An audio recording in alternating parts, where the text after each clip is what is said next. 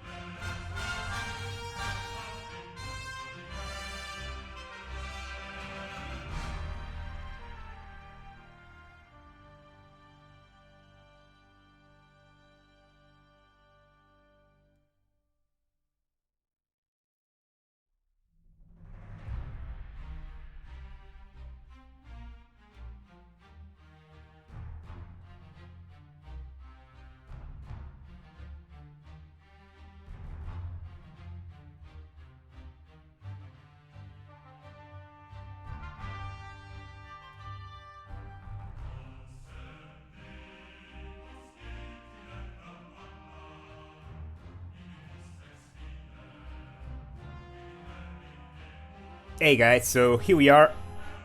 Let's continue then where we left off yesterday.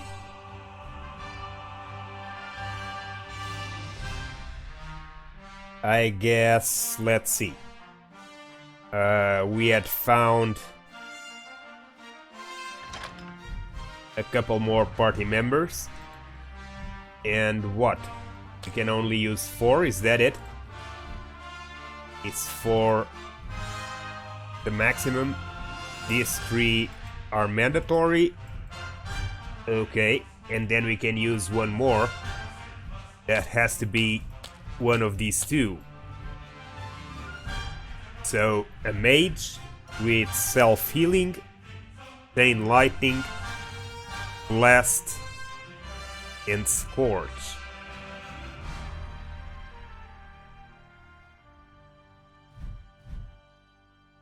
Damage and stun, magical blast, and energy beam. Okay. He seems to have no relation with the 2 brothers. He's just related to Tumdil and to Jerun.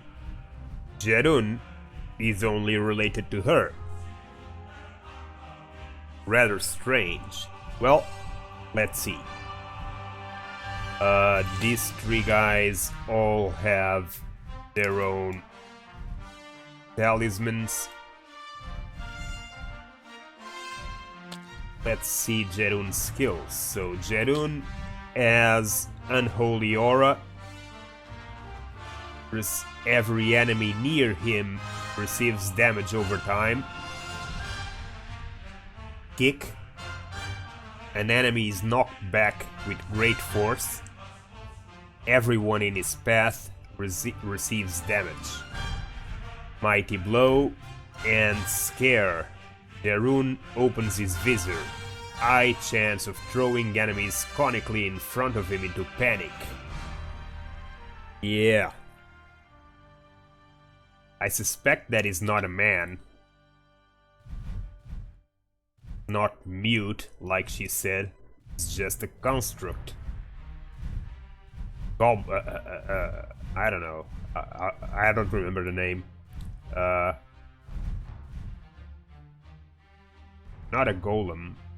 A golem is made of stone. This guy is not a golem. This guy is something else.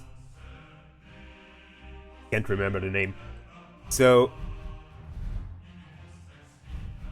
I guess since we can't take both, we're gonna take her first. And I guess she can take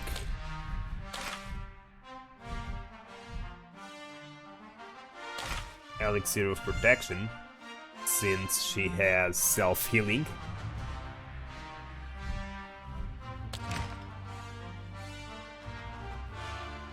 Orc Horde. Really? And can we defeat it? So, let's see our quests. Lotionen is finished. The Famulus Rucksack is finished. Nodon the Doublefold is finished. Not Beyond Fear. Lotionen dead, the barrier to the perished land destroyed, and a seemingly immortal enemy.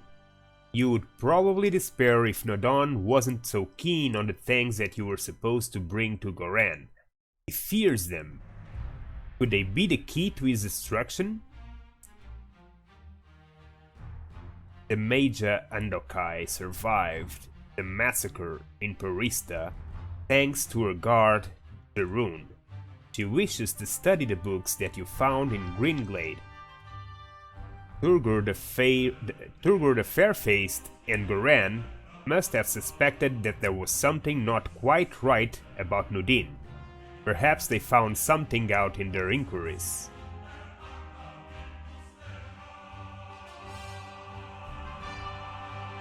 Side quest, diversion to the south. Why is this not finished yet? The Mysterious Horseman is finished. They were bounty hunters hunting for dwarves. And diversion to the south, I don't know why it's not finished yet. Since we have, let's see, let me read it carefully. The elf Sintaras ordered three orc warlords to cause unrest in the south of Girdlegard. You can't be everywhere at once, but perhaps you can stop one or two hordes and prevent the worst from happening. You could destroy the horde that is making the north of Ida's lanes unsafe. Once, twice.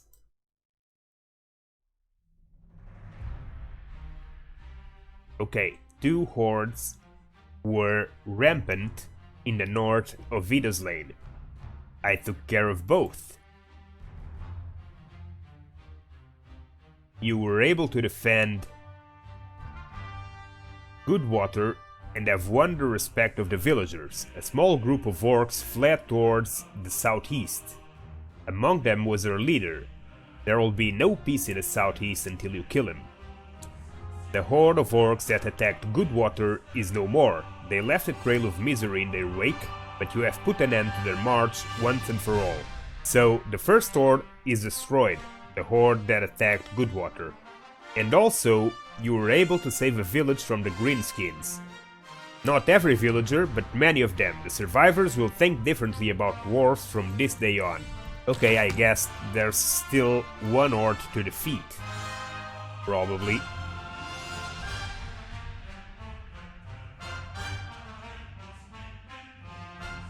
Let's fight this. It would seem that one of the armies would be following. It would seem that one of the armies who've been following you since Lot Yonan's vaults has caught up with you. You can even smell the rancid grease the orcs use on their weapons. Boindil immediately... Okay, Andokai refuses to fight, so we are not fighting the horde because Andokai won't allow it. Probably because there's some cutscene regarding the books to happen first. So let's see. Let's move in the other direction.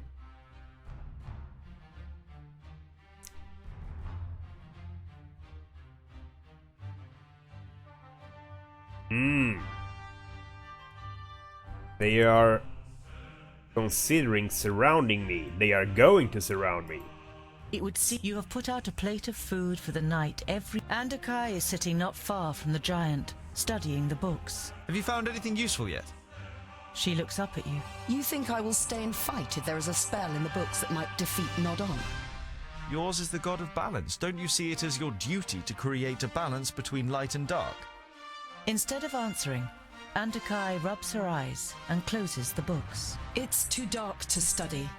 Let's see what tomorrow brings. Disgruntled, you watch the Maga as she walks over to her bed for the night.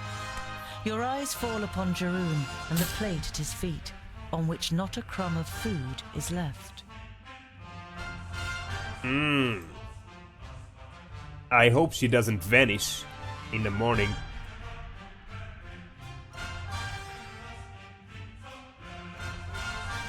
The army is too big for you, and even if you could defeat them, the battle would take up too much time. So you decide to march through the night to increase the distance between you and them. The forced march is strenuous, but you manage to evade the horde. Nice. Okay, so the two hordes got together in here, so this became a massive horde now. We came out from here. That's where we had the first part of our adventures, where we lived most of our life, and now that our master is dead, or at least turned into stone, we better move. So our goal now is here, the big mountains where the dwarves live, where the secondlings live. The secondlings is the second kingdom of the dwarves. That's why they are the secondlings. They were 5 in total, but some of them are already extinct. So the fifthling were defeated, and I think the thirdlings were the dwarvenators, the dwarven killers, the thirdlings. So I think that the firstlings are also no longer existent, so I think it's just the secondlings and the fourthlings.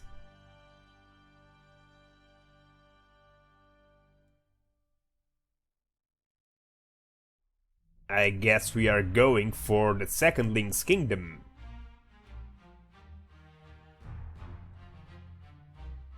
This is the firstling kingdom in the snow.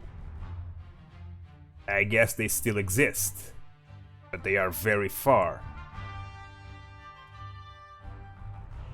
But if those are the firstlings, these are the secondlings.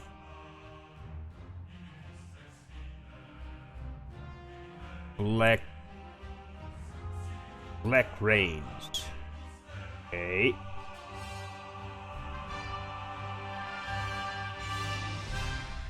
Yorundar. Mist Marsh.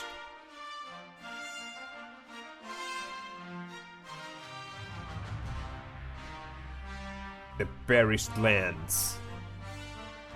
Son Balsur up there. Okay, so these are the perished lands, where the dead rise again. And the perished lands are expanding.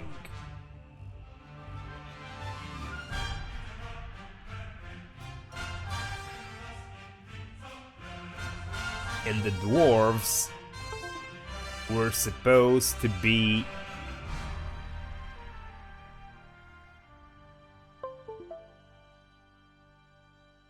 the defenders or something.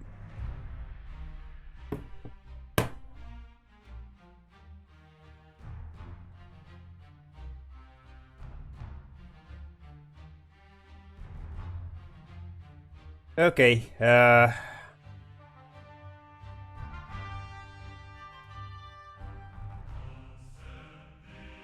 we saw the battle 1035 cycles ago, where apparently, yeah, here is the fourthlings kingdom. Urgon. So, seems to be right beside the perished lands. And the firstlings are also to the other side. But the closest kingdom seems to be the fourthlings.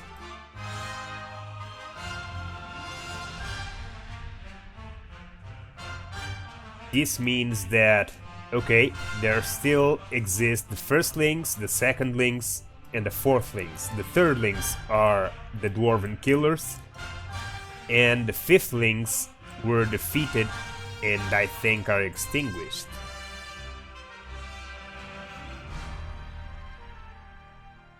Okay.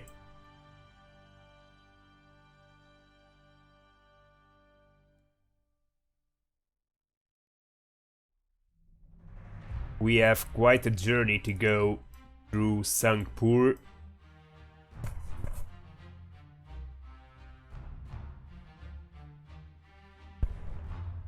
To finally meet the Dwarven High King, which right now is from the secondlings.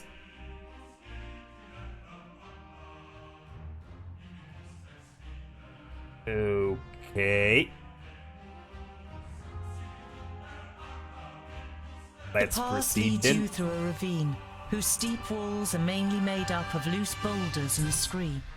You could probably cause a rockfall that would block your pursuer's path and obstruct your way back. And do I want to obstruct my way back? No. You decide not to waste any time and soon leave the ravine behind you. Let's go in circles.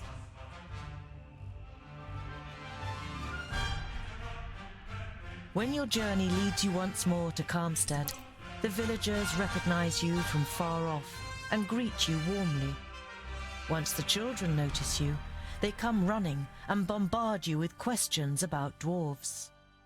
You talk to the children and the villagers until it turns dark, and after a short night, you set off again. Okay. So the horde didn't come in the village. It would seem that one of the armies who've been following you since Lot Yonan's vaults has caught up with you. You can even smell the rancid grease the orcs use on their weapons. Boindil immediately prepares to fight, but Andukai demands you avoid confrontation. Okay. Let's avoid confrontation.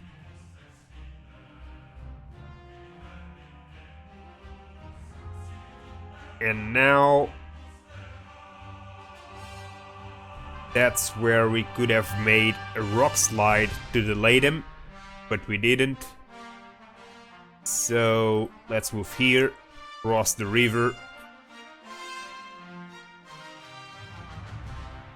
And that's not a river, that's a border, I think. Yeah.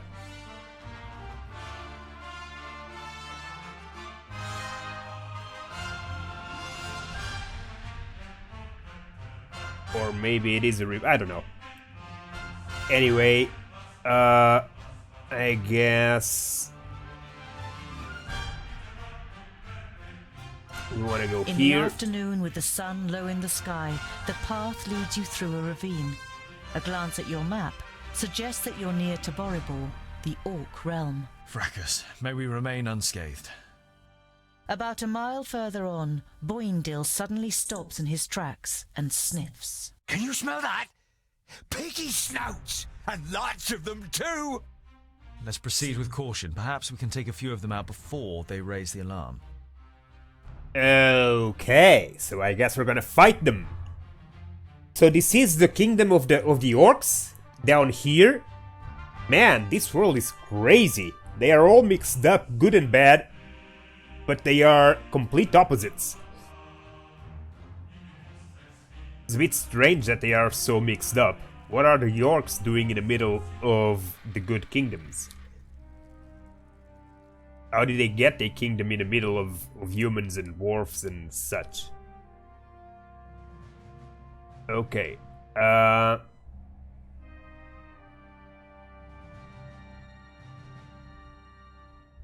guess Andokai is coming. Let's go.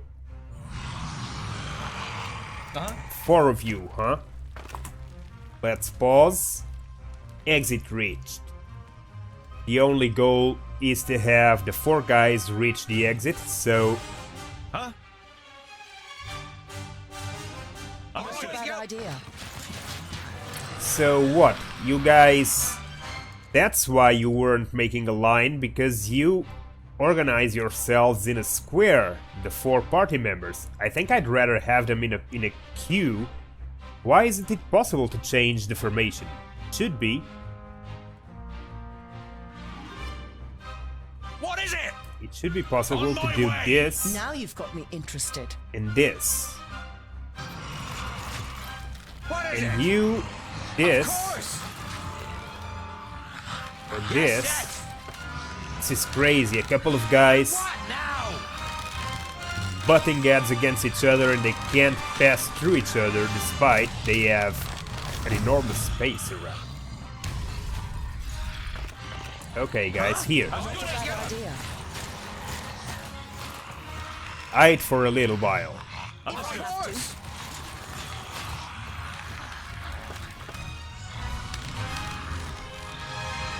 He was saying maybe we can take out a few of them before they notice. Okay, they are all looking in the opposite way. And those guys are moving in circles around this road. So we're gonna let them pass.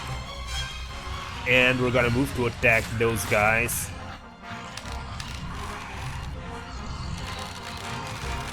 Those arrow guys, I guess.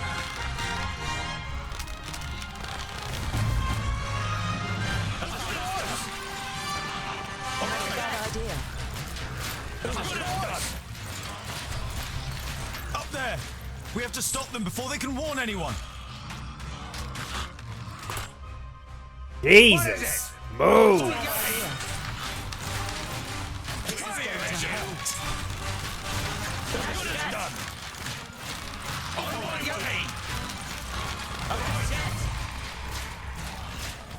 Bad idea. And what now? My way. And I didn't even take off my gloves. Okay, pause.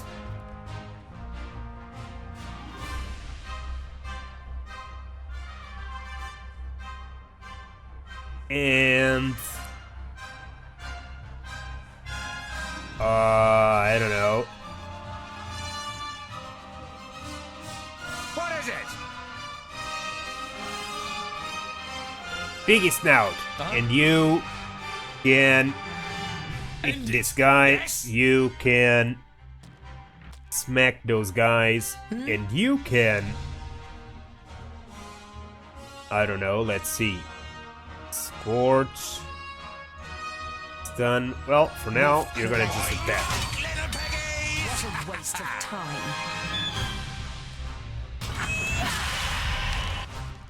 That's it.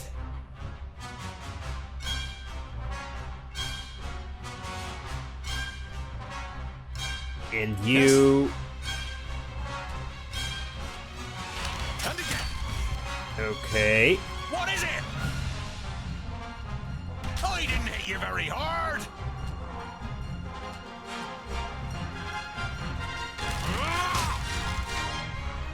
You. And what now? Where are you going?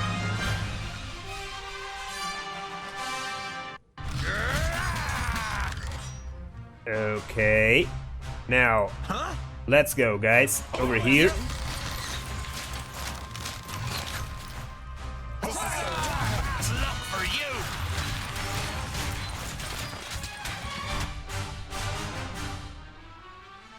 What is it? Wandel. Okay. Now, there. I didn't hit you very hard. Okay. No, no, no, no. You're fine in here. You're fine in here. That's the perfect position. Because they can surround you. So Now you've You got me interested. are gonna Not a come bad here. idea. Yes. You are gonna As come good as here. done.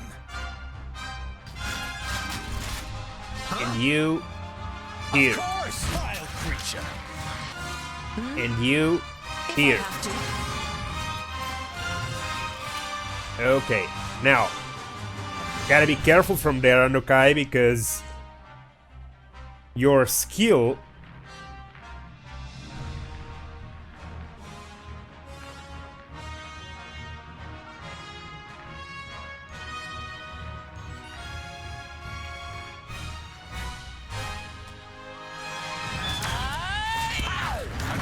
Voice the dust. ouch. So I thought this would only pull them All right then. in the area that was marked. I guess I was wrong.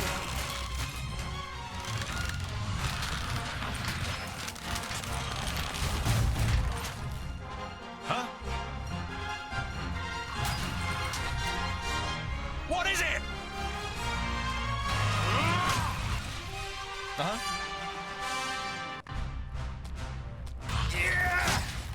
Yeah, Yes. With finish that pleasure. guy. Yes. And I guess you can't, so you might as well use your talisman. What is it? You still can. So finish it. Okay, and now go there. Elf Tungsil. You two should be here already. Where are you? What about you? What is it? Okay, you're almost there.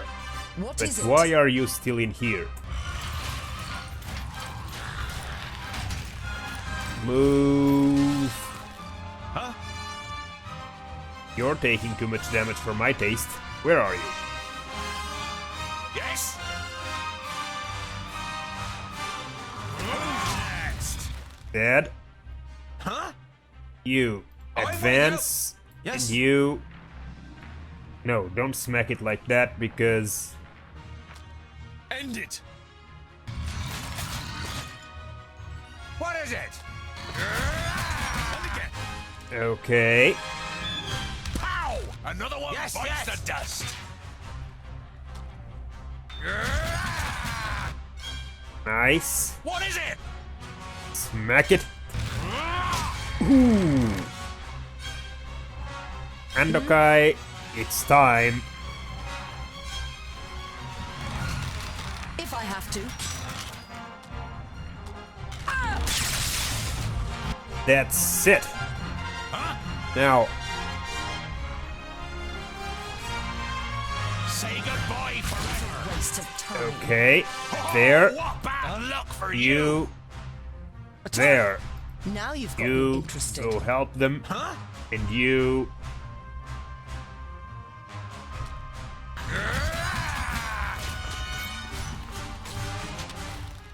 Yes. Yeah! Ooh, dead. What is it? Dead. Huh? On my way. No, on your way where? You're not going anywhere. You're all just going to attack that big guy. He hardly put up a fight. Exactly. So there should be reinforcements coming. But I'm just waiting a little bit to let Tungdil recover some health. Tungdil, Boindil, Boindal. Tungdil, Boindil, Boindal. I can never get these names right without reading. So Tungdil, Boindal, Boindil. No idea where the exit is, but that's a massive ogre. Let's see.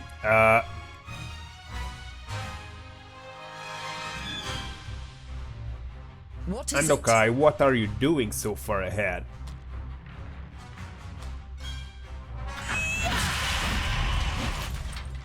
Yes? Ah! Get All there. right. And what now? Ogre is dead. What is it? Let's kill the helper. Forever.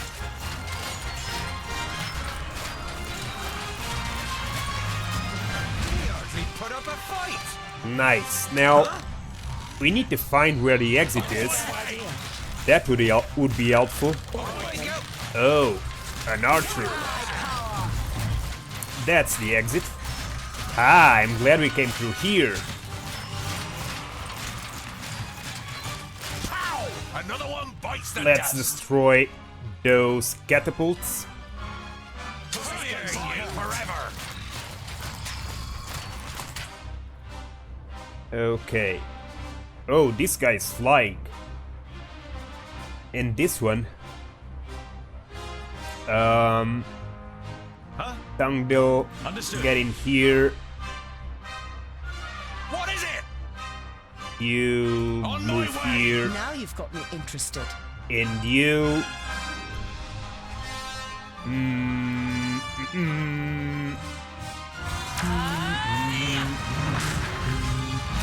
Chunks. Okay, so that should have done some damage, but it didn't. Crazy. Let's see. Okay, what now? let's smack those catapults.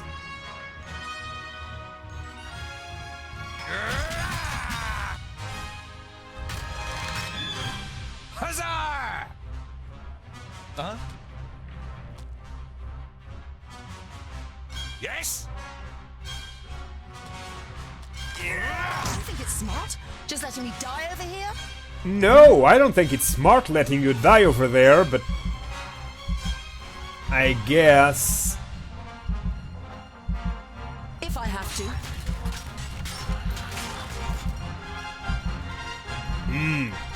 Okay, let's help her.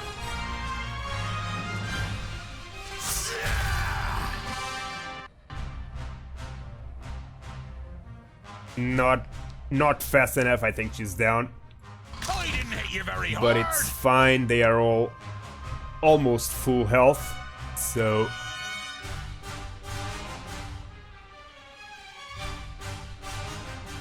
No, it's not fine. We need to get them all out, so game over.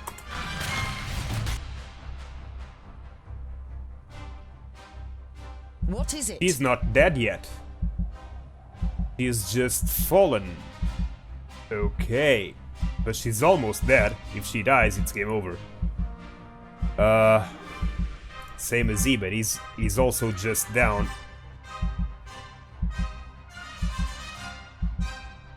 Huh?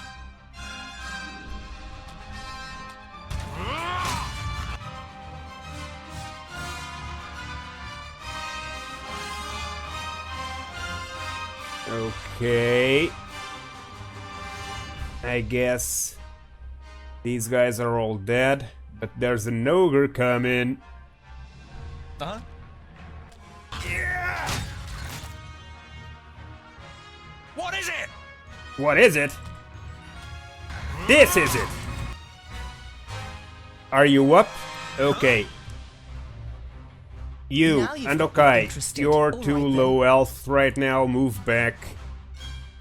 And you what now? were having a little nap, so you can Of move course. forward. Okay. What Don't is it? stay there, If I have move. to. Huh? And you smack it. Okay. Yes? These guys are all dead. Time to focus on the ogre. You are gonna focus on the catapult to see With pleasure. if you don't go running to the ogre and recover some health. And you three, Uh-huh. Well done. okay. So Boindil, move I'm here. with you. You Yes. take care of this guy. Yes? Yeah! And what now? I didn't hit you very hard. All right. Why? Is he already dead? Why can't I target him? Why? Mind telling me why can't I target him? He's not dead.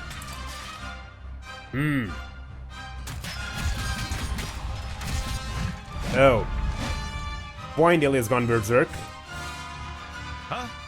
And I guess Thundil will have to finish a job. If he can. Or Now we you've can got me just interested. ask her to do it. Not a bad idea.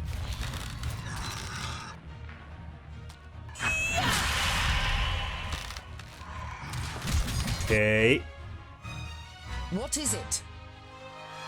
Now you've got me interested. Yes? End it. What is it? You two. Go destroy the other catapult. No, okay, the guy is berserk, so he won't move Didn't even take off my gloves. unless his brother moves. So that's great. Standing beside the catapult places them in the air. Ah, well. Now! Fire, you! What is it?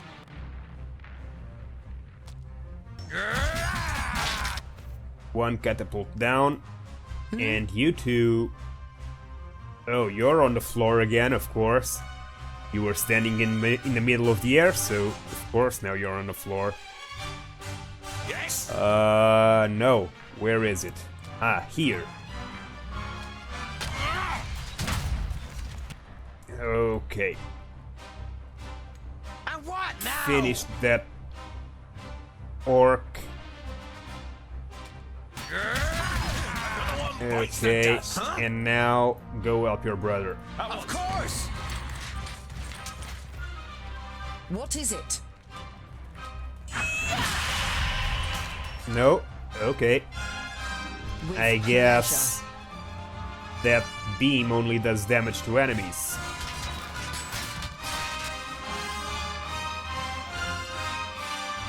Huh? What is it? Boindil. Okay. Huh? Finish that catapult. Now you've got me interested. Magic takes time. All right then. If I have to, feel my power. Is berserk. Yes? Thundil in there. Yes? You.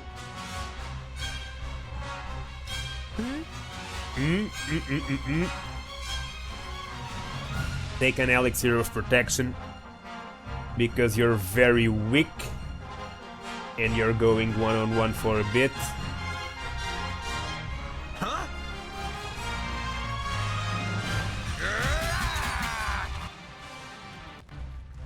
This is over. All right, and again. With pleasure. I didn't hit you very hard. Yes? Let's move. Way. All right, let's go. On my way.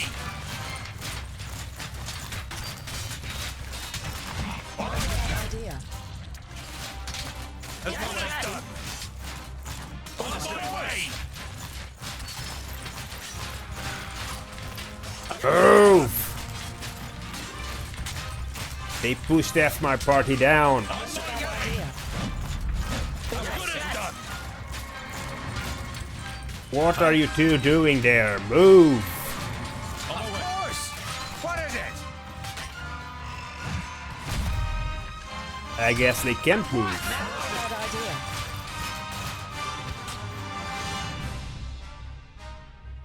Yes? Yeah! Pow! Another one bites the dust. Uh-huh. At once. Yes?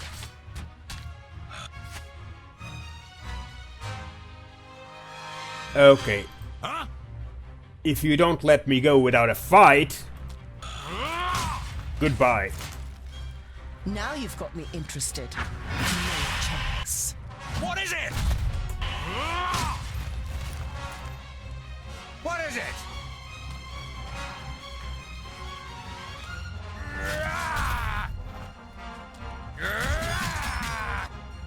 Huh? No. End it. Yes? As good as done.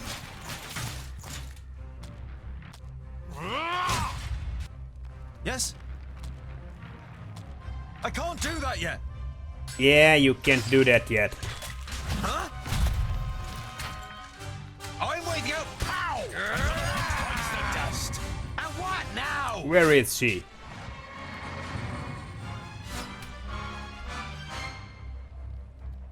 Where is she? What is it? What are you doing Now in you've there? got me interested. Move. Here. Okay. Let's go, let's go, let's go. Kill that idiot. Forever. And move out. There's nothing to pick up in here. So move out. We should go down into the caves and vaults. There'll be more of them down there. Or maybe we should concentrate on finally getting to Ogre's Death Stronghold, Boindil. You ignore the offended look on your friend's face and set off, leaving the Orc Mountains behind you.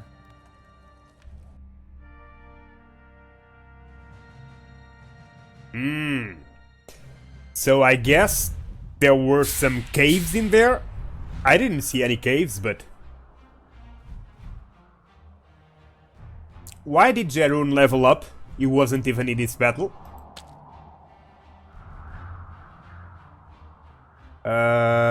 Okay.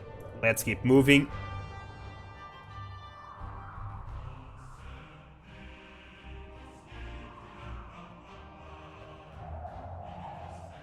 You can already see the oasis a day's journey away, but in the glimmer of the midday sun, you're not sure whether it might not just be a mirage. But the twins are convinced that there is a village here, and the prospect of a roof over your heads for the night keeps you going. The nearer you get to the oasis, the more the uneasy feeling grows that something's not right. It's too quiet, and you don't see any movement. Once you enter the village, your fears are confirmed. Your enemies have already been here. Okay.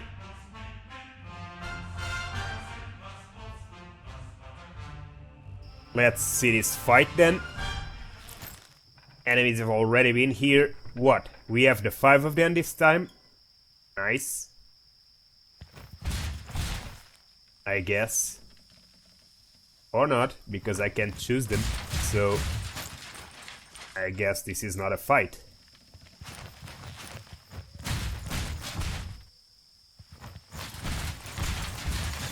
You're very loud. Ouch. Where is everyone? Hello?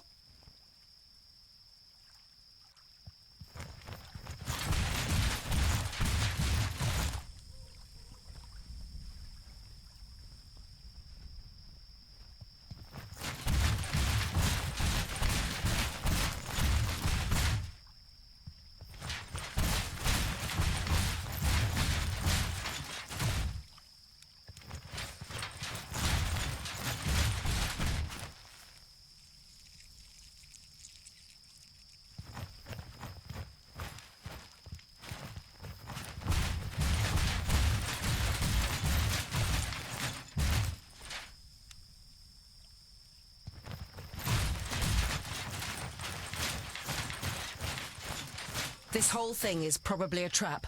We should... Welcome to Pasnar. I'm sure the citizens would greet you themselves, if they could. You recognize the elf immediately. You saw him with the leaders of the orcs, and he appeared to you in a dream after Greenglade. Or no, not in a dream. Sintharas. So we meet again, Tungdil. What do you think of my work in the vaults? It was a nice start, wasn't it? An eerie smile sets on Cintharus's lips. Wonderful. I can see the hatred in your eyes. Come on. Come and get your revenge. Yeah, so Jerun is floating in the middle of the air again. Let's see. Who should we take for his fight? We took Endokai last time. He has some useful skills. But let's experiment this guy. I guess we can even take them both if we leave Poindal out.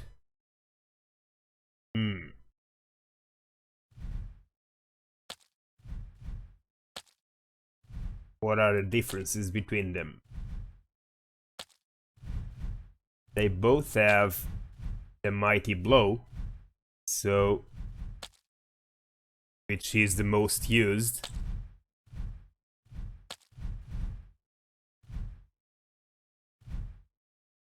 Rock hard. Well, let's take it like this. But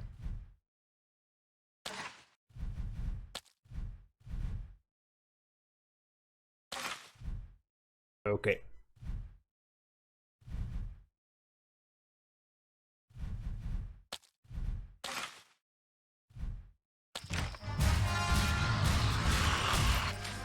Pause it. Okay. What enemies are there? What is this? What is it? That's what I'm asking.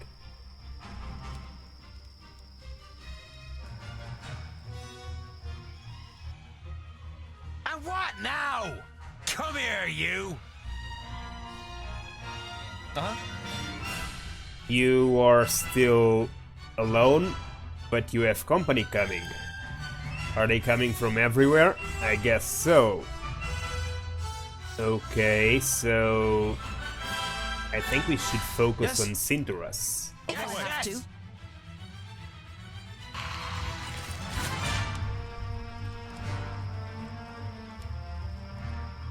Dummy.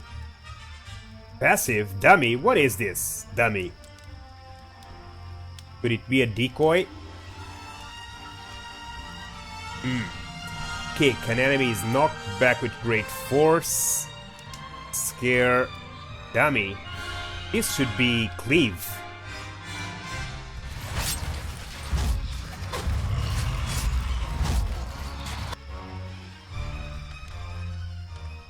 Okay. Like this. No, not like that. Let's do... Yeah, it's gotta be like that because...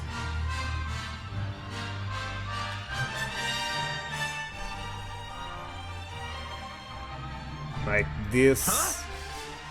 You can try to move there. At once. Now you've got me interested. And what now?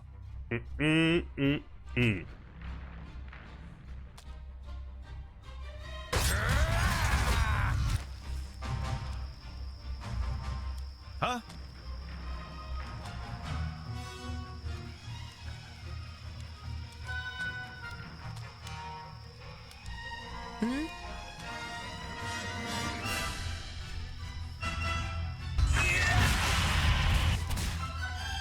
How much damage did you take with this?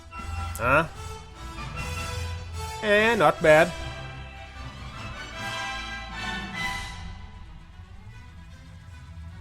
Okay.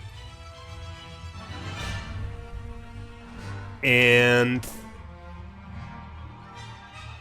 What is it? Alright. What is it? You're gonna...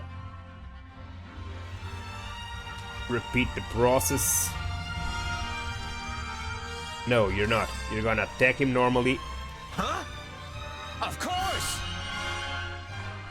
Yes, yes! save you.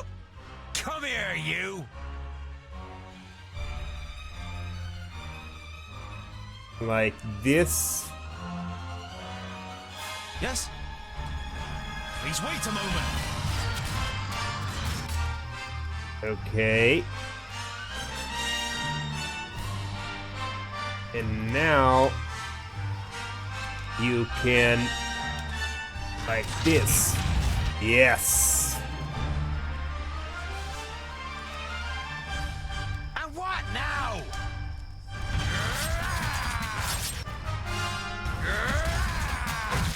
Yes, yes, so.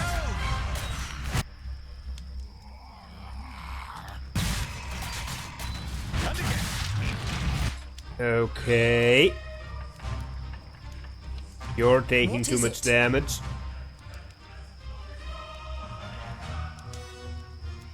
But I'll tell you when I'm ready. Magic takes time. Who's next? I need help over here! Quickly! Others will take my place. ouch! I killed him.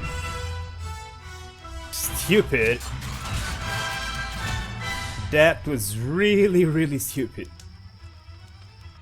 So I guess you're going berserk again.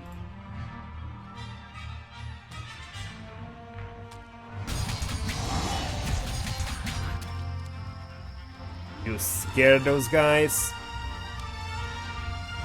Now you've got me interested. Ooh, he's running. What is it?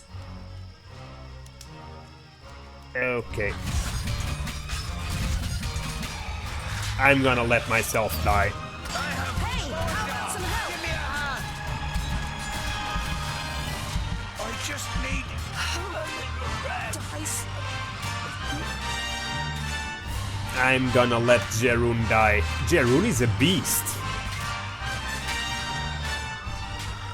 I'm gonna let them all die because I think we can do better in this battle. No, I know I can do better in this battle. So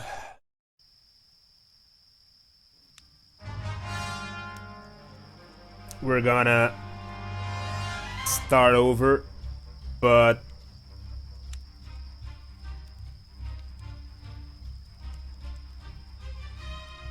why the hell is Jeroen?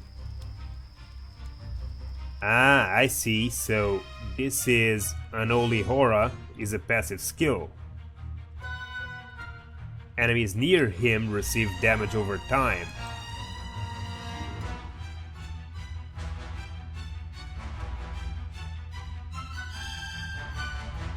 Okay.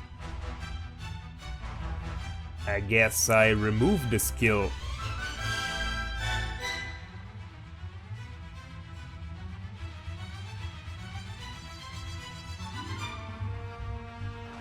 What is this? Berserk? Ironheart. Boindale's Ironheart can awaken due to damage. Boindale deals huge amounts of damage for a short period of time but can't be controlled anymore. Yeah. Stubborn, passive.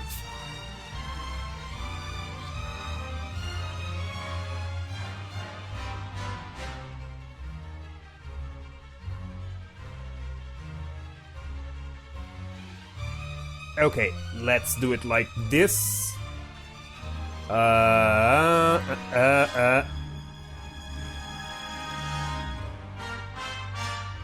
Exactly like we did last time. Pause the game, but let's move faster. Over there. Right away. Okay, pause it. Okay, this is perfect. So, Tungdil. How about you smack him? Yeah. And you, how about you smack him too? Yes! And you, how about you move here? Ah, he ran! He ran! Sissy! The sissy ran! Oh well. Almost. We almost got him, but now he's gonna recover health because after Darun made his hit, he had less health than this. So that means he's recovering. Now we can focus on these guys. Boindil. Okay. You. Before that, you need to move Alright here. then.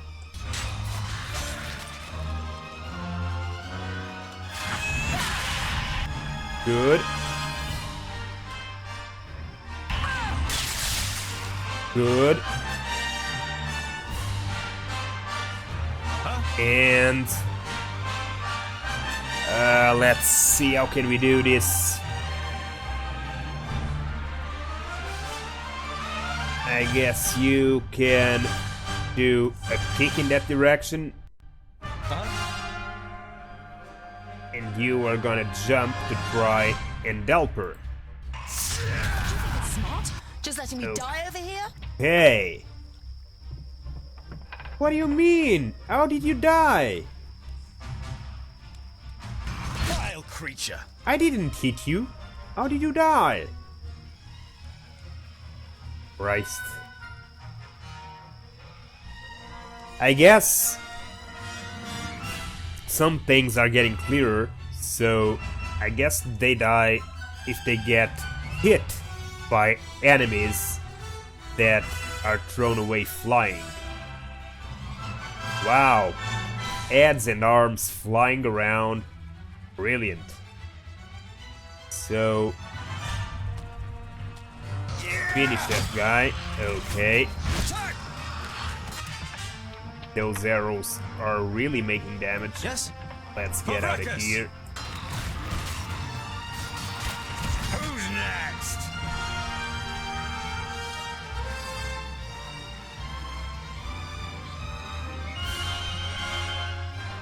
On my way. Okay. Now you are going berserk. You can leave them. Good.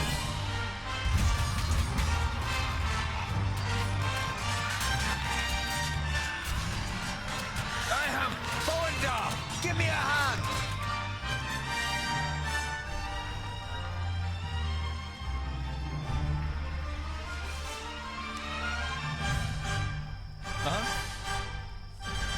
You're going down too? Why? What is it? Oh yeah, you were berserk. Yes? Yeah. And what now? Ha ha. Uh-huh. Huh? Good. Now you What is it? need to I'm with you. take cover.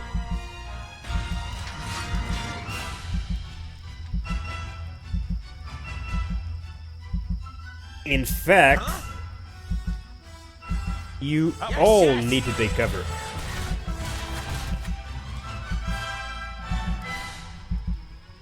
And what now? Huh? Okay. I'm with you. Yes, yes. Okay. Uh-huh. Yeah.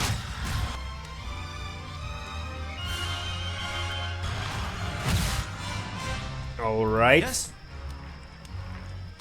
Yeah. Okay.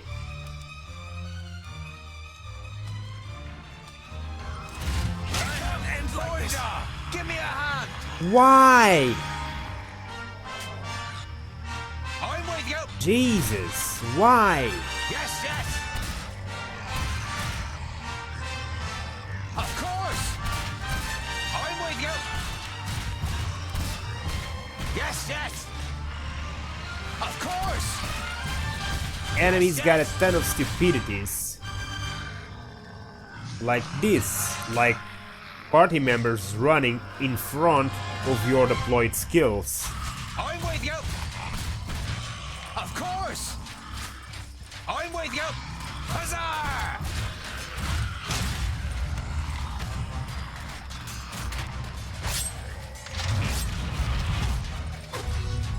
What is it?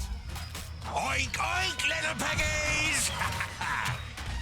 Who's next?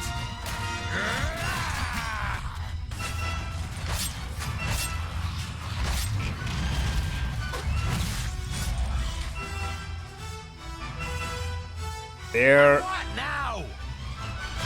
I'm not that quick! Yes, you are. Come here, you!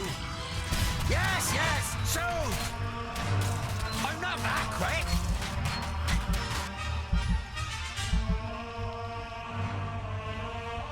Huh? Yes, yes, shoot! I'm not that quick!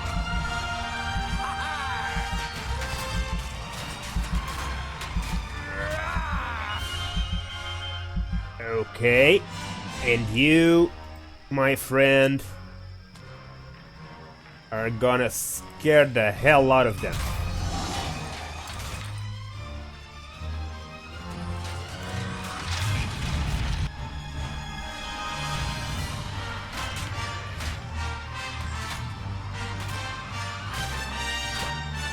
He cheated! He cheated? No, you are an idiot and ran off to the middle of nowhere.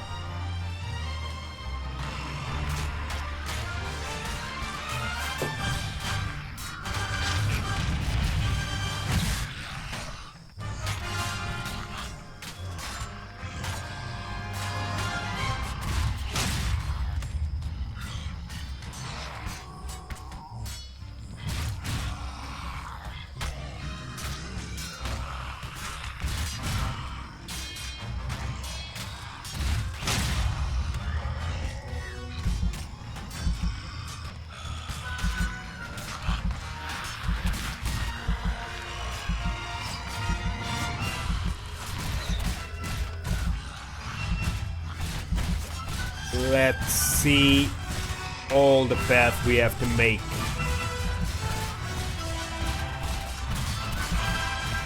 Okay.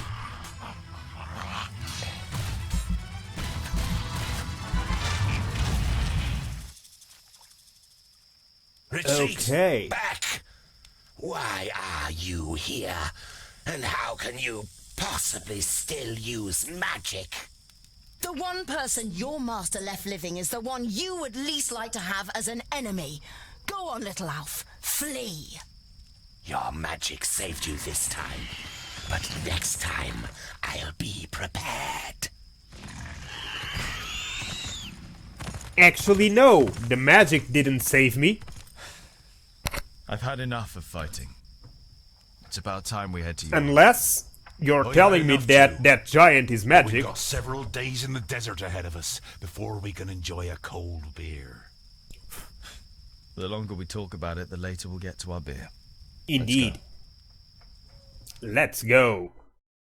So, what? Only Jeroen got experience, right? No, they all got experience. Okay, but Boindil has no health. Okay. So they could use some rest.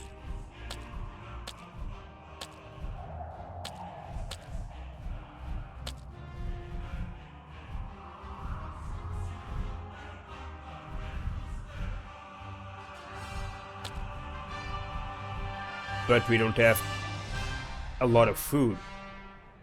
We need to buy more. Or we need to hurry up.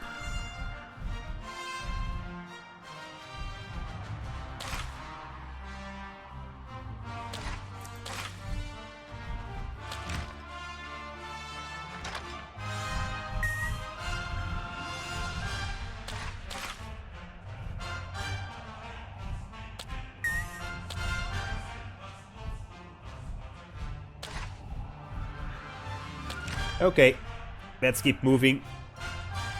We're almost there.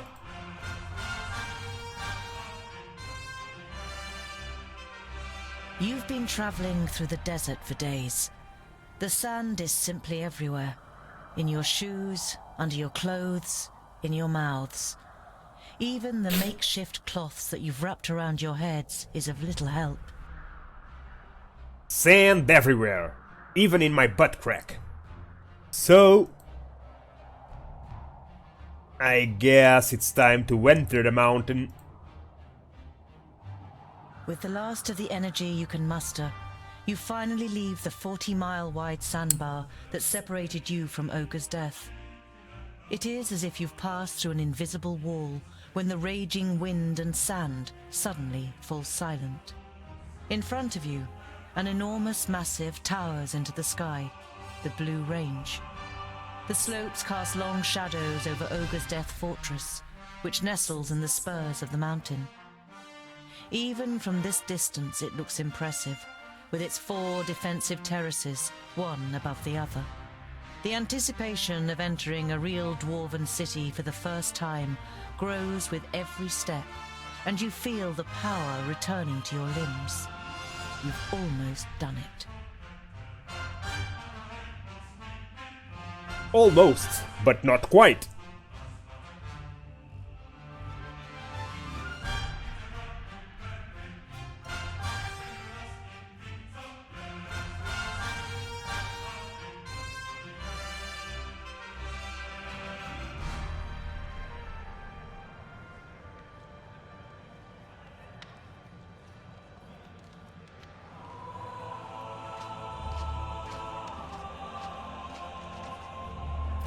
My High King, you have called me to succeed you to the throne. Here I stand before you. Well,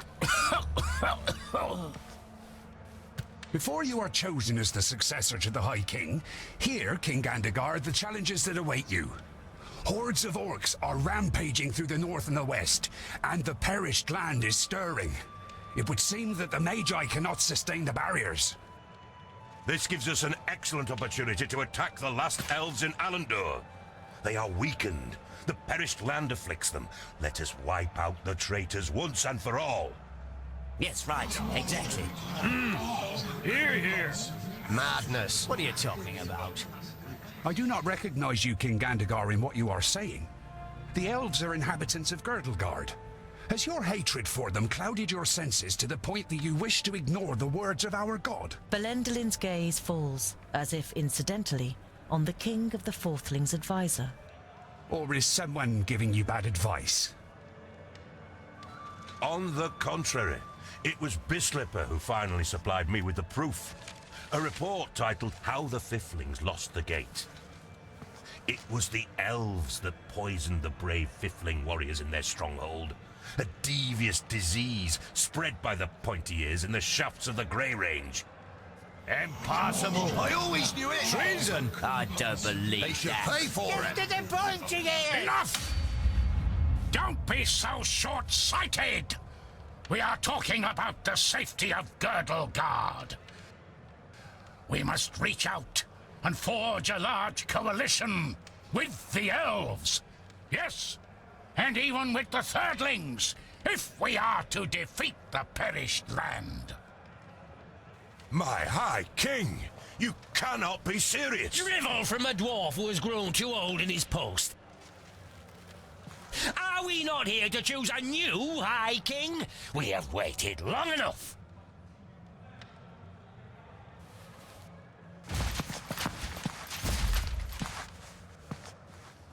It would seem you will have to wait a little bit longer.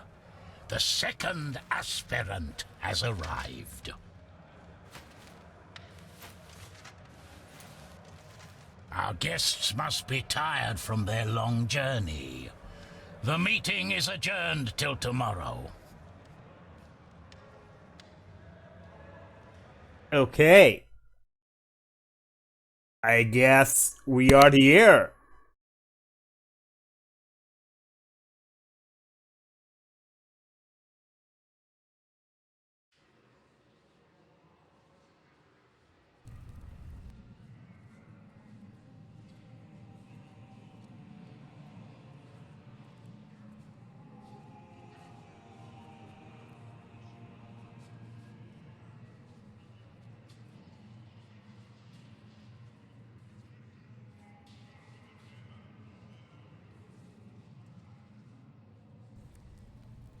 But why do you think that I... Everything will become clear. I've had a room prepared for you. Before you take to your bed, please pay the High King and I a visit in the throne room. Okay, so... But... Is there a single dwarf willing to go to war with the elves after we deliver the message from the Alfar that they must surrender their lands to the perished land? To Nudin? Are they stupid? I guess they are. Enter the throne room, or... I mean, he was telling me to go visit...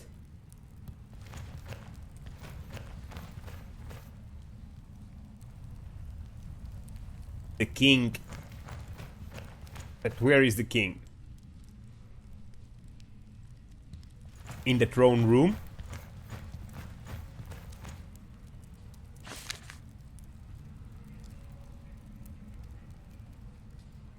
You're, no, that can't be. Of course it can.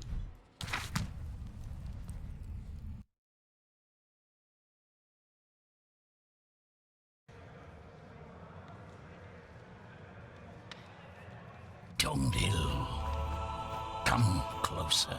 The power that the old High King radiated when he called the Assembly to order has drained away from him. His body is sunken in the throne, but his eyes are alert and interested as he looks at you. The lost son returns to his people. Thank Vracus. Tell us what you learned on your journey. You describe your adventure down to the smallest detail. Neither the king nor his advisor interrupts you. From time to time they nod, as though they were already aware of certain facts.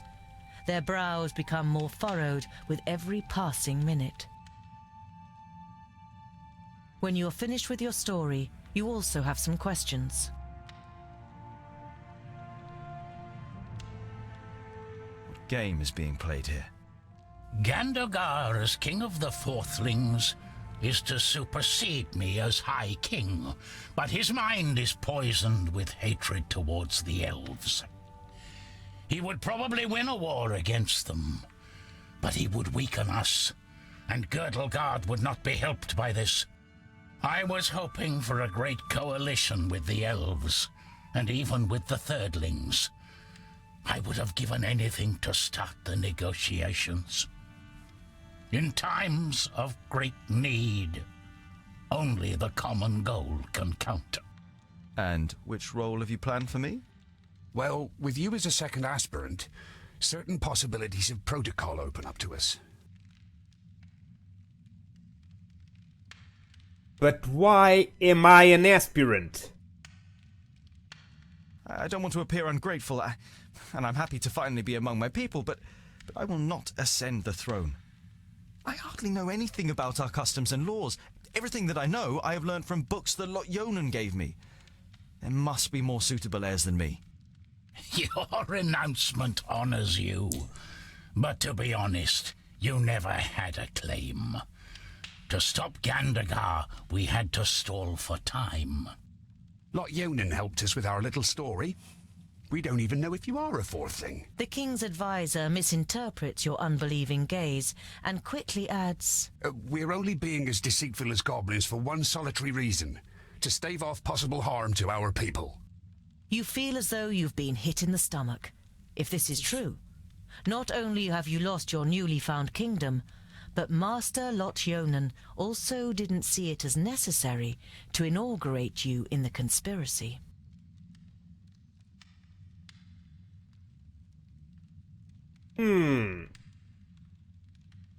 Yeah, so I guess I'm not an heir. They are just saying that I am to buy some time.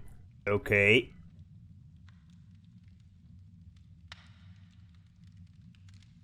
Your plan has a flaw. Even if I were to light up, I couldn't win.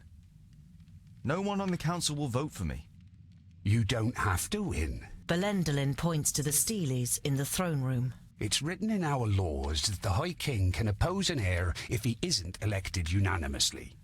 He can then demand a duel or a contest in order to determine the winner. Such a contest could take weeks, if not months, and it would win us some time. Okay. Why is Gandagar so full of hatred towards the elves? His father and brother were murdered by elves. At least that's what's claimed. No one knows the truth, just as no one knows how true this report about the Fiflings is. But isn't it strange that this letter has turned up now, just when it can play into the hands of the elf-haters? Many dwarves' hatred towards the elves is great, perhaps even greater than their honesty.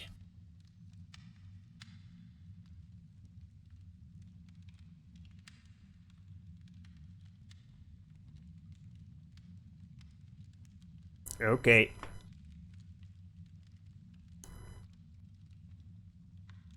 So what we saw at the start of the game, that tutorial entrance where we saw the king die and the king and his general die to close the gate.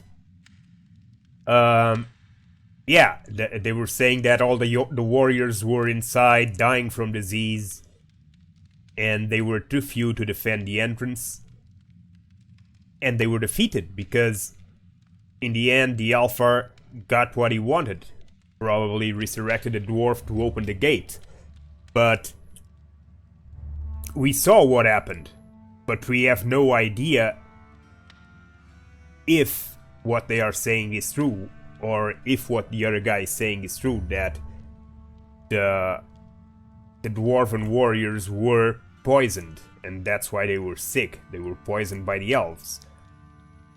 Still, that happened 1,035 cycles ago, 1,000 years ago. Seems like that's what we saw were the final moments of the Fiflings. And that's what allowed the perished lands to enter Girdlegard. Or the orcs to enter Girdlegard. But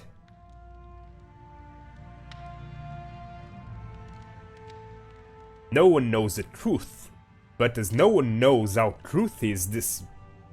Just as no one knows how true is this report about the Fiflings is.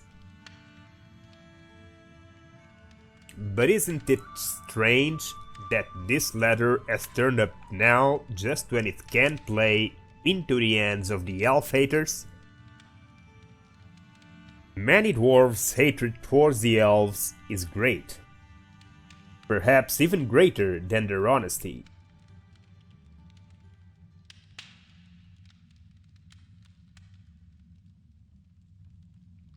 And what exactly will this contest consist of? Are you sure that this is the best hope? That this is the best hope for our people? Sounds as though Gandagar would make the worst imaginable High King. I understand why you want to prevent a High King Gandagar. He will be blind to our real problems. Gandagar's only liability is that he lets Bislipper whisper dark thoughts in his ear. The advisor is the problem, not the king. A problem that I am fortunate enough not to have. The High King smiles weakly at his advisor. Gandagar is a good dwarf and a good king, and I am certain he could also be a good High King if he was free of Bislipper's lies and false advice. Okay, and what exactly will this contest consist of? What kind of contest would you have us compete in? Gandagar is surely superior to me in many things. Everyone in the council will write a task on a piece of paper, and from them the contest will be drawn. And this only once you have made a speech and have won over as many as possible in the council to your side. The more sympathetic the council is towards you, the higher the chances of a contest that fits your abilities. Speech? You're beginning to like this whole thing less and less. Are you sure that this is the best for our people? Is this really the best for our people?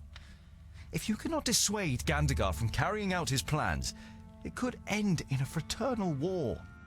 Don't worry. We'll open up his eyes and he will recognize the malice of his feigned friend. We just need time, and you must gain it for us.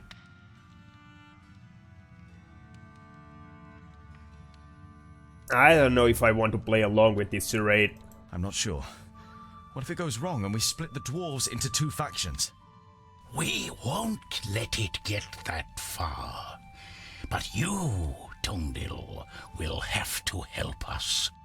We will support you with all our power. You will not take this road on your own. All right then. If you believe in it, I will follow your plan. No one acts more honorably than you, Tungdil. Belendalin smiles at you encouragingly. You say Andakai may have found a way to defeat Nodon, and she suspects that the Magus is possessed by a demon from the Outer Lands. It may be possible to kill this demon with an axe called Keenfire.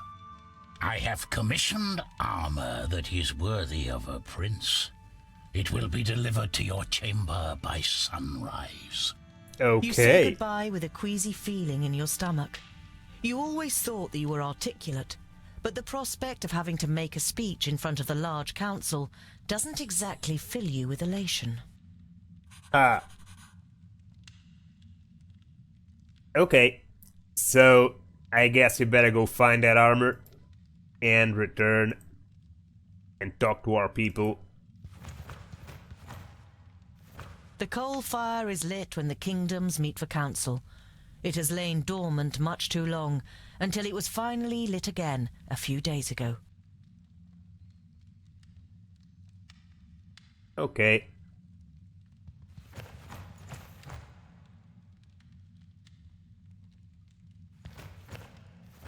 The High King's advisor has the build of a warrior. His eyes are like those of a bird of prey, and you can see a keen intellect behind them. Vrakas, who made the dwarves of stone, has himself been hewn from stone by these self-same dwarves. A masterly piece of work, like one of which only the masons at the Secondlings can still accomplish today. Nice. Even for a dwarf, High King Gundrabur is very old. His long white beard suggests 500 or more cycles. He seems weak, but when you talk to him, you feel an aura of grandeur. Yes. Well, he had to shave his beard, so he will never have a beard as long as his life.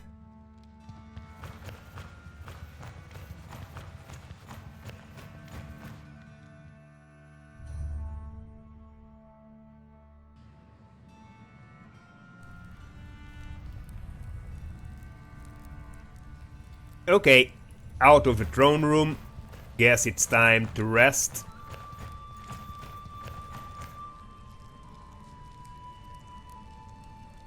Ah, Your Highness!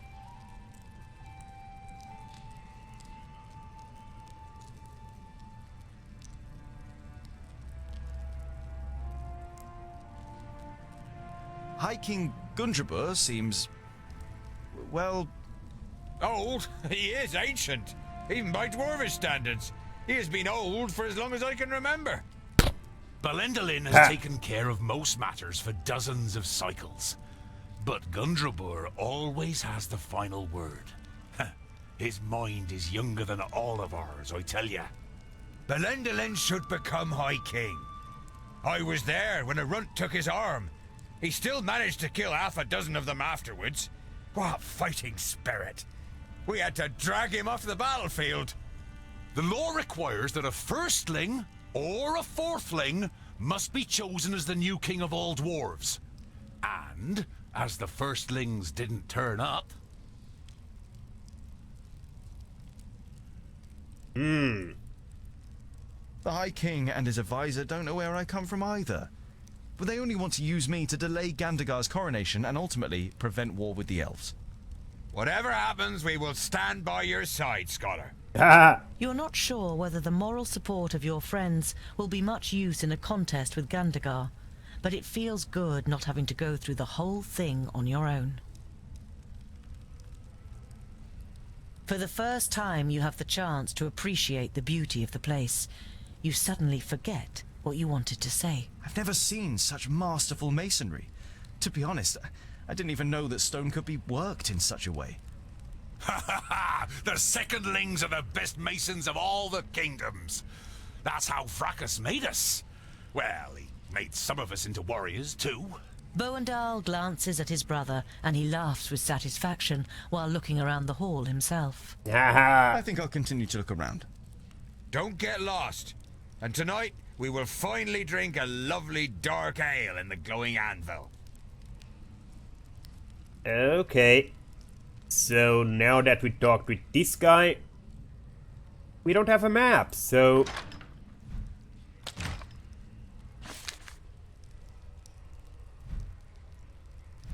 I guess we have to explore a little. What's on this side?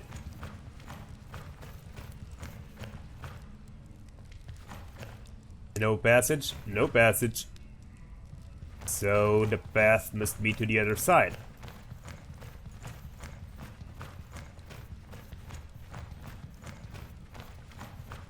Let's see.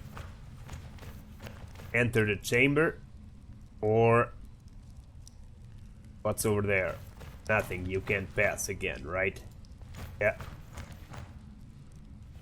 So I guess this is the resting chamber.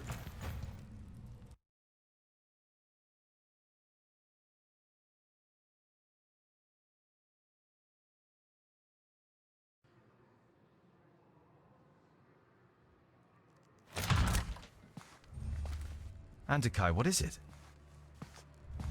I came to return these books to you, Tungdil. Luckily, I was able to make sense of most of it. You observed how the Mager took time to study the books during your escape. They are records from the Outer Lands. They tell of demonic beings from Barren Ground who can take possession of humans and invest them with great power.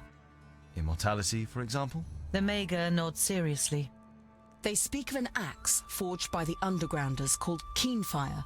It is said to have the power to cut through the flesh and bone of the living and completely destroy the demonic spirit deep within their soul.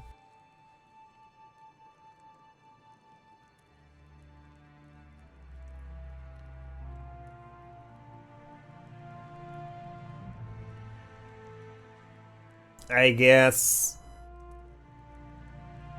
at least that's good. We have a weapon that can do it.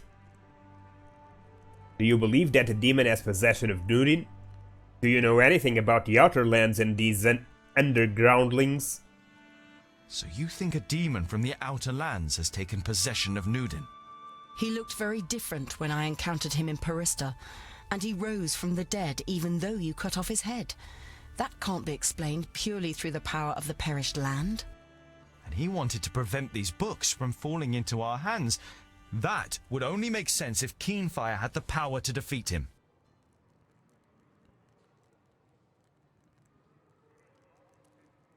Do you know these Undergrounders? I have never heard of the Undergrounders, but I've been to the Outer Lands before. It must be terrible. The hordes of Tion have marched from there against our strongholds for thousands of years. It's not as bad as you think. It is certainly safer than a land in which a magus possessed by a demon is on the loose.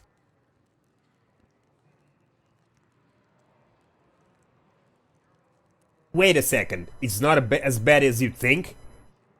What are you talking about? Certainly safer than a land in which a magus possessed by a demon is on the loose. Hold on, but...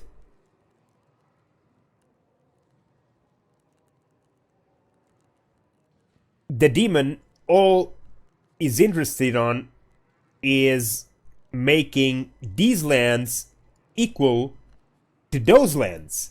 So what are you talking about? Keenfire, it could be our best chance. Where is this Keenfire? I don't know if this weapon was ever forged. It requires rare materials and masterful craftsmanship. the purest, hardest steel, stone barbs decorated with runes, a hilt of Sigurdaisy wood, inlays made of all the noble metals, the blades studded with diamonds, smithed in the hottest forge. We are dwarves. We have the most talented craftsmen. And you have the Sigurdaisy wood. It is amongst the objects in your rucksack, which is fortunate as there are no more Sigurdaisies in Girdlegard.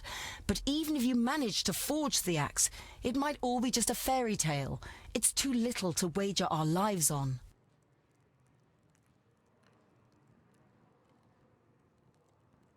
We can get all the missing materials, as well as a gem cutter, here in the stronghold.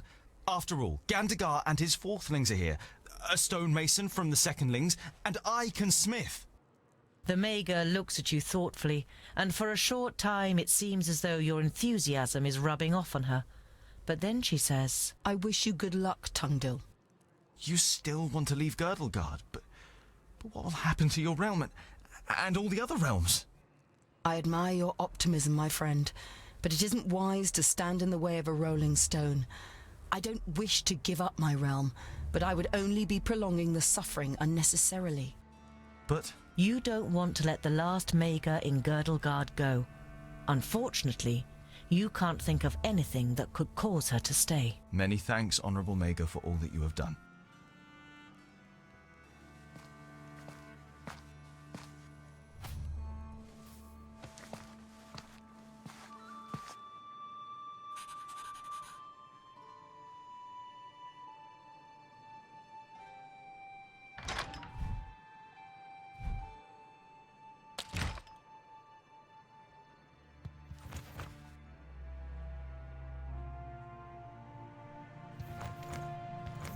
A variety of cheeses, pickled cave mushrooms, toasted vault moss, and some smoked sausage.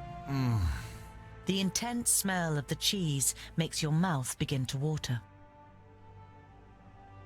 Wasn't he that didn't like cheese? Anyway, I can almost bet that... I was thinking that I can almost bet that... the Mega is gonna get caught by Nudin. I can almost see it. We're gonna hear about it later. That Nudin got to her one way or another.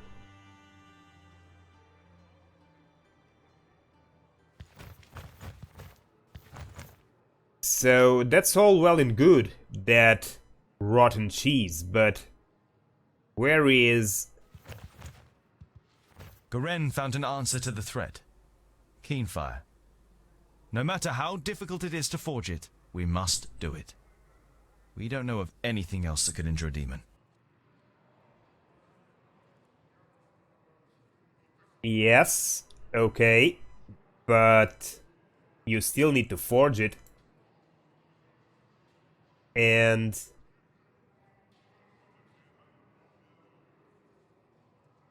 hold on, just give me a second. Okay.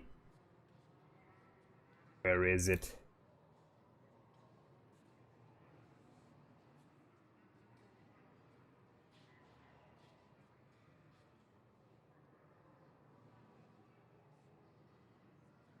Okay.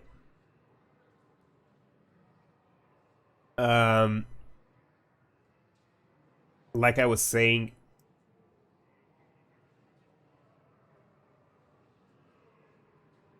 you still need to find the materials to build that sword, and you still need to convince someone to help you build it. But right now, I'd like to see... You are looking forward to the first proper bed for weeks. Your armor.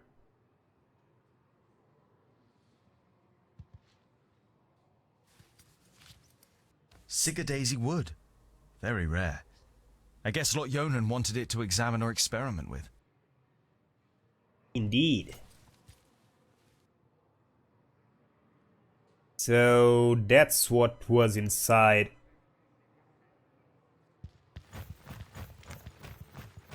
So leave your chamber. Okay, but where is my armor? I guess I have to sleep first. You are looking forward to the first proper bed for weeks. You undress and lie down. Before you know it, your eyes close and you fall asleep. Oh, come on! When your new armor is brought to you the next okay. morning, you can hardly believe your eyes.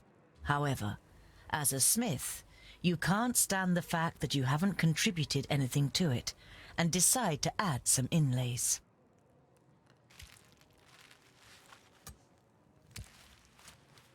Even one who wears the armour of a prince can still be a farrier underneath it, don't you think, Tungdil Bolafar?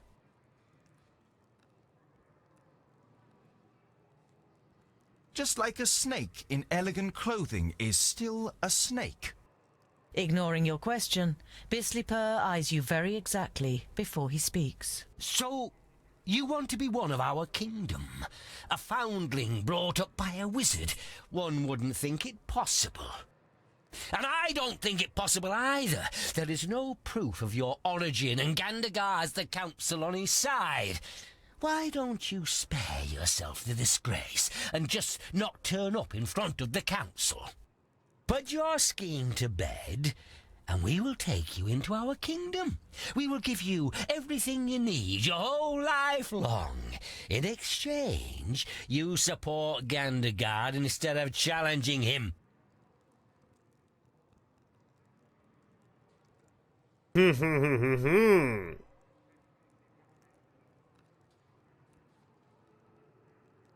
Proof? Oh, you mean like your letter that has been found after 1,000 cycles and makes the elves responsible for the fall of the Fiflings? It is no secret that the elves are deceitful, and what could possibly be more suited to get one over on us than letting the perished land in and presenting us as the scapegoat? The elves have been displaced by the perished land and are now almost eradicated. I said they are deceitful, not wise.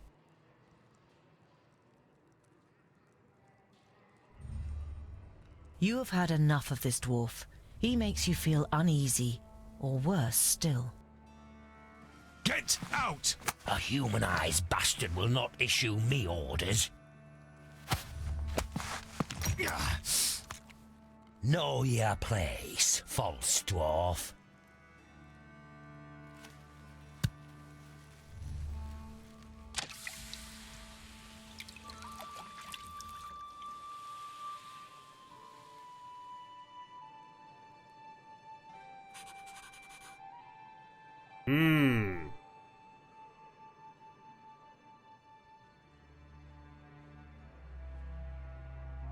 He got injured in the hand.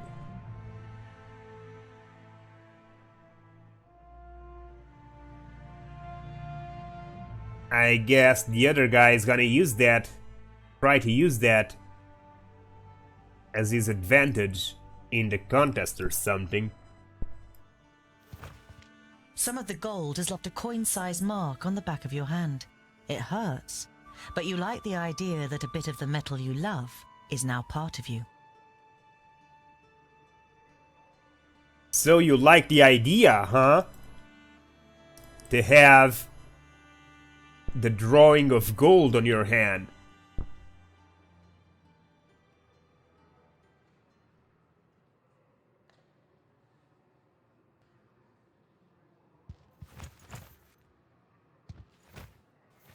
The armor has been made by a master. Over the chainmail is steel plate, alloyed with gold in many places, which certainly appeals to you. There are also several decorative elements made of stone to honor its origin in the kingdom of the best stonemasons. You had just finished setting the last inlay, the seal of Lot Yonan, who brought you up and is gone, when Bislipur interrupted you.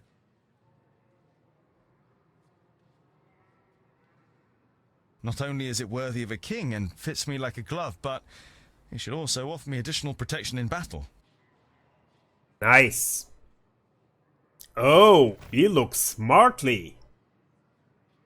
Very nice, Tungdil.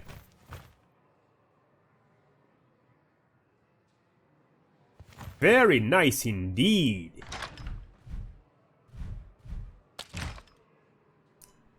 What now, Mr. Tungdil? Anything else, or should we leave? I guess we should leave, huh?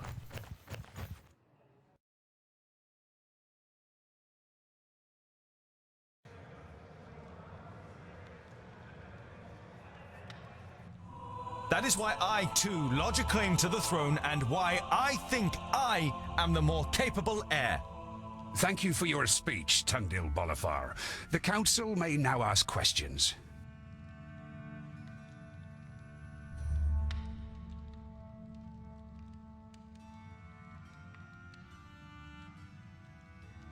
Okay, so... the second link and the fourth link.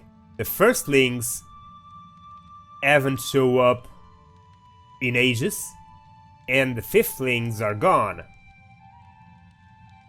It seems. The third links are the Dwarvenators, so they don't have a place in the council anymore.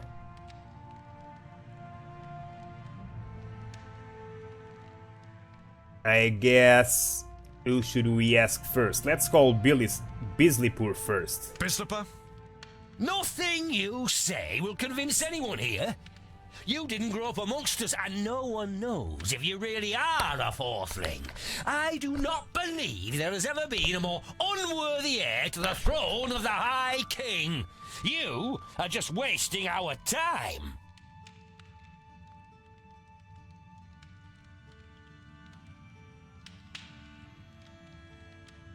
Okay, let's see what are we going to say. As an outsider, I bring new ideas and a breath of fresh air with me. Shouldn't the dwarf's deeds count more than his ancestry? I didn't know that you speak for everyone here. Interesting. Oh, I didn't know you were the spokesperson for everyone at this assembly, Bisleypoor. I had the impression that every dwarf is capable of forming their own opinion. Absolutely. Hear, hear! He's right, you know. Keep out of it, Bisleypoor. Ah! Yes, the dwarf from the Second Link Kingdom over there. You say that a war against the elves would be madness. But how can such a young dwarf as you judge that? You've hardly seen anything of the world, has he?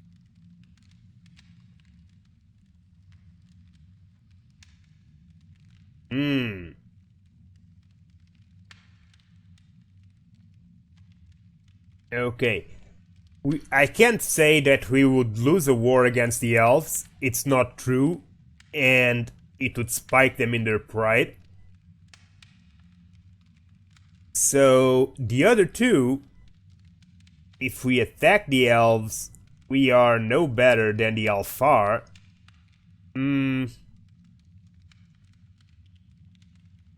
It's our duty to protect Girdlegard, including the elves. It is true. There is much that I only know from books. But it is written that it is our duty to defend and protect Girdlegard, and that includes the elves. And don't the elves have the same enemy as we do? They could stand by us in battle. Why should we play into the hands of the enemy by attacking them, rather than working against the enemy together? That is true. He's right. The words of a clever warrior. But the pointy ears hate us, and we hate them too. What is it they say again? My enemy's enemy is my friend. Exactly! Call up the fourthling. Yes? Your question? Just so I get this right, you want to forge a weapon that is described in a book of fairy tales from the perished land to kill a demon that none of us has ever seen? I have most definitely seen it. Goimgar, Yellow Belly, Shimmerbeard.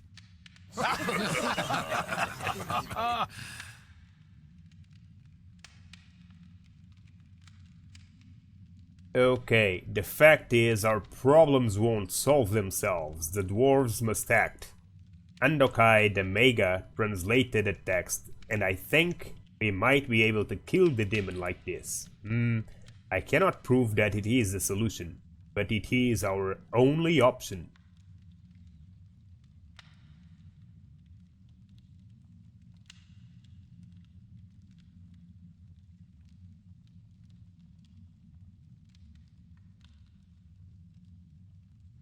This seems like too many reservations, which is exactly what he was saying. This is saying, oh, you know, the Mega translated the text and she thinks it might be able to kill the demon like this.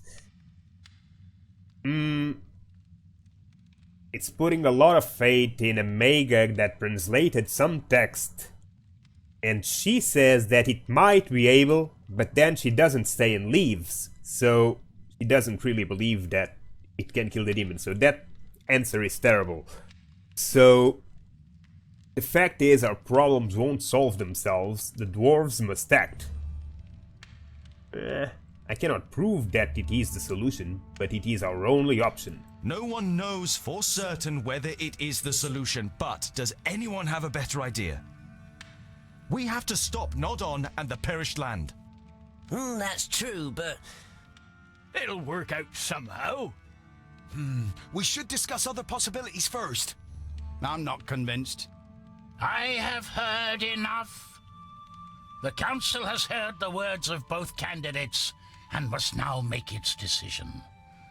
Those of you who wish to see Tungdil Bolafar, the returning son from the Fourthling Kingdom, as my successor, raise your axe. And those who wish to see Gandagar Silverbeard from the Silverbeards, the king of the Fourthlings, as my successor. Gandagar has received more votes. Very good. Ha ha! Excellent! Here's to Gandagar! Long live our new High King! However, the result was not unanimous, and as acting High King, I avail myself of my right to demand a contest between the aspirants. What is this? But he won the ballot. It's the rules. The High King has the right to do so. Respect! He is still the High King. Silence! You have heard the High King's command. Write down your challenge for the aspirants.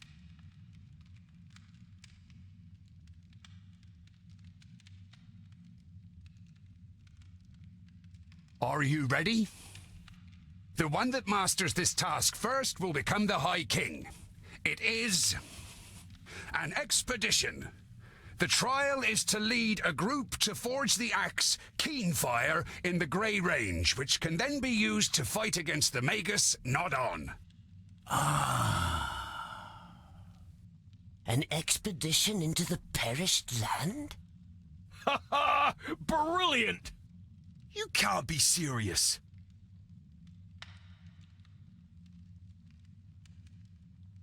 That's what I call a worthy challenge, don't you think? I call it luck, Scholar. Of all the challenges, Bislipur draws this one. Yes. Luck. I don't think that was luck. But, my king, don't demand this of me. Why me, of all people? You are one of my best gem cutters, and I promise to support him. It should be a fair contest. Or should I break my word just because of you? But... You will go, Goimgar Shiverbeard. Do not put us to shame. Follow Tungdil's instructions. Go, and come back in good health. And with that, our group is complete. Who have you chosen as Mason?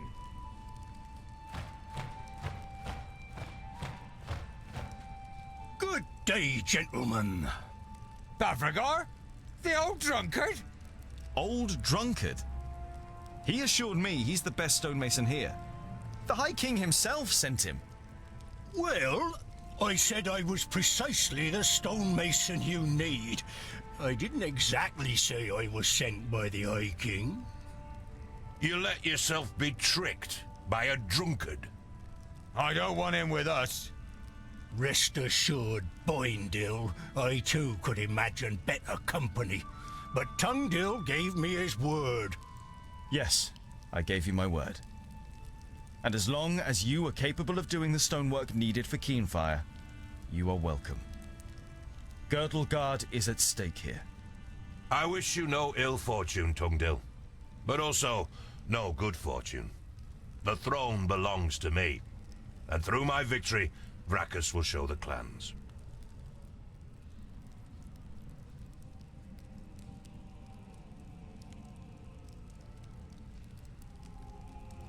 The task is clear to the contenders? The first to forge Keenfire and bring it back here has proven his abilities and will be our new High King to lead us in battle against Nod-On. It will take months to complete the task. The journey to the Fiflings alone is a long and dangerous business. Dangerous, yes, but not necessarily long. Do you know the old tunnel system that connects the Dwarven kingdoms? Tunnels are all well and good, but why should we get there so much quicker under the ground than over it? A knowing smile plays on the mouth of the advisor. Well...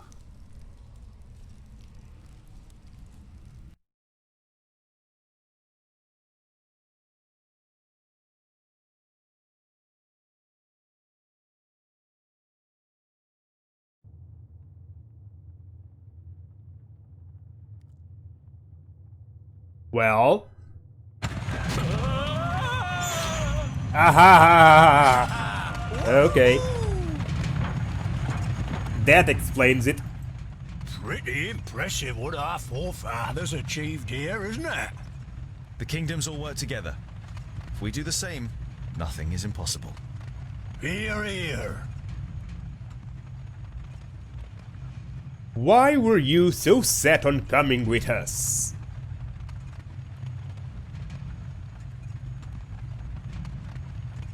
I still don't understand why you tricked me and why you were so set on coming with us. I have been the Master of Stone for more than 200 sun cycles. My work is admired all over Girdlegard. There has never been a better secondling mason than me. But today, I don't want to be remembered as a drunkard with the chisel trembling in my hand, but as Bavragor Amethyst, undefeated Master of Stone who brought Keenfire to life. One last masterpiece. I hope you understand me asking, but there seems to be bad blood between you and Boindil. It's nothing that will endanger our mission. We've just always hated each other. There's more behind it than commonplace hatred. Bavragor doesn't react. His gaze is directed towards events that took place a long time ago. You really should rein in your drinking. We need you in good shape. There are some who say I'm only the Master of Beer and not the Master of Stone anymore. But don't worry, I haven't forgotten. I can't forget, no matter how much I drink. I wonder why we haven't seen any sign of Gandagar recently. Perhaps they took a wrong turn somewhere. I'm sure we'll reach the Fifling Kingdom before them. Or not. Maybe he's already there. Or... We're not on the way to the Fiflings. We are on the way to the Firstlings. We're probably already under the land of the Custodian. The Firstlings? Why? The Firstlings have been the best smiths in Girdlegard since the Fiflings were wiped out. Only they can alloy Tionium and Palladium, which are actually mutually repellent. Anyway, we could use all the help we can get in the battle against Nod-On, and...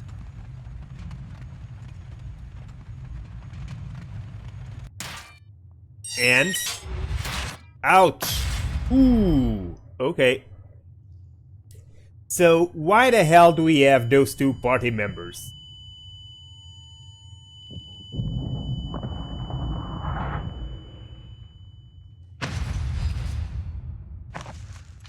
Damn. Goimgar. Is that... No. It burns! We won't get further this way, Scholar. What now? It's all your fault, you imposter. I was nearly killed, and for what? It is good that you are still alive. We need you for our mission. So you can steal a throne that doesn't belong to you? Hatred glints in the gem cutter's eyes, and for a moment you think he's going to attack you with the courage of desperation.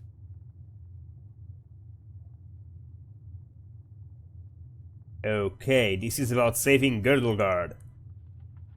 Punish Goingar with disregard. You should control your poison tongue better. You are under my command.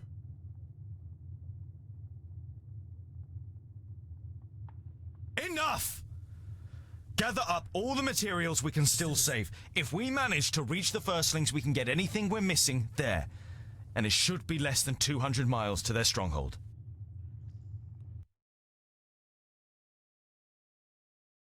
Okay. After you have gathered together the materials, you begin to search for a way out. And after a sweaty climb, you reach a door adorned with runes. From here, you enter a large cave with a waterfall covering a sun-drenched opening. You walk through the waterfall one after another, and after the unintentional shower, you find yourselves in Wayan, near the enchanted realm of Oramira. You find yourselves on a plateau, and the river which falls as a waterfall here hides the entrance to the underground rail network. It then flows past a forest, behind which you can see a wall and tiled roofs. You check the map. That must be Mithridadia. We'll go through the forest to the city and see if we can refresh our supplies and buy some ponies. Okay. Boindil strikes up song during your hike. A short while later, Bavrigor joins in. But rather than actually singing along, he tries to outdo Boindil with his own songs. When he finally strikes up a love song, Boindil becomes absolutely livid. You take the stonemason to one side and ask him if he's doing it on purpose. Of course I'm doing it on purpose. I'm gonna make him suffer the whole journey. Can't go on like this. We can't fight amongst ourselves and save Girdlegard. You take a short break before you dare breach the roots of the problem. It's to do with a woman, right? Not in the way you might think. Smeralda was my sister. A young thing of only 40 cycles. Bavrigor takes a large swig of his liquor before he continues. She was almost as belligerent as Boindil, and she got it into a blockhead to stand by him in battle. A bad decision. You can see the pain he is suffering in his eyes. You place a hand on his shoulder and put him under no pressure to carry on. Okay. I guess he died. She died. Constant bickering between Boindil and Bavrigor distracts you. Goimgar hears the clanking of armor first. Something's coming! Before you know it, the orcs are charging towards you over a hillside. Okay. So, who's going to fight? And what skills does this guy have? Goingar. Goingar level 8. Wow, is the highest level of all. I didn't expect that. Level 8, huh? Goingar. So what skills does he have? Disagreeable. Nobody likes Goingar. He automatically attracts enemies. Goingar crawls under his shield for a short amount of time and receives a minimum damage. Goingar rams his shield into an enemy's face. The enemy is knocked down. Glass gems. Goingar throws a handful of glass stones and can thereby lure attackers to any location he desires. He's a support character. Doesn't actually does damage. Well, he does with the shield bash, but it's the only damage he can do.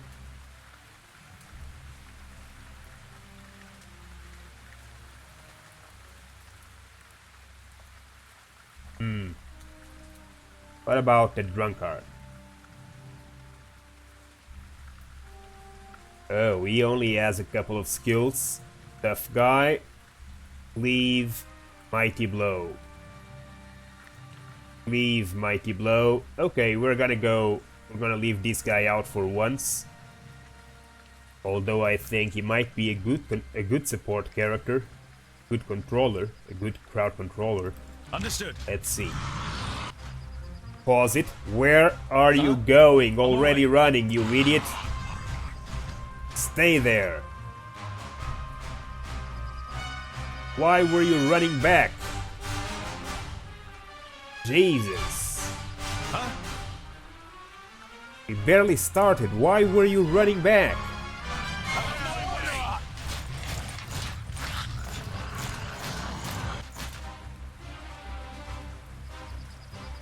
Where are those orcs? I can't see any orcs.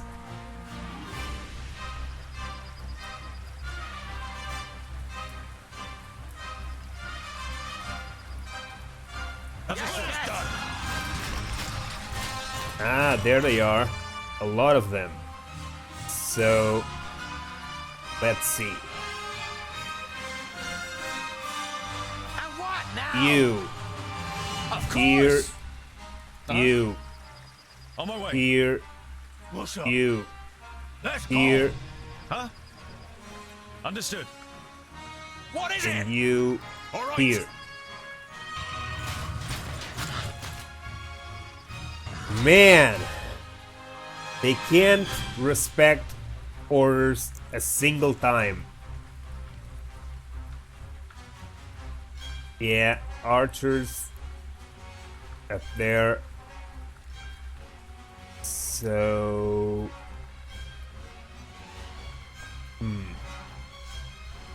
Well, let's finish these guys real quick. Huh? As good as done. What is it?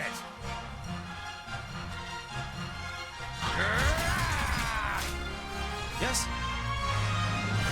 Yeah! Of course. Taste my hammer. Huh? Uh-huh. At once. What is it? Nope. Yep. What is it?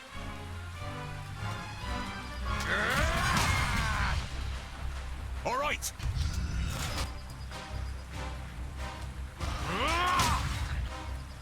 Okay. And what now?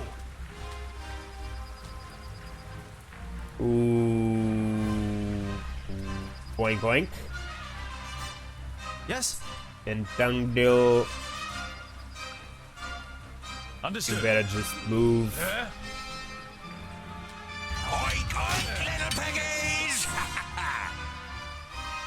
Uh-huh. On my way. What is it? What is it? This. Oh no, this no, because you have no ability points. Yes. So use your talisman. Poindal can hit these two guys. Okay. And then Don't rush me! no, right now he can't do anything else. Oh, what bad luck for you! And what now? I'm not that quick! Okay. And why can't I target this guy? Huzzah! Yes? Attack! What's up? He won't last long. What is it?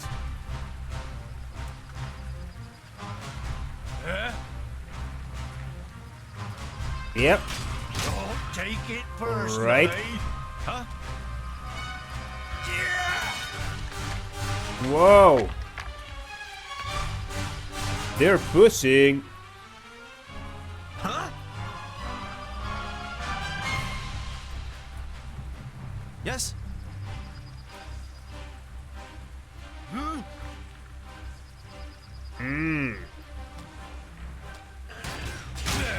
Disgusting.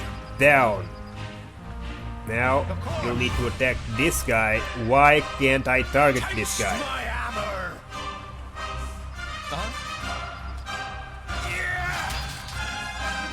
Okay.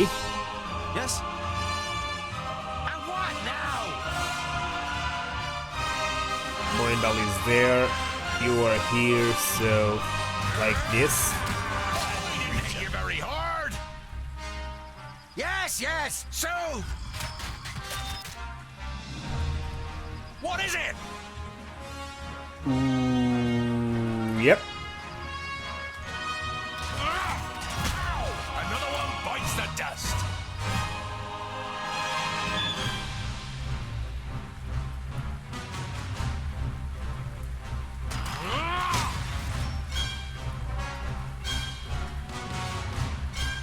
Say goodbye forever. I didn't hit you very hard. Huzzah! I need help over here! Quickly! Who needs help? Ah, you. Okay. You better jump then.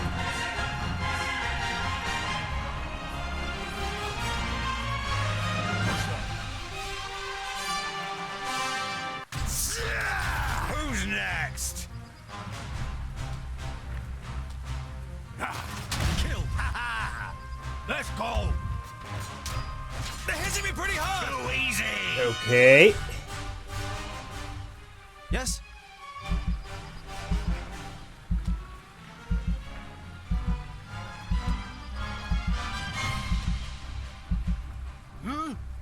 Yeah, why not? Huh? I can't do that yet! What do you mean you can't do that yet? Of course you can.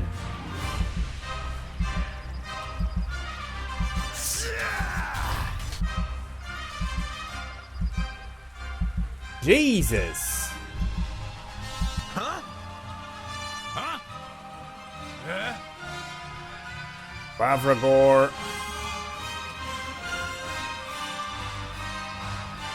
No. Okay. And Now, what now? you here, Yes? you At once. here, you here. On my way. Put up a fight! He won't last long. What is it? Okay. Come here, you! And again, who's next? Ha ha!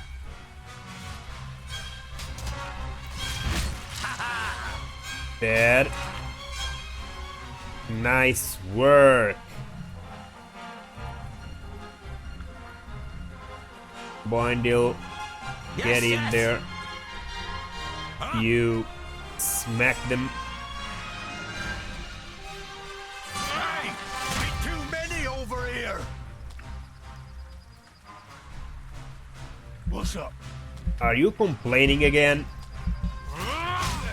Disgusting. And what now? Nice. Huh? Okay. Too much for you, was I? On my way. Where are you going? Stay where I told you. What You is it? too, stay where I told As good you. as done. Vile creature! What's up? Stay where I told you. Yeah, why not? Who's next? Taste my hammer! Kill! Of course! Yes? Yeah! What is it? Huh? And again! Alright. Oh, what Put up a luck for fight, you. Creature. All dead? Yes. Okay, time to go after On my way. the archers.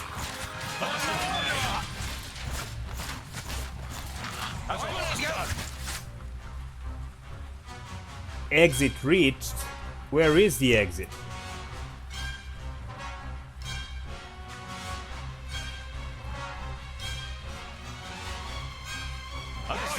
Let's go through there.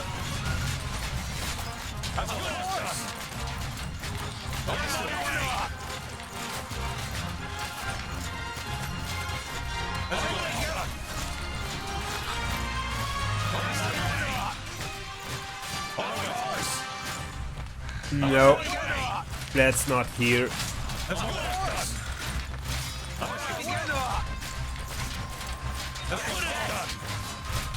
It's there in the front where the ogre is coming.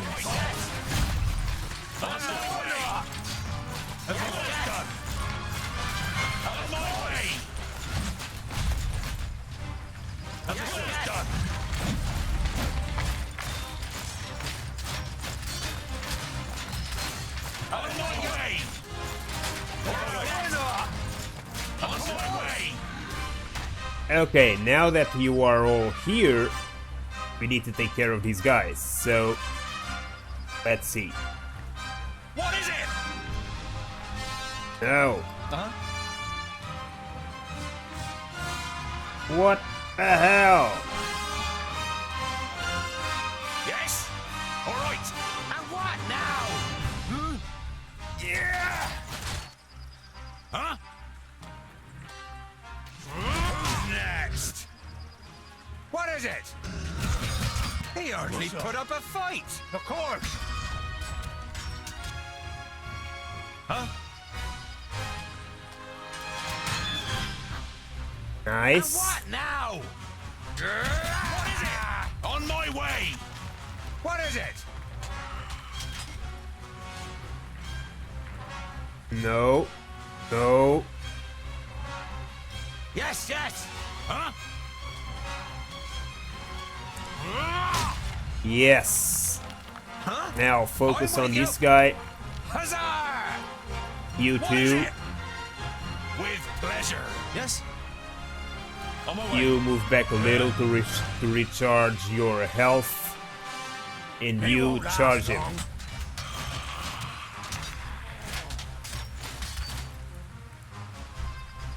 What's up? Prepare yourself. Yeah? Understood. Oh.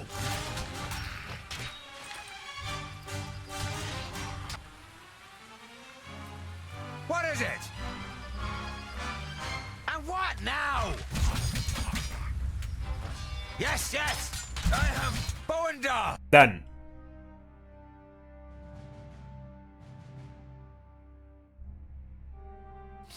Ah, that was refreshing.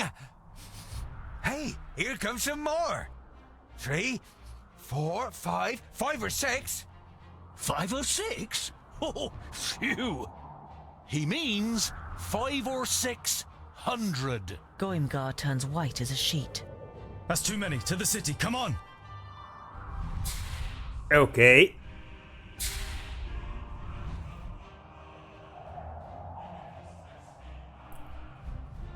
Let's get in the city.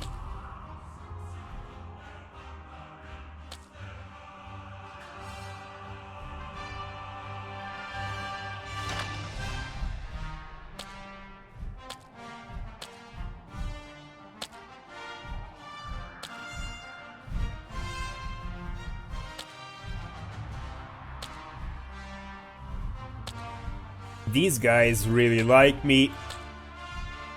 This guy not so much. This guy doesn't like me at all.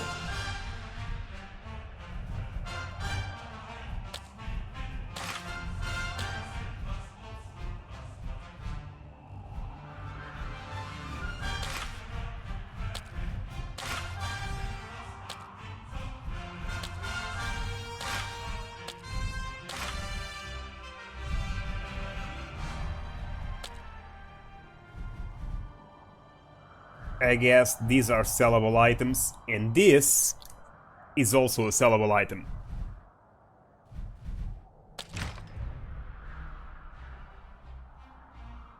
You flee towards Mifidania, with Goimgar out ahead. The orcs at his back seem to have mobilized unimagined powers in him, and he reaches the gate first, hammering manically against it. He says something and scurries through a small gateway that has been opened to him. Moments later, you also reach the gate. Get in, quickly! You push your way through the gate as the first orc arrows slam into the wood next to you.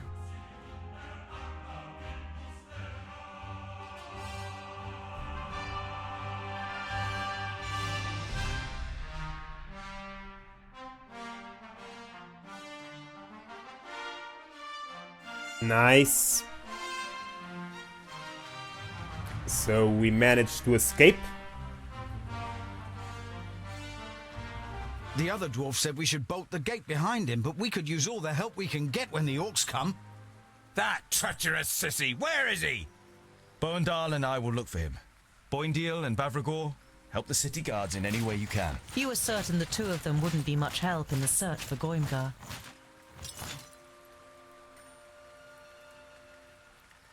Okay. So let's find him. Weyon is well known for its love of the written word. Some of the scripts on offer are known to you from Lot Yonan's library.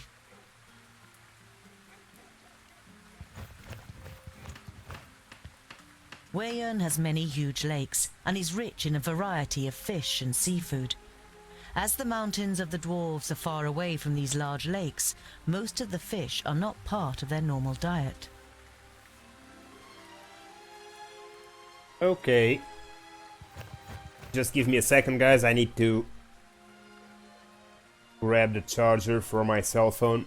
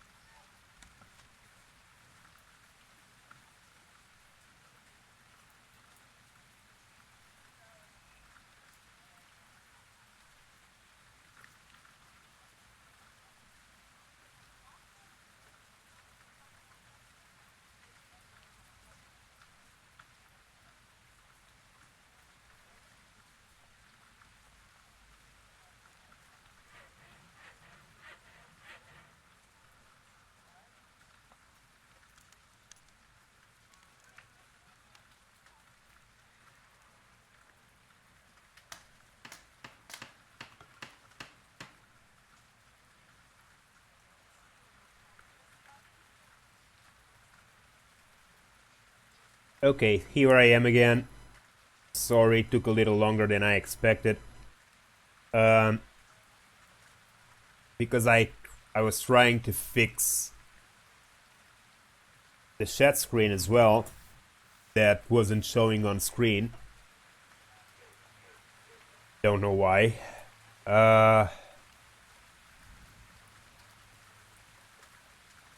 And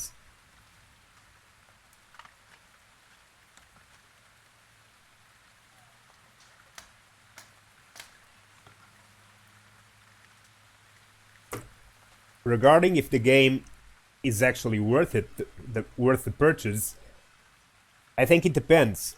It depends on how much you love this kind of games and what you're expecting to get out of it. I mean, the game is good. It's not a bad game. The story is great. It's got a great story. It's well told. The way the game is made, with your travelings through the map, enable those stories to shine and show up through the game. It still has some glitches with the combat, but the combat is enjoyable. You can play it. I'm playing on hard, so I have to pause it quite often. But you don't have to play it on hard. You can play it on normal, and then you don't have to pause it quite so often. And the combat is quite enjoyable. It does have a few glitches and a few problems with the user interface, like you can drag a square around your party when you're on a battlefield, around the characters, to choose the three of them at the same time, for example, and move them as a unit around the field. But if one of them falls while you have the three of them chosen, the other two will stop moving. I would expect that if you click after one of them dies, if you click somewhere on the ground, the two surviving ones would move there.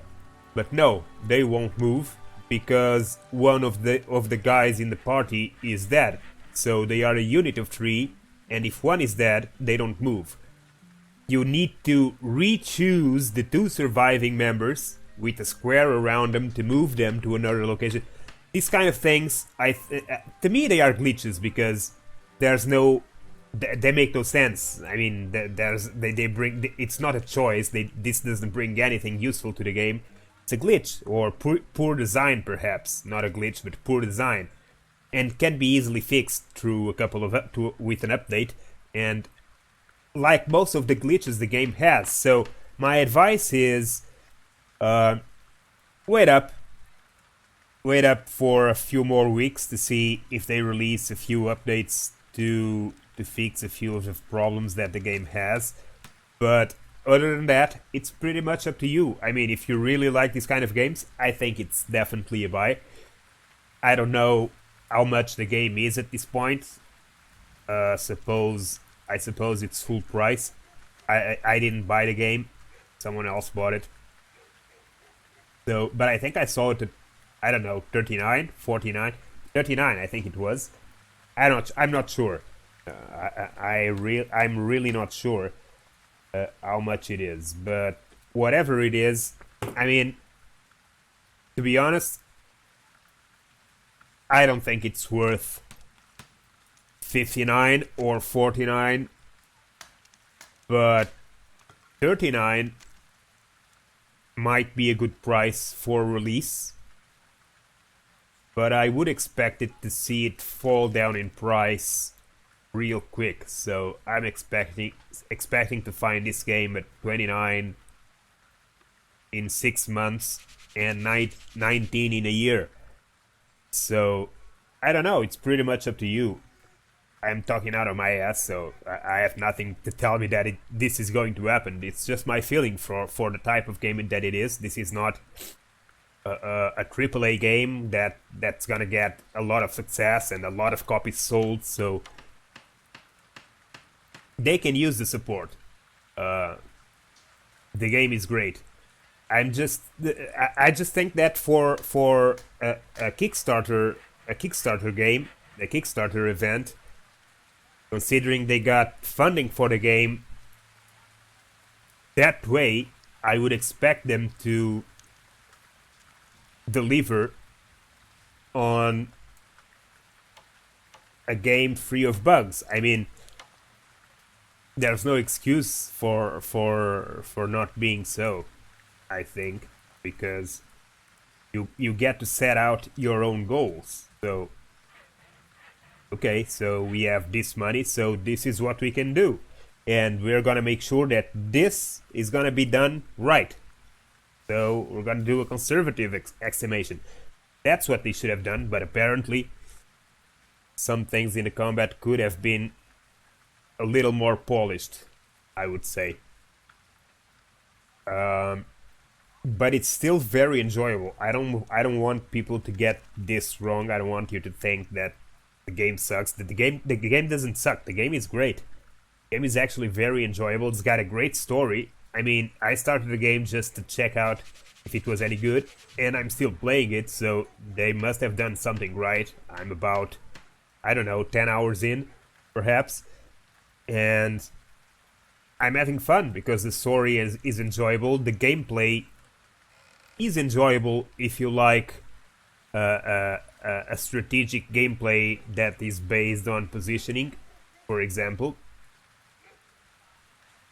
But it also requires some micromanaging of your units on the battlefield, so there's that.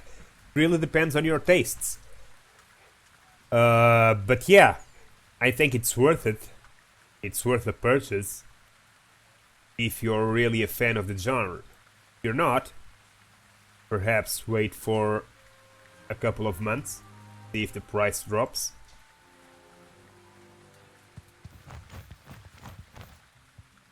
The fabulous Rodario. Cometh, dear spectators, cometh and see! Let the Theatre Curiosum, with its star actor, the fabulous Rodario, the mysterious Nomora, and the genius Magister Technicus, Fergus, carry you off to another world. Now see and hear, dear spectators, the truth about Nudin the Knowledge Lusty, who disposed of the other Magi in a most horrifying way and plunged Girdlegard into disaster. Girdlegard, it will be mine.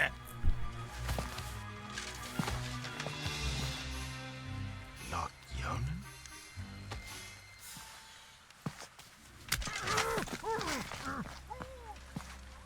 Whoa! Who took him?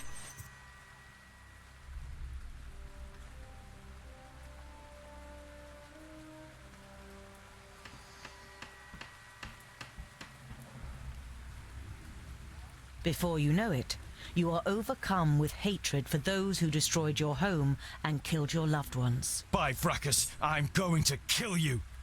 You might try to, and I will take great pleasure in your attempt. Who shall I pick out next, Who amongst your traveling companions means the most to you? You don't want to take part in the Alf's game and keep your lips tightly sealed while you consider your means of escape.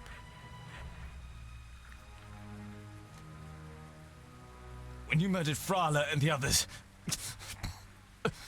To your horror, you realize that you can no longer talk. You feel a lump in your throat and your eyes begin to burn as images of the vaults and Synthoras appear in front of you. I see that my first strike really hit you, groundling. Oh, how they screamed. If only you had been there to help them.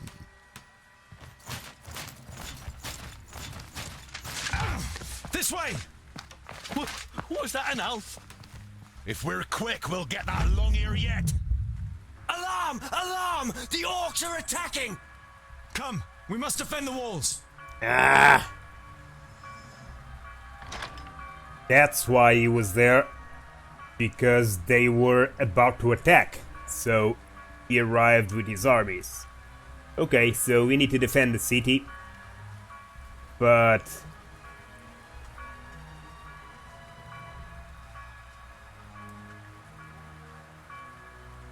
I'm trying to understand what the hell is wrong with this chat. Why does the window keeps vanishing? Christ. Okay.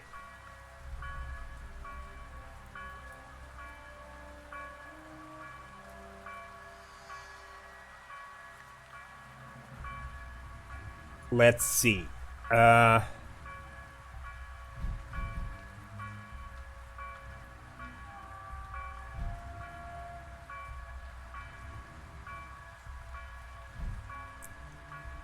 But we haven't found this guy yet. Did I miss it? Was I supposed to find him before the cutscene? I probably was, huh? But I didn't.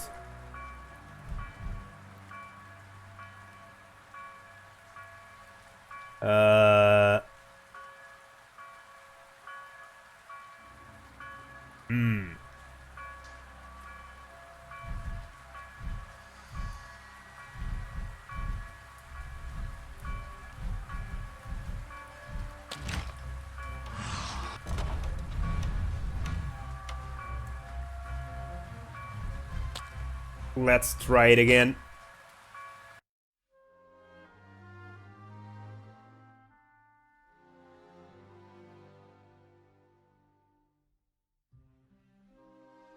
Mind the mission goals. A frontal attack isn't always the best solution to reach your goals. So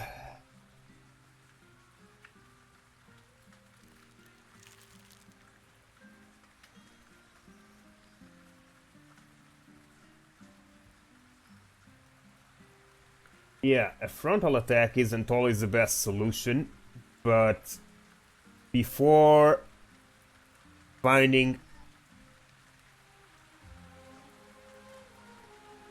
the guy representing up here, because that's what's gonna set off the invasion. We need to find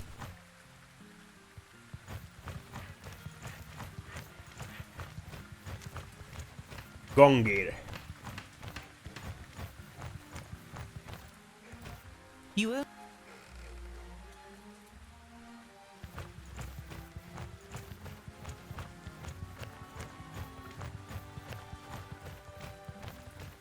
No one on that side. We can't get there. Okay, let's travel around. Let's go around. Try to find him. No! Where are you going? Oh, no entrance in there. Okay. And what is this? I need to go through the other side. Is that it? What? They made a barrier in the middle of the street? But doesn't this have gates? Doesn't the city have gates? Why is a barrier in the middle of the street if they have gates?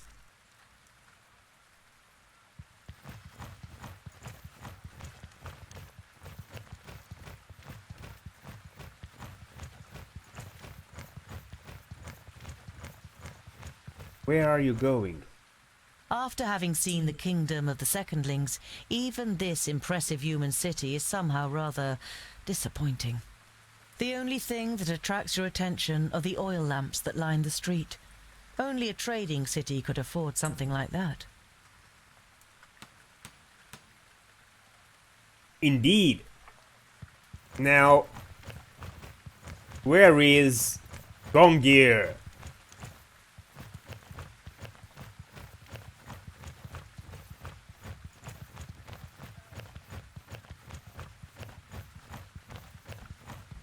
Okay, this guy is up here. talking with those guys at the door. Let's see what they are up to. Let's check this side. There's a whole load of orcs out there. But the walls should hold out. They're quite solid. For human walls.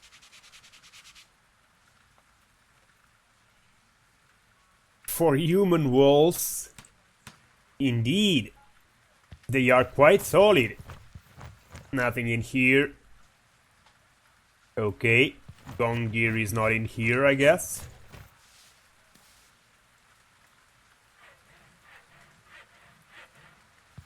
Talk with the commander of the guards. In a second I will.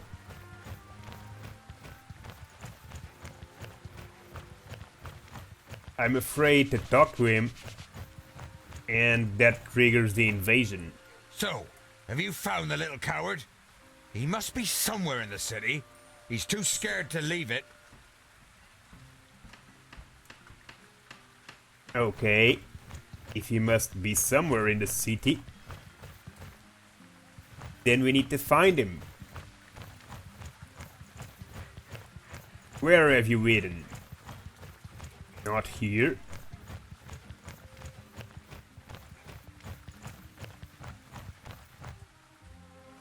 Side All gates. of the gates are bolted shut.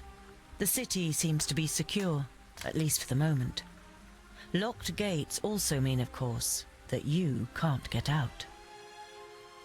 Doesn't matter. I don't want to get out. I want to find that traitorous coward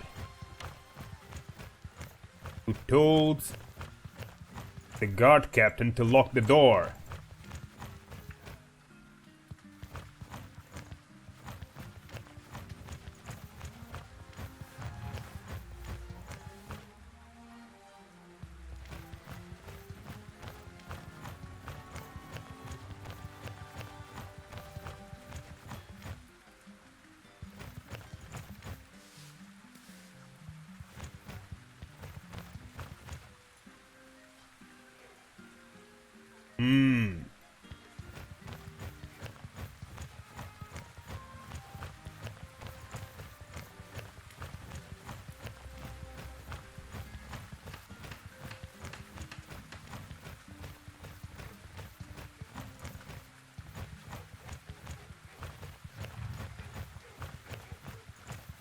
He didn't come this way, did he?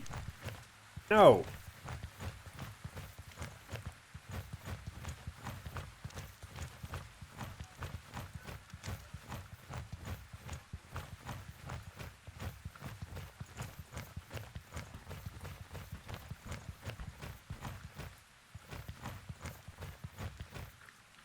Let's talk with the guard captain.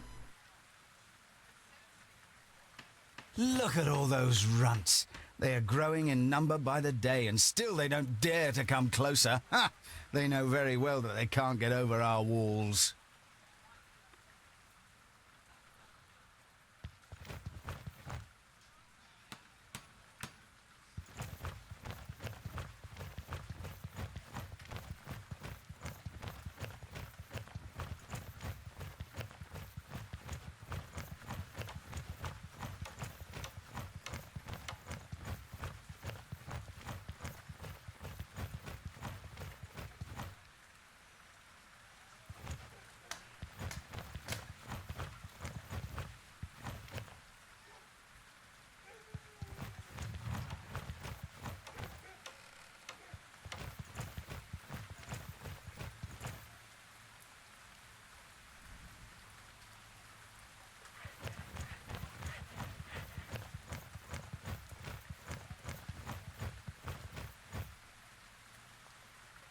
He's hiding pretty well.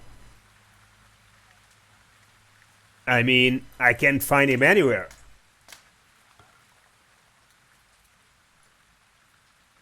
Maybe I'm not supposed to find him. Maybe I'm supposed to look around and mess around with the stage and trigger the invasion.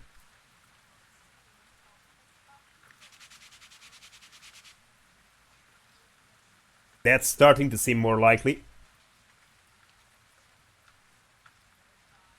that it's just a gimmick to get me clicking on the magnifying glass and trigger the attack.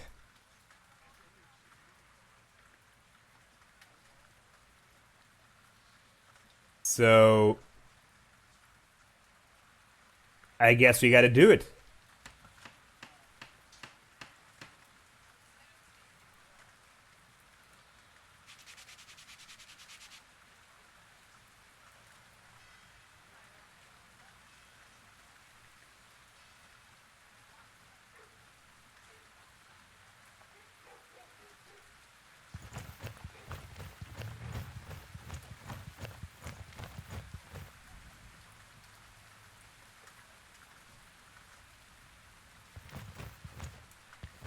In the past, travelling showmen regularly put up tents like this in front of Lot Yonan's vaults to draw a little money from the pockets of the servants and the famuli, with plays, vocal performances, and all kinds of fun.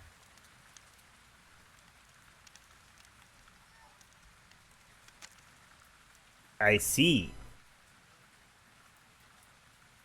Well, I guess we don't have a choice. Seems like it's just a gimmick to make us click here and get the attack starting. So I guess I'm gonna do it.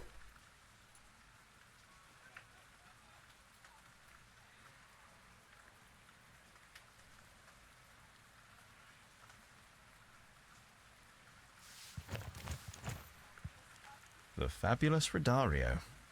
Cometh, dear spectators, cometh and see! Let the Theatre Curiosum, with its star actor, the fabulous Rodario, the mysterious Nomora, and the genius Magister Technicus, Fergas, carry you off to another world. Now see and hear, dear spectators, the truth about Nudin the Knowledge Lusty, who disposed of the other Magi in a most horrifying way and plunged Girdlegard into disaster. Girdlegard, it will be mine.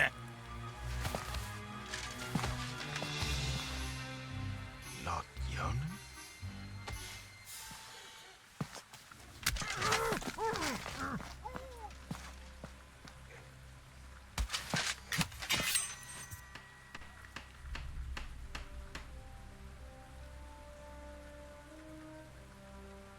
Before you know it, you are overcome with hatred for those who destroyed your home and killed your loved ones. By Fracas, I'm going to kill you. You might try to, and I will take great pleasure in your attempt. Who shall I pick out next, Who amongst your traveling companions means the most to you? You don't want to take part in the Alf's game and keep your lips tightly sealed while you consider your means of escape.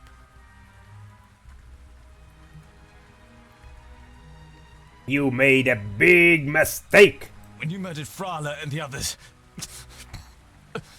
To your horror, you realize that you can no longer talk. You feel a lump in your throat and your eyes begin to burn as images of the vaults and Cyntharas appear in front of you. I see that my first strike really hit you, groundling. Oh, how they screamed. If only you had been there to help them.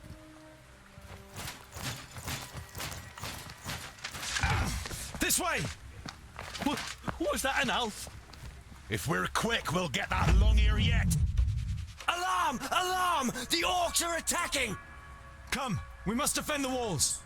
Okay, we have to defend the walls.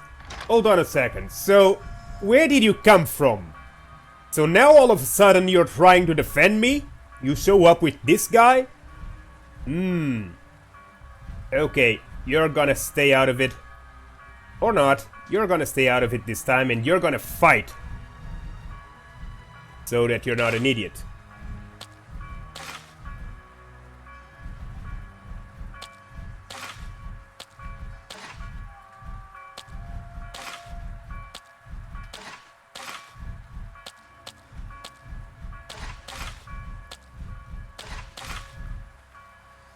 Ah, they can all use potions, but I don't want them using potions.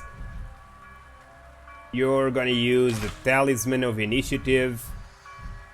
No, you're gonna use the Talisman of Protection that Frala gave you.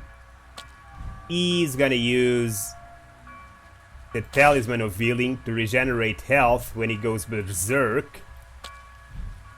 And Boindle will take the initiative. And you can take the potions, but I don't like you. Okay. Let's pause the game. And let's see. So the orcs are attacking. Where? Where are they attacking? They are on the outside, right? Oh, yes. They are trying to lay down stairs, I bet.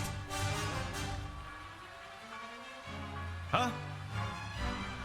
Alright, that'll be safe, will it? Where are they? They are on the outside. Oh, stairs. I see. So they are gonna try to put the stairs up to go over the wall. But we are not going to let them. Huh? On my way. Huh? All right. What is it? Yes, yes. Is it something bad? Yeah. Move. Why are you already stunned? Yes? End it. Huh? Come here, you.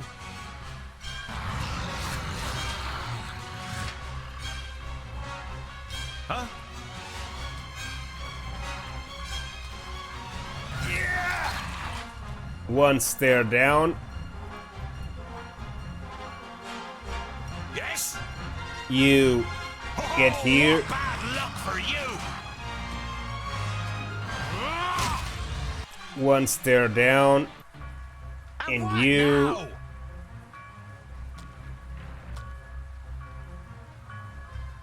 Huzzah! Okay, down. Now, you all What is it? need to go to the other wall. I'm willing to bet. But first, we need to go here. Take care of those stairs. Okay. Tungdil, you're going to that side. On my way. You are going with him. And that'll be safe, will it? And you two are going here. Here, I said. Here.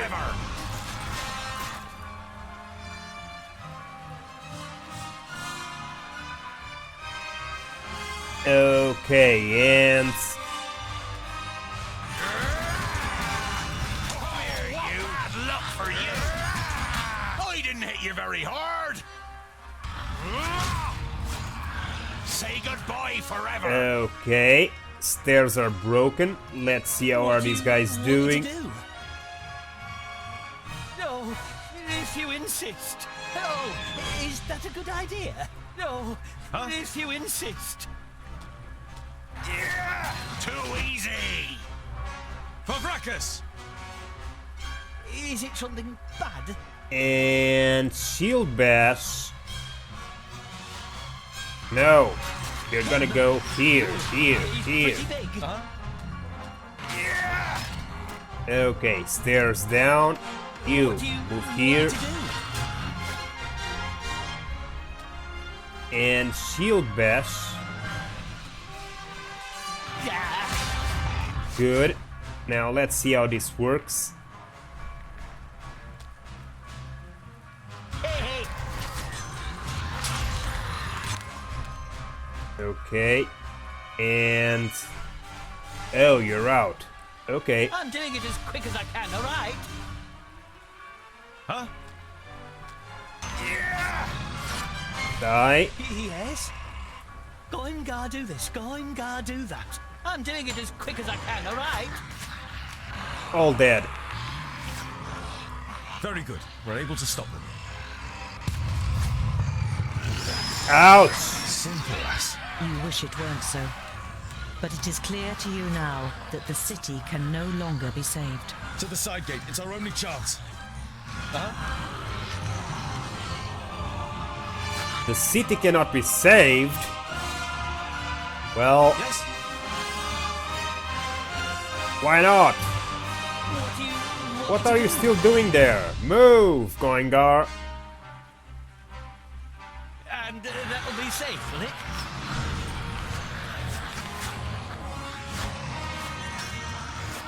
Goingar, move.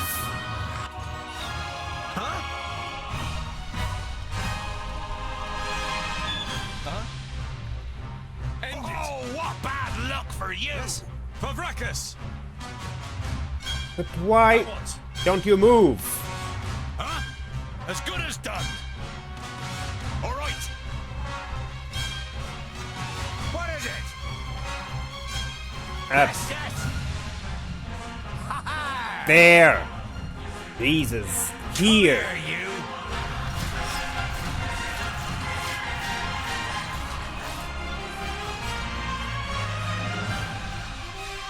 And what now? Oh, boy, That'll be safe, will it? Why can't the city be saved? How did that gate broke?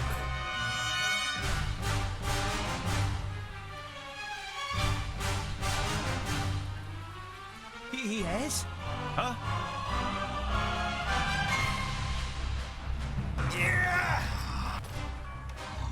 What do you want me to do? what is it? Of course. Is it something bad? Move! Jesus, these guys, man. Maybe it's better there. Will you move? That'll be safe, will it? Oh, all right then.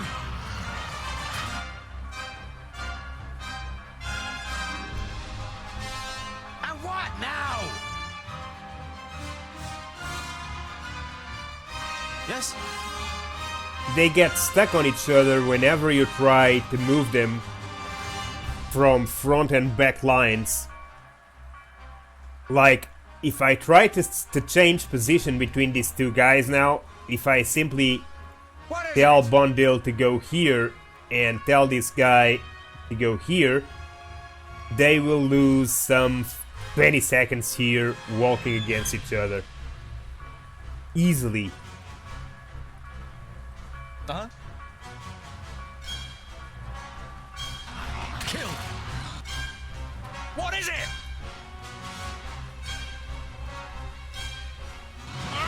And again. Oh, you Nice. hit you very hard. Now you all, let's go. We need to move. I got one. Yes, as good as done. That'll be safe, will it?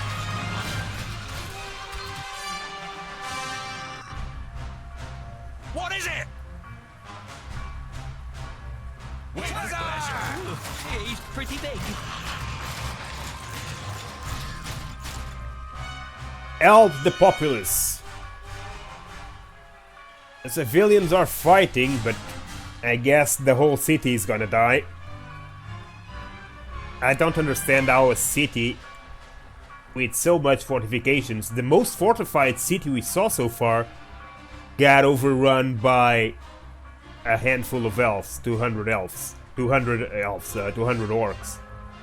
Because that was the mob out there, 200 guys, no more. So, yeah. Boindil and Boindal. Well, Yes. Boindal, you can smack the Jesus out of that guy. No, you better not. Just attack him normally. Say goodbye forever, huh? And you can smack him. Okay. And You what now? can finish that idiot. Heroes at the side gate. 3 out of 4. Why? Huh? Ah, because this guy hasn't come out yet. Yes? Maybe it's better then. Thank you. Now we need to kill that enemy. What do you want me to do? If you insist. Too easy! All the way!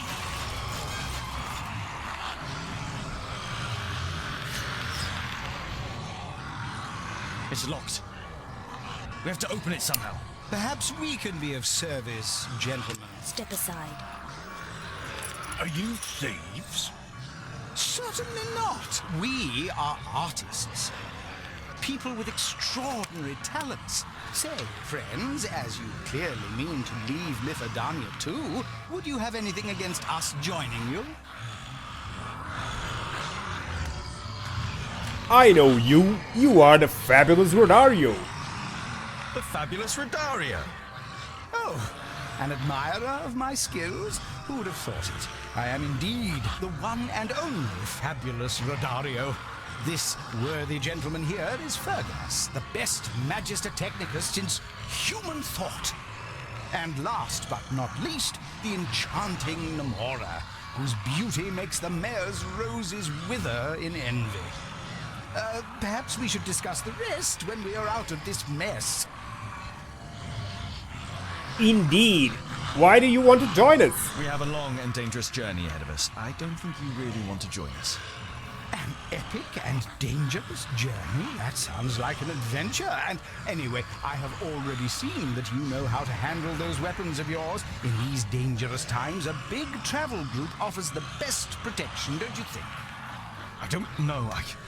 The orcs are still surging through the gate and over the wall. You decide that this isn't the right time for discussions. All right then, let's go. Let's get out of here. We'll be safe with the firstlings.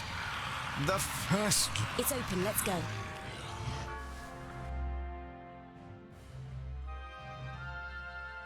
It's open, let's go.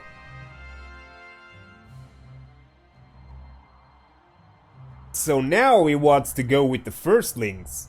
But why are we going to the firstlings, and why did the firstlings not send anyone to the meeting? They have no interest in being and having an High King. I can almost bet that the firstlings are no more. For some reason.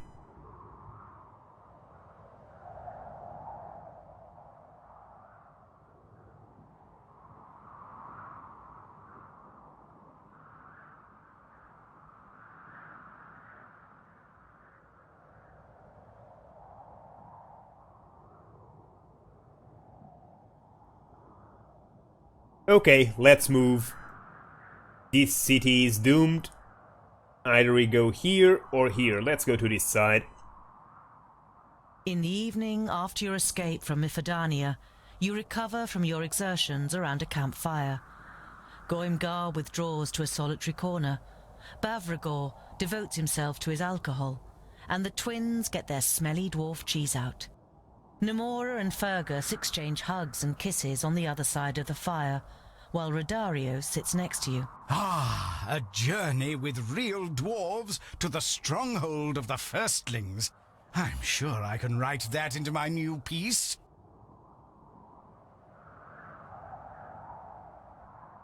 Narmora and Furgas. Oh, okay, so the Elven and Furgas are a pair, and Rodario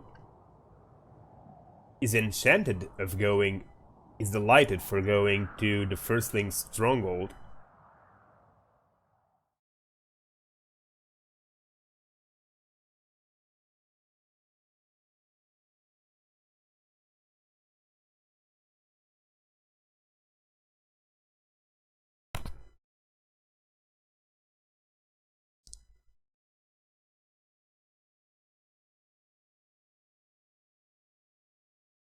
Still no idea why.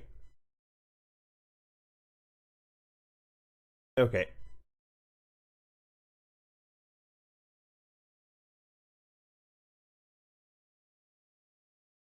So what will we say? There is now a day's journey between us and the orcs. What do you plan to do? Your metamorphoses were very impressive. I've never seen anything like it before. Have you heard of the firstlings? Do you know the way to their stronghold? We should set up camp for the night and continue our journey in the morning. I must congratulate you on your skills. Find it hard to believe that it's not achieved by magic. Aha, thank you, but I assure you it has nothing to do with magic. Just alchemy and accomplished acting. We leave the sorcery to the magi. Don't mention them. There's no love lost on Andakai and her walking iron tower. You've met Andakai the Tempestuous? That is unbelievable. How was she? She ran away to the Outer Lands. A damn disgrace.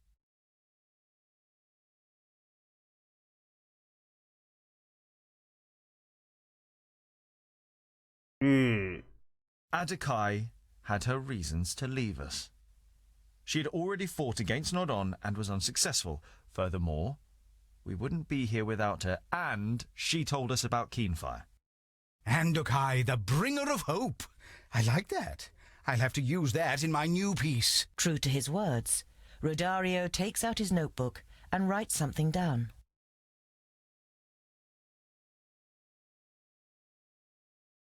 There is now a day's journey between us and the orcs. We're far enough away from Mithadania. Perhaps we should part ways tomorrow morning. Rodario jumps up and begins to gesticulate ostentatiously. I think you have underestimated us. Let me introduce myself and my colleagues once more. I am the Fabulous. We don't have time to look after a pack of jesters. Rodario seems offended for a moment, but then he grins, turns away from the group and raises his right arm. A jet of flame shoots out of his sleeve. The dwarves are startled and amazed by the brief spectacle. And what do you say now, critical Mr. Dwarf? You're a magus. I don't particularly like them either. At the Curiosum, magic is my area of responsibility. There is a tube under his arm with a flint and a bag full of Lycopediella seeds. When he firmly presses the bag, the flint sprays sparks and the seeds shoot out. And there you have it. Magic fire. Masterly work, Fergus. The Magister Technicus shows his appreciation with a nod of his head. If they all have tricks like this up their sleeves, well, they might not be such a burden after all, Tungdil. And how many provisions do you have with you? How are you doing for provisions? We don't have enough. We are happy to share what we have. It isn't very much, though. We had to leave most of it behind. Food is sure to be a problem on our journey. Winter's only just beginning to leave Wayan, and people will be keeping a tight grip on the stocks they do have because of the orc attacks. We have to be frugal and organize as much food as we can. It wouldn't be much of a heroic story if we starved on the way to the firstlings. Indeed. Do you know anything about the firstlings? If I recall the map correctly, we need to cross the first large mountains in the Red Range and then pass through Snowdale to East Ironhowl's stronghold. No one has seen the firstlings for hundreds of cycles, but there are many stories about them. Their craftsmanship is much vaunted, and there used to be trade via a narrow path that led into the mountains, but I don't think there is a man living now who has ever walked that road. Our mission is to forge the legendary axe Keenfire and destroy the traitor Nodon. If you wish to accompany us through hunger, coldness, and danger, then do so. It's your decision. How could we not partake in such a story? Just think what a wonderful play we could make of it. If we survive. I was hoping to only resurface once we reach the Red Range. Instead, we have a long journey and a dangerous climb ahead of us. There may be another way apart from the old trading route. A few years ago, an old man from the north told me of a place called Wackenstein. Apparently, there is an old path there, older than the dwarven tunnels themselves. Legends and stories. There's too much uncertainty. Let's just see what the next few days bring. Okay.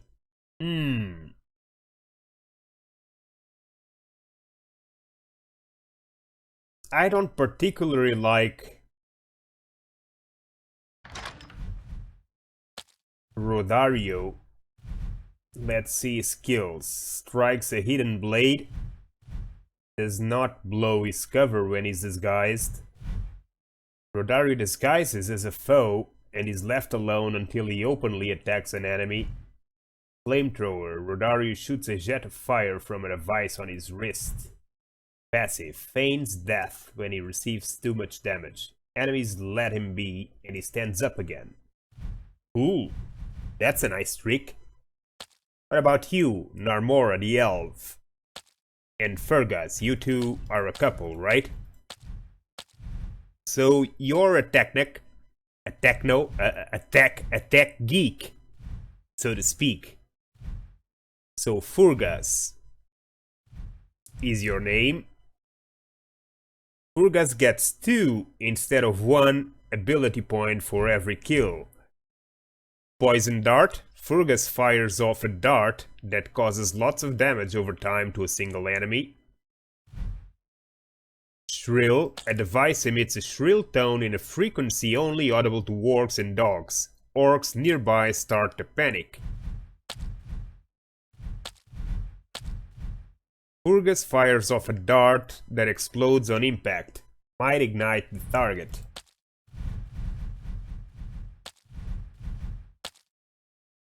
And Burning Dart. Fergus fires off a dart that explodes on impact.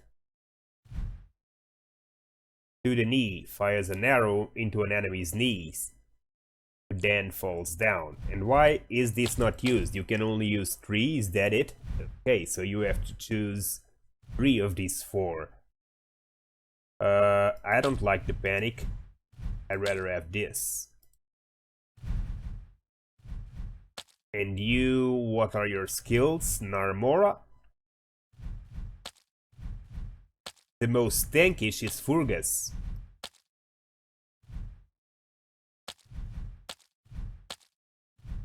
Well, the most tankish of all is actually Boindal.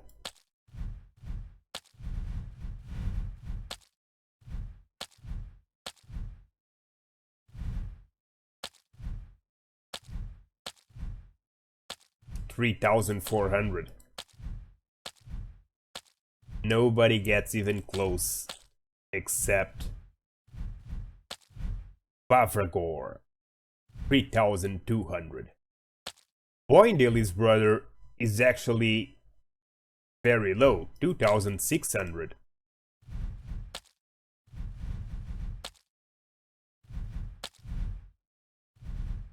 Not much better than Tungdil, which has 1 injury. Boindale has 2 injuries. Boindal doesn't have any injuries. Okay. These guys need to heal on the move. They are... Oh, okay. I have 1 more skill to choose from. Damage boost. Instead of leap attack, perhaps. Because leap attack is a disgrace. I mean, yeah, it's helpful at times more as an evasive action than actually an offensive one, because to attack simply spreads out the enemies into a wider area. So I don't see the point of that. That's actually harmful for you. It's all in these battles. It's always preferable to create a clear front line, so that you can stand shoulder with shoulder and push the enemy back. If you spread them all around, you'll get surrounded because they'll be able to jump over that line. So this is going out and this is going in. You have no more skills. You have 1 more skill, Might. The force of Boindall's actions and attacks is raised significantly for a short time. You still need to upgrade one level. Sorry.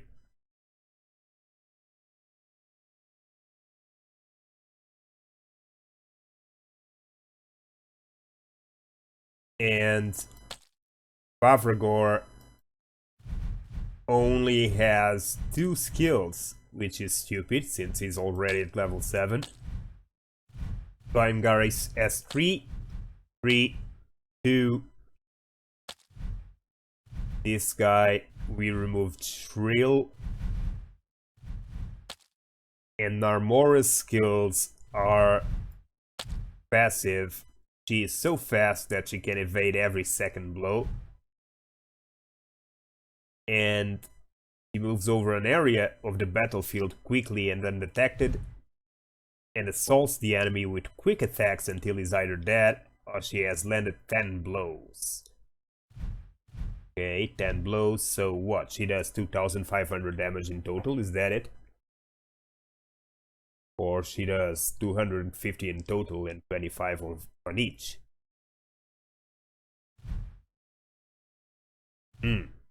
We'll have to figure that one out. Well, for now, I guess we can only take 4. We'll need to leave 4 of them out. Dungdale always has to go. Boindale is very hurt, so he's gonna stay out. He's fine, and the rest of them are all fine, of course. So, Dungdale, Boindale, you can stay out. You can stay out. And I want to see what you have. And let's see what you have too.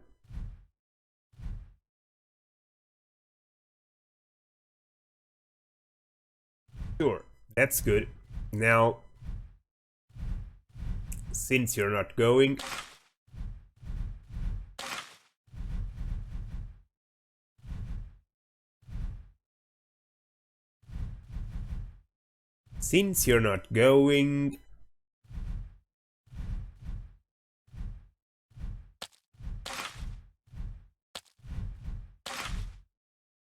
okay.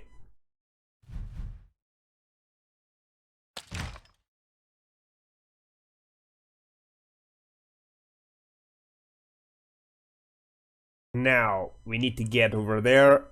We have 2 paths. This one is the path we know about, but there's an orc camp at the entrance. And this is probably the hidden path that Rodario was talking about at Walkenstein.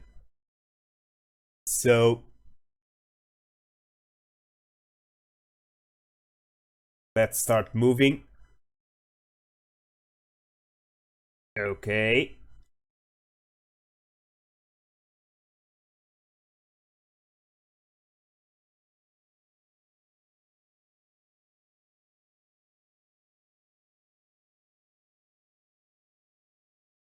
And one more.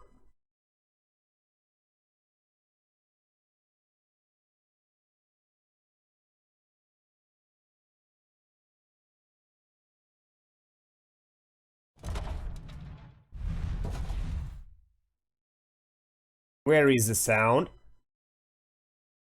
Why is there no sound? I mean, there is sound, but not ambient sound. Well, let's advance.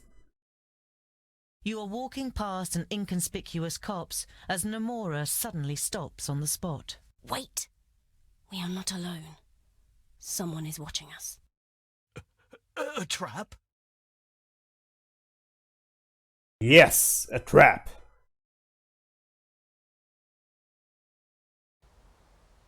Die, scum! What are you doing? Why are you attacking us? We're dwarves too. We're on the same side. I see honest dwarves here, but they are accompanied by scum. I will free you of it. Oh, really? And what are you going to do on your own against 8? You, come here. What?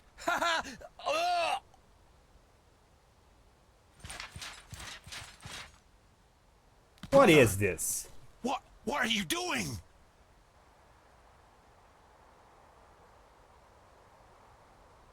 Boinder, Boinder, what's wrong? Come to your senses! It's no use. They belong to me.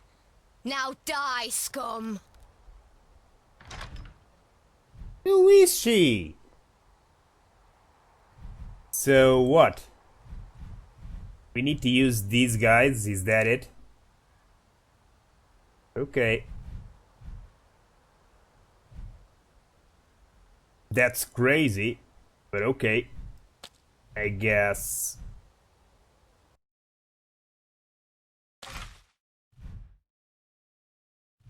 You will use that.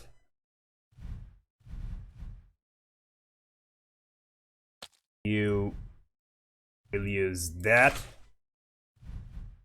And you will use that.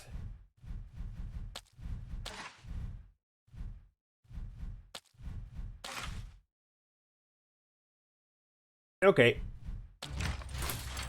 Pause it. Overpower the mysterious female dwarf. At least one hero must survive. Wow.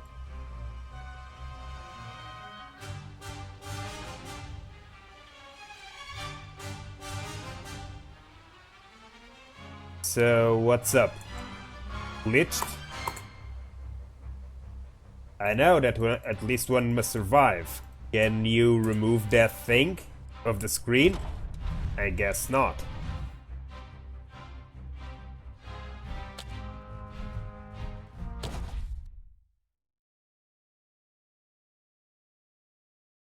Completely broken.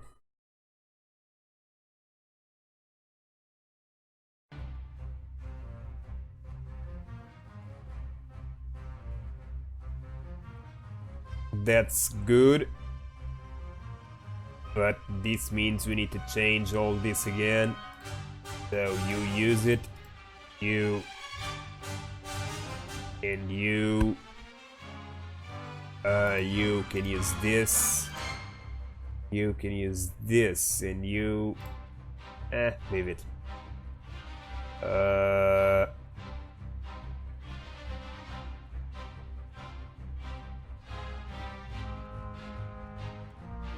Ready. Overpower the mysterious female dwarf. But why are they not moving? At all?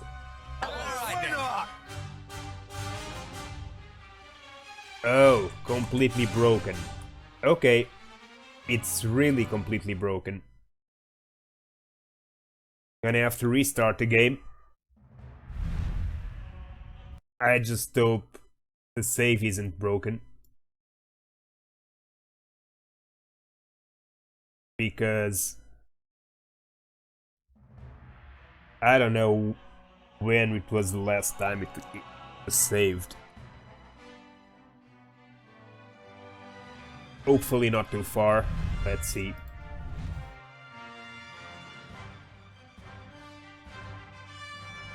Yeah, shouldn't be too bad. Let's see how this save is.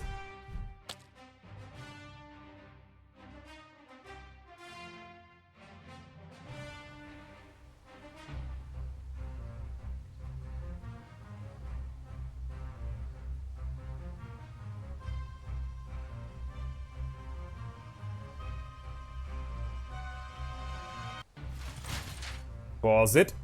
Overpower the mysterious female dwarf. Okay.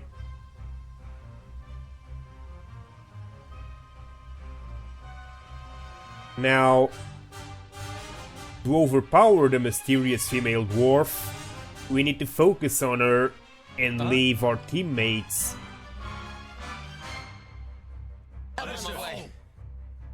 alone. Okay. Well? Burgas Let's see your skills. All right then.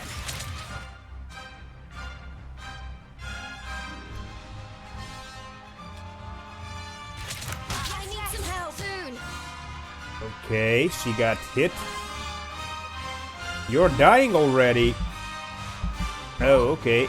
You're getting 2 of them. You're gonna move here undetected.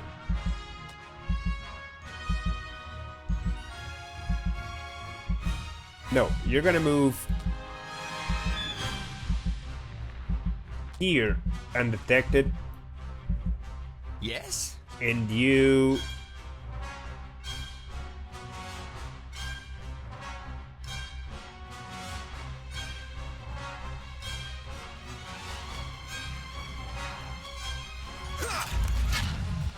Okay. Why not?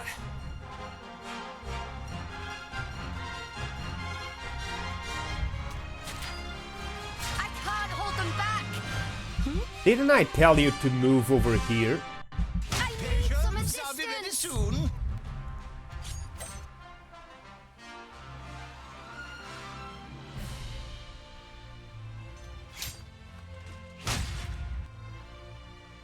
What's up? Ah, it's 1. She got poisoned. No sooner does the unknown dwarf fall unconscious to the floor than her control over your comrades disappears. You fetter and gag her until you know more about her sinister powers. That was, I hope I didn't hurt you, Scholar. It was as if in a dream, but at the same time, it wasn't. I heard her voice in my head, and although I knew better, I only saw orcs attacking me. You were the enemy. Boindil goes over to the shackled dwarf and kicks her gently with his boot. This is never a child of the smith, even if she looks like one. Those gifts. By Vracus, there is something evil at work. You kneel in front of the dwarf and press your axe against her throat. My name is Tungdil. If I remove your gag, will you answer some questions? The captive nods, and you pull the gag out of her mouth. Geralda is my name. It would seem I underestimated you.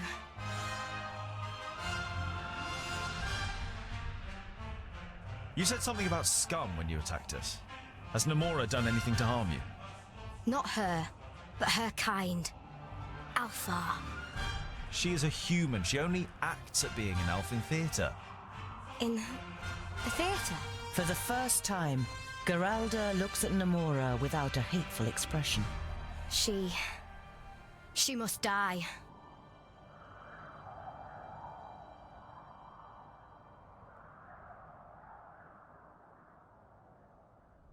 Where have you come from and what brings you to Wayan? I was on my way to the Free Folk. They are said to live in the middle of Girdlegard, without kingdoms or their laws. The free folk? You mean dwarves? Yes, dwarfs who have left their kingdoms, voluntarily or otherwise. Not everyone has a place in their kingdom. You instinctively think of your own plight. You are not a secondling, and won't be welcome among the fourthlings since you placed obstacles in their king's path. Don't believe this nonsense, Scholar. The Free Folk are just a fairy tale that people tell themselves when they don't want to stick to the traditions. Just look what good it's done Geralda. Geralda prepares to reply, but then she holds back. Your powers, I've never heard of anything like it. Neither have I. I haven't had them for long. When I try to remember, all I see is black mist, and I taste iron and mud, and there's an elf who... Ugh. Did the Alpha give you these powers? When I try to remember, it hurts. Like needles sticking into my head. I am Geralda Bloodstone. I was... Enough talk. She is dangerous, probably crazy. She attacked us, we should put an end to her. It's what you call amnesia, memory loss, a tool often used in stage productions. We don't know what happened to her, and maybe she doesn't either. We can't just kill her.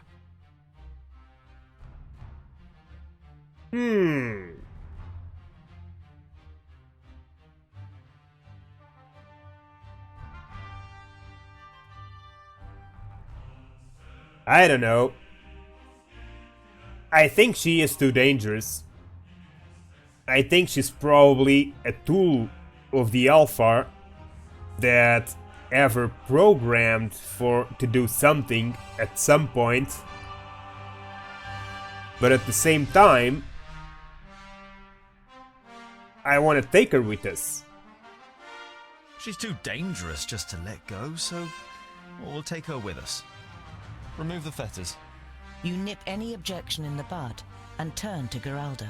Listen, don't know what has happened to you, but we are dwarves and we shouldn't fight against one another. We could do with your help. The female dwarf seems just as surprised by your decision as your companions. Thank you. I would be happy to accompany you.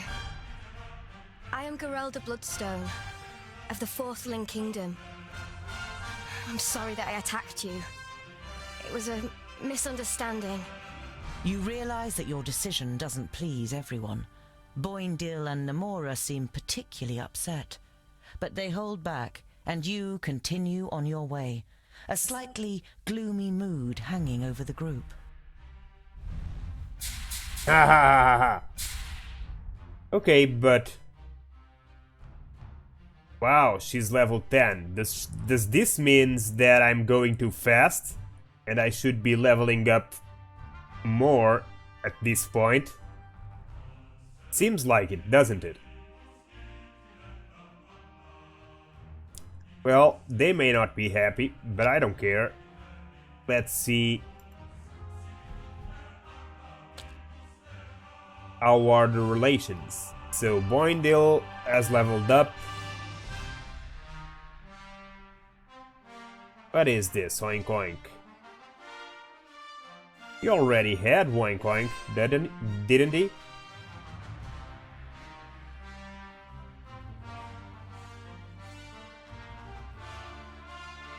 So I have to choose one.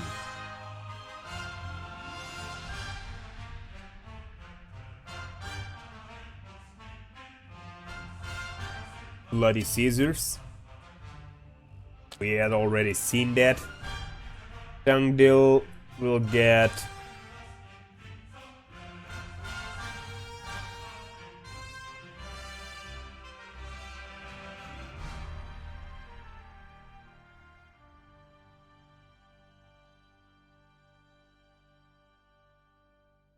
Leader's Will. Bavragor will get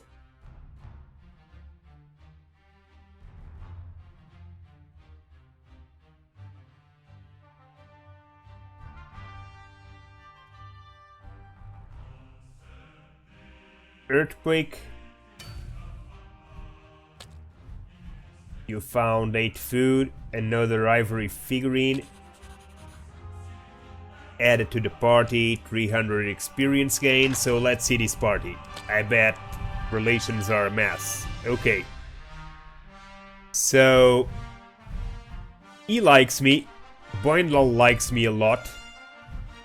Likes me more than he likes his brother. Apparently. Boindil likes me just as much as he likes his brother.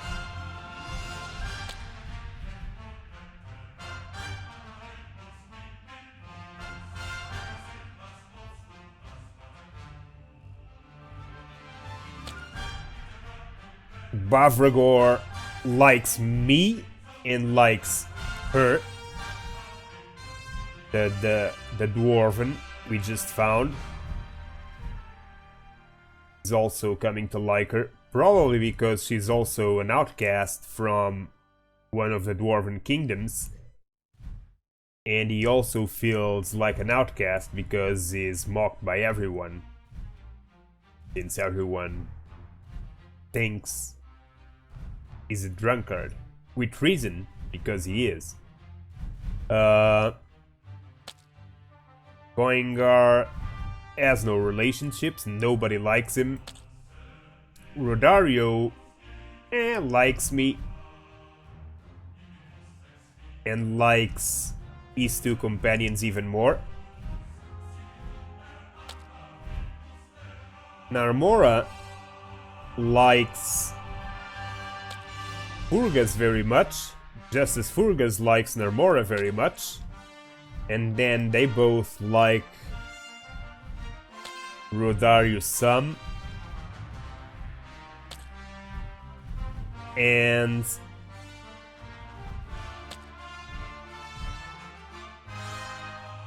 well, seems like Narmora actually likes the girl, but she doesn't like the two brothers at all, which is strange.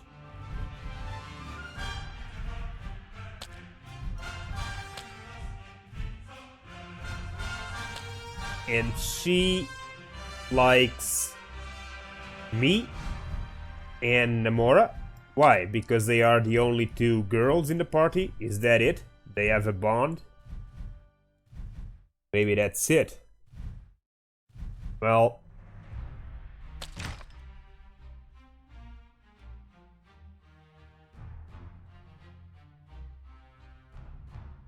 how much food do we have? 56. We are eating 9 a day. That makes 5 days. We have 5... Okay, we have 6 days of food. 6 days of food, it's very little. It's not enough to get here. So we need to find food on the way. 1 day, 2 days, 3 days, 4 days, 5 days. 6 days, yeah, we need to find food. We're gonna explore all of this before we go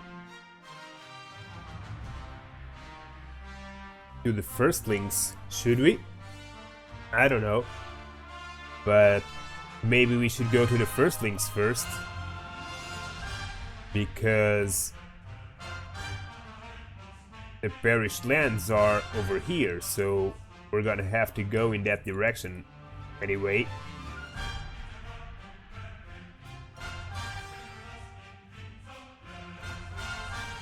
Let's see our quests.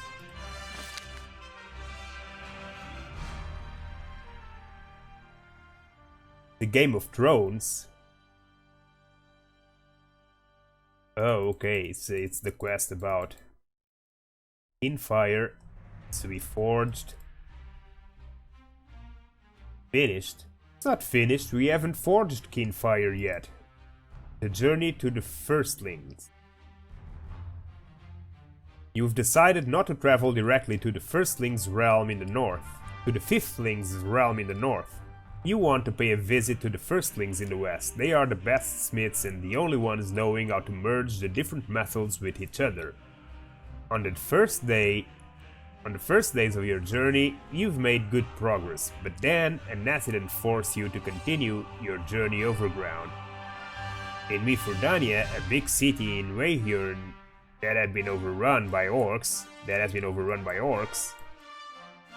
you had found 3 new companions. The magnificent Rodario, the Magister Technicus Furgas, and Armora, a remarkably attractive female human.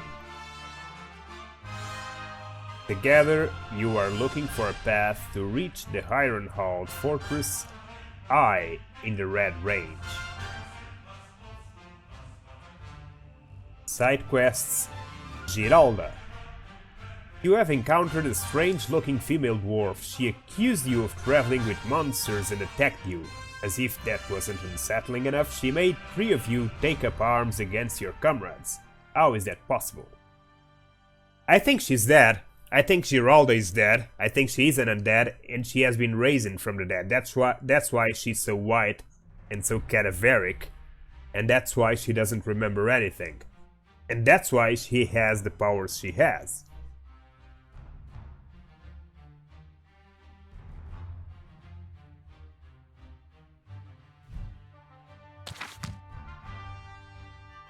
And that means that, in the end, at some point she will turn on us. Even if she doesn't know it now. But... and that's what I think. I think she will not be able to control herself when the Alphars show up. But she will not do it willingly. She has no idea about it. So, in that sense, she is innocent. But she is a danger, of course.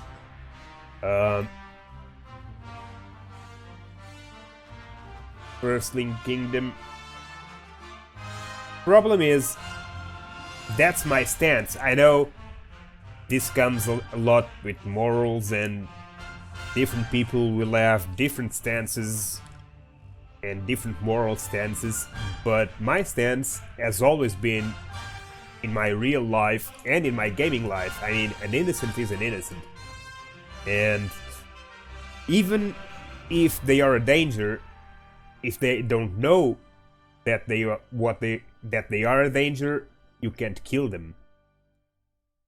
They are not doing it willingly. I'm not going to kill it, and this is a recurrent dilemma in gaming RPGs. Enemies or allies that end up getting to be enemies against their will. And you having to choose what you're gonna do, if you're gonna kill them, or try to save them, or... and that depends. That depends. In gaming you can always take a different stance, but because I like to play games as if it was real life, I mean, that's my stance in life. I would never do that. So I'm not gonna do it in gaming. Even if maybe it would be advantageous, like you would eliminate a bunch of problems that would appear down the line. But as always, I also feel that it has to be some gain in it too, so or else there would be no point. And more often than not, there is something to gain, but usually it's a trade-off. So you take the risk, you take the damage, but you also either enjoy more of the story or enjoy some skills or some items that you could get that way that you wouldn't get any other way. So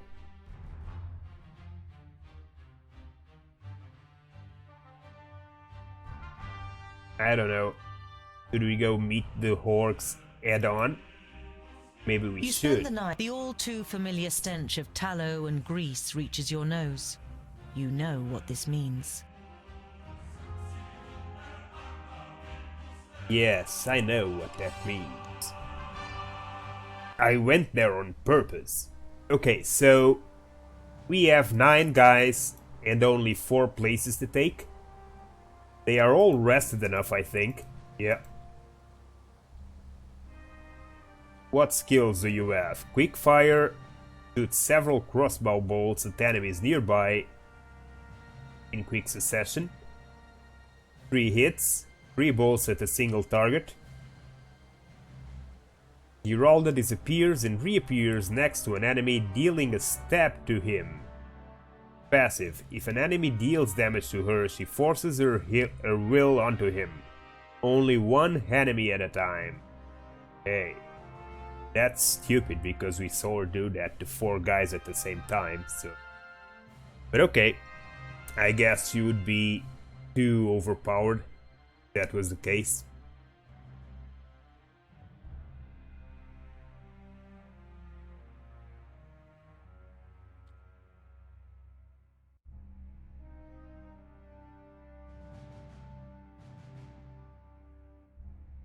I'm gonna take you and you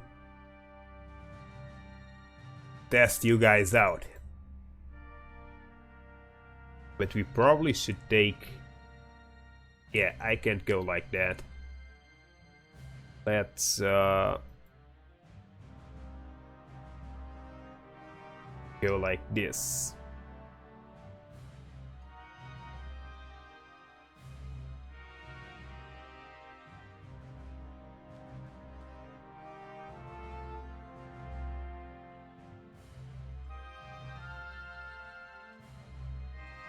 Okay.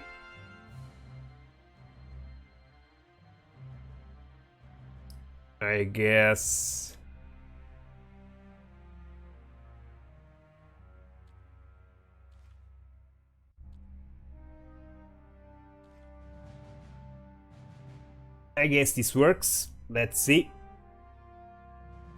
This battle. Kill 50 enemies. 50? Really? 50? Let's pause this. 50? Seriously? Where are they coming from? Are they all coming from the front? Or are we gonna get hit from behind too? If it's just from the front, it's one thing, but if they come from both sides, we're screwed. So... Yes? Let's hope they are all coming from one side. Well, and let me ask you, then. can you get up there? No. So... Okay, it really is... What is it? Just... Yes? 4 of you. So... Here. And now... Here. Wait for them. Wait for them. We don't have to run. We have to kill 50 of them, so wait for them. You, Giralda. Yes. Over here. Yes. You, over On there. my way. You, over there. Pause What it. is it? Okay, you over All right. here. Yes? Giralda, you Over over there? here. Jesus, you guys are so stupid, Yes. man. Yes. You, here. On my way. You, What is it? here. You, here. Yes. Jesus Christ. This is ridiculous how these guys do. They are one in here, one in here. I mean, if they are in here, I tell this guy to go here and her to go here. They are gonna crash against each other. This is ridiculous. Huh? All right. Yes? Over there? Huh? At once. Okay.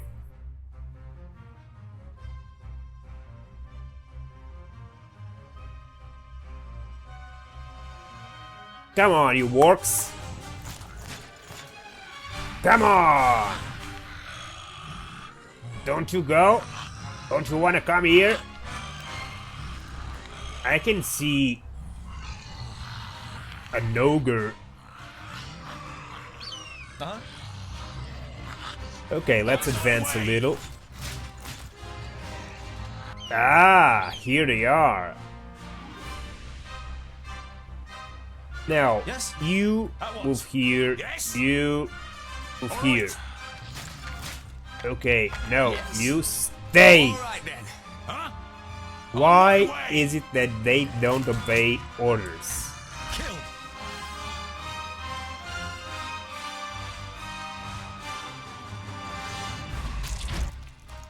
Well, I'm on it. No, don't run after him. Stay. I'm on my way. I don't want you Yes. running anywhere. All right then. Move back.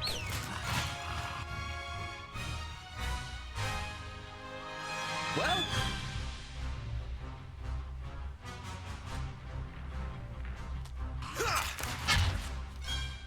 Okay.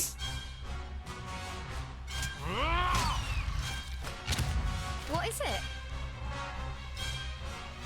No. welcome to the future. Uh-huh. They keep running. Yes? Stop Over running after them. Jesus. I'm on my way. What a mess. Stay put! Stop running after them! The game gets annoying when they do this. This is stupid. This is not art. This is just stupid. I mean, What is it? they don't offer a way to lock the characters in a place, and then they throw enemies that run around to throw your party out of position and get your party surrounded.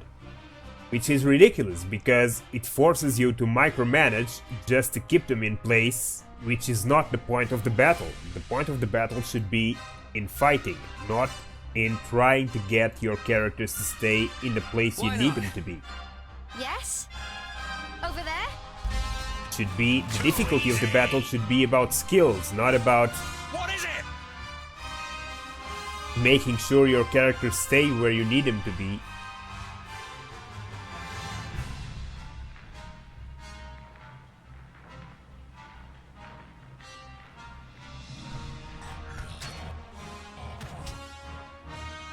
Huh? End it! How many is that now? Huh? All right. On my way! What is it? What is it?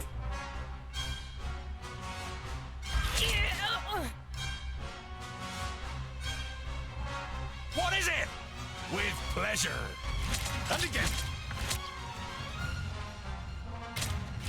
That's it?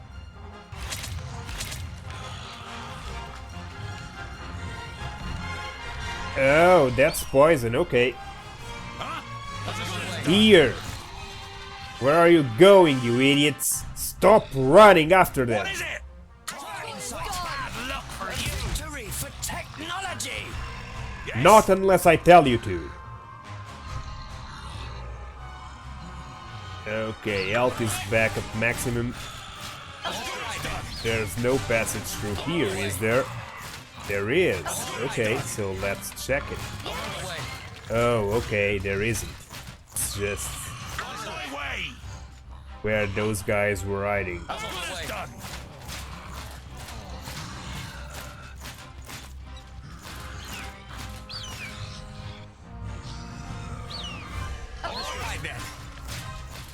What is there up there?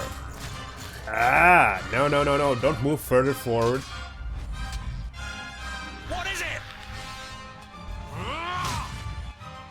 Yes? Your death is on its way. Okay. Now, let's go back down. To try and attract these first guys. Okay. Now that they are bringing a few of them, we are gonna move back so that we don't get swarmed by all.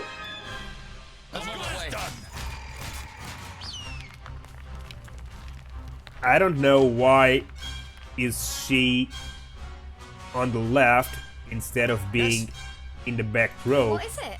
That's one of the things that I think this game would benefit a lot, is formations and the possibility of customizing those formations and the positioning of your characters in those formations. So who is gonna occupy which position? Like Tungdil over here and she over here.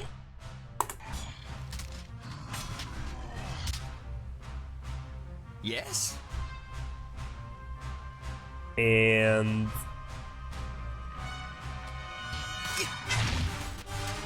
you missed.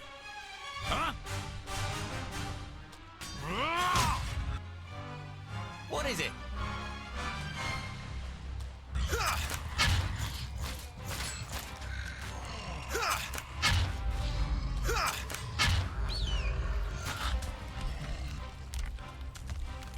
What is it?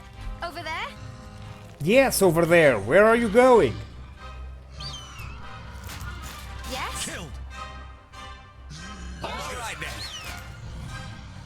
Okay, so you're over there and I want you to go there. What do? You put the tank behind and the weakling in the front. Alright then.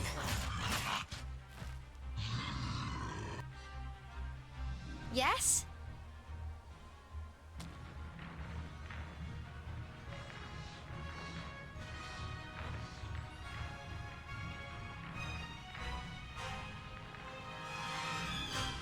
Disappears and reappears next to an enemy. That's it? Dead. Okay. Don't move further in, or you're gonna bring them all.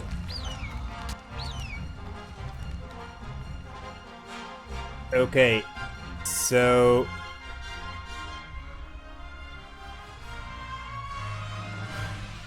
this guy is almost dead. He just doesn't know it. End it! What is it? With pleasure. Well,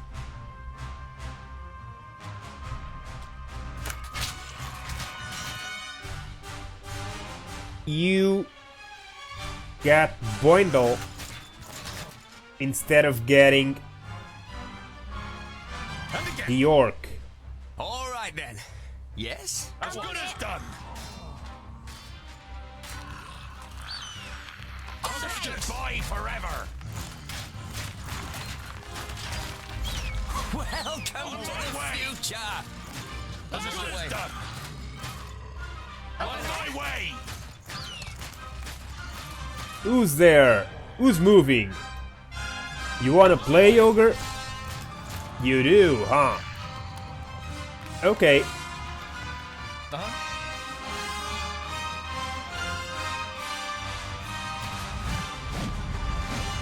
At once. What is it? What is it? What is it?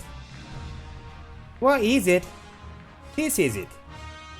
And you. Here. On my way. You.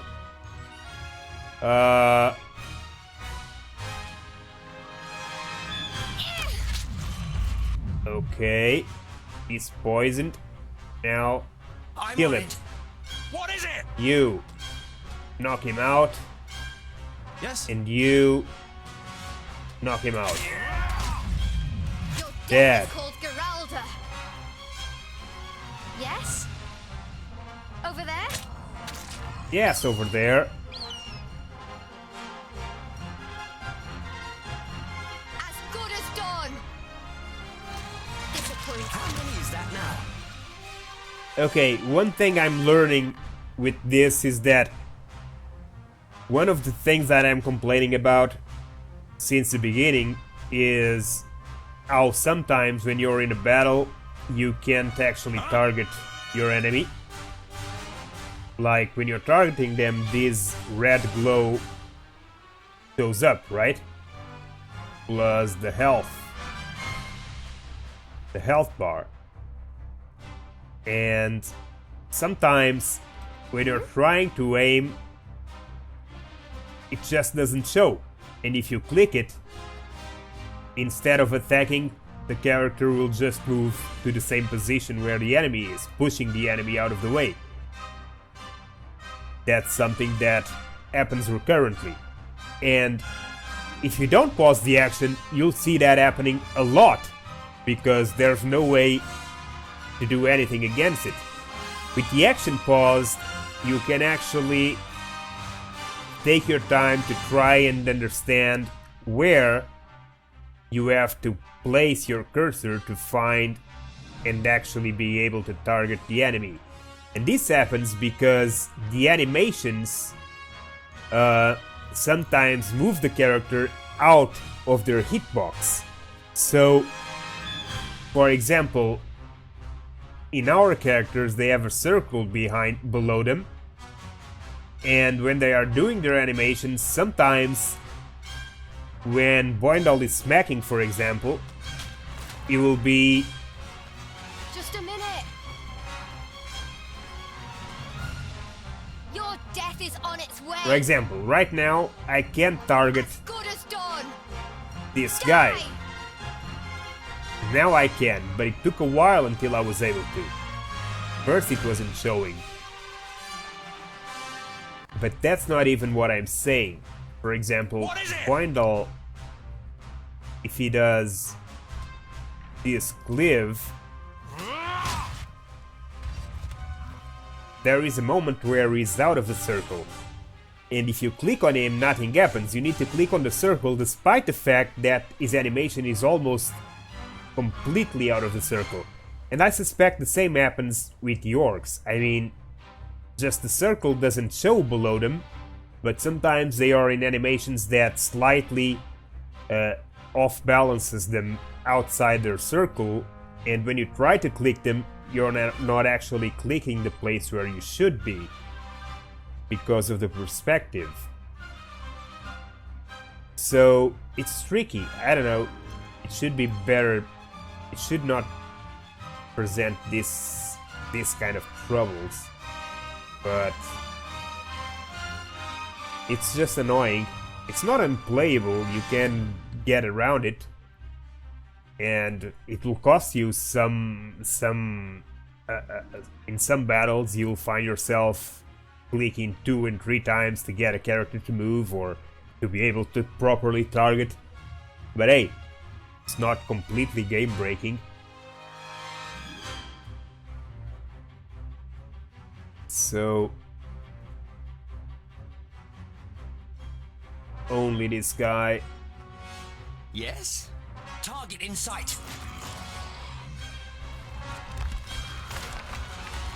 What is it? Your death is on its way. Victory for technology! A victory for technology, you say? I don't think so. I think it was a victory for the dwarves. Okay, where are the enemies? Some are in there, others are in there. I guess we're gonna get that ogre first. Which one is closer? I think this one is closer. But that one is alone, I think. Or does he have company? Oh, he has company.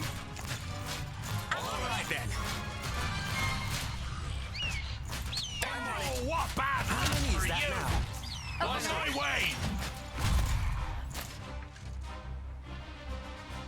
Yeah. Huh?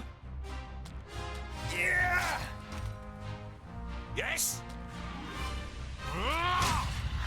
Yeah. What is it? And you? Yes? Your death is called Geralda. Ooh, brilliant, Geralda. Okay. 23, let's take care of those.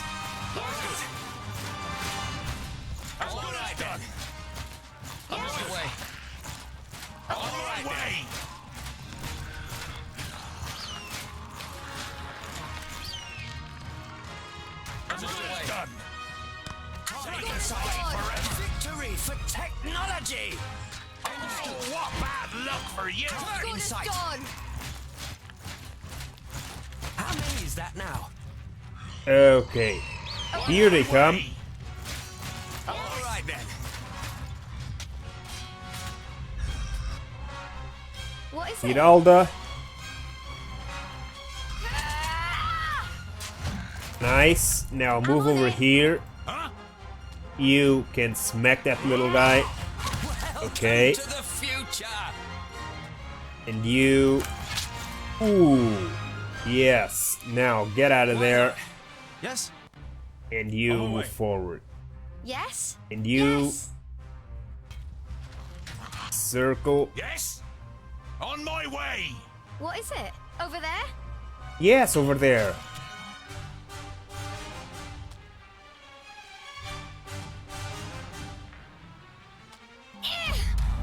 How many is that now? Nice. Okay, let's get the rest of them.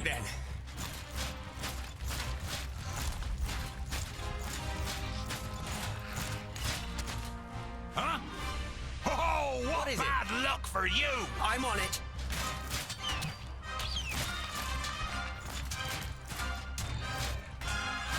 Too easy! That's Okay. Come on, you idiots, help him! Soldier boy forever! I didn't hit you very hard! Huh? All my way!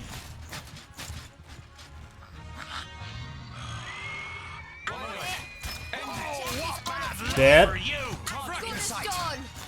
No. Let him if he's gonna run. On my way! Death is on its way. Bad luck for you! Done. Move. Alright then. No. Done. On my way! Alright then. That's good as done. Kill. Okay. Now, On my way! how many? 14 to go. Okay. 13 to go. I guess they are all at the end. We are gonna go up first to take care of the archers. On my way! Alright then. That's done. Goodbye forever. On my way! That's good as done.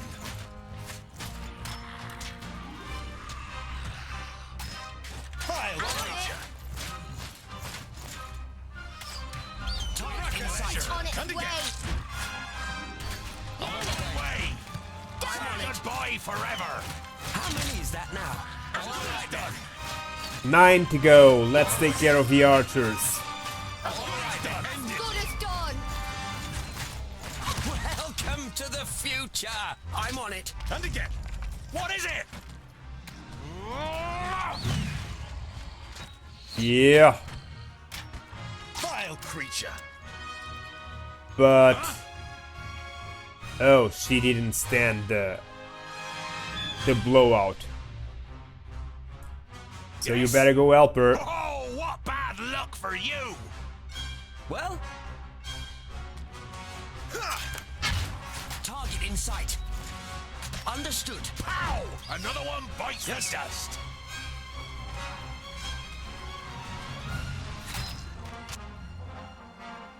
Huh?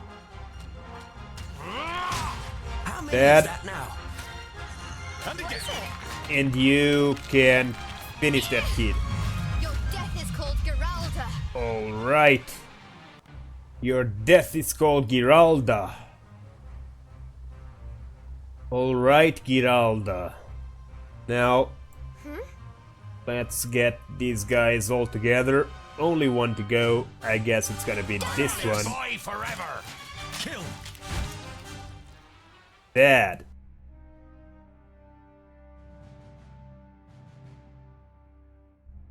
What the hell were those things? Goimgar carefully pokes one of the dead little creatures with his sword, as if he fears it'll jump up and attack him. Have you never defended your past, Simmerbeard? Those are Bognalim. Small, ugly, stinking, cowardly. Sound like anyone you know? Goimgar looks angrily at Boindil and is going to reply, but Namora speaks first. They are like little orcs. They are even more primitive and make up for their physical weakness through their sheer numbers. They live in caves all around here. While the others talk about Bognalim, you examine a decorated ox skull that the orcs had with them. It wasn't made by them, and somehow looks valuable. You pocket it. Nice. Okay. Let's see those items. Ox skull. An ornament with satanic symbols. No value. I guess we'll have to work for something later.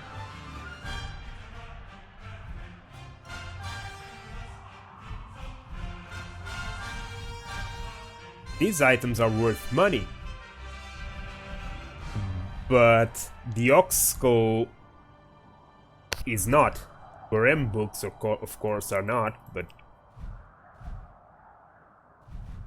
the two items I'm kind of doubtful is the loot and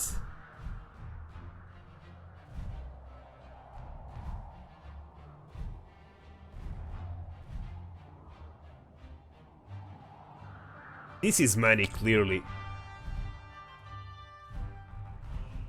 But the loot, I don't know.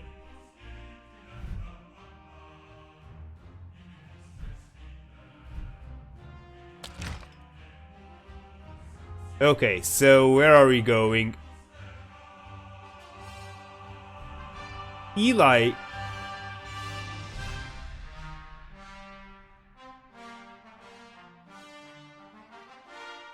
The group isn't overly friendly towards Geralda, and this evening she's sitting once again apart from the others. You ask yourself what you can do to break the ice when you see that she has a file in her hand. The file is wrapped around with silver wire and has a snap lock. The liquid in it is black. Geralda opens the lid and takes a big swig.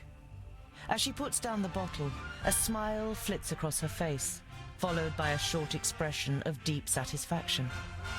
It is the first time that you have seen a positive emotion on the face of the somber dwarf.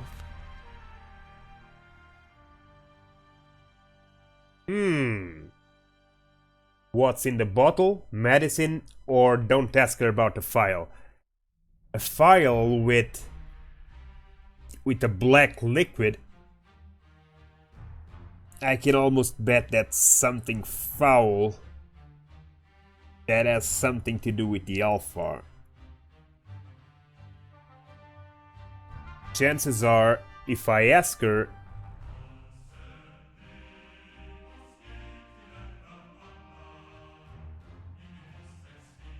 she will go bananas. Is that medicine? No, it's... I don't know either. If I don't drink it, I have a longing for it. It gets stronger and stronger until I can't stand it anymore. When I drink it, the longing disappears, and I feel rested and strong. And when the file's empty? I don't know. I don't know where I got the drink from, let alone what it is. But if I don't drink it, Frackers, give me strength. I think I would go crazy or die. Geralda plays with the file, lost in her thoughts, as if she were trying to remember where she saw it for the first time.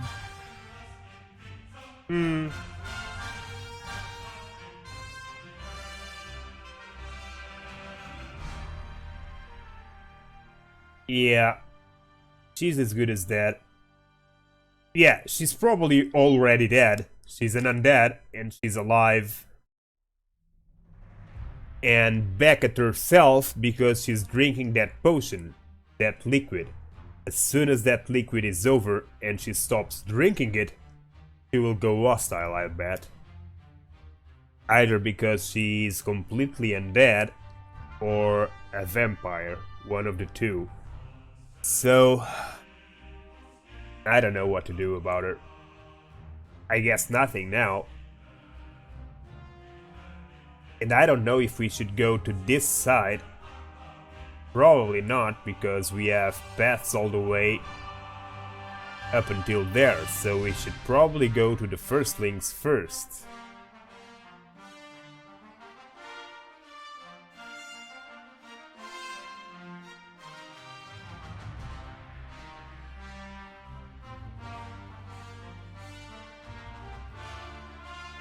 Coldbrook. 34. That's very little food.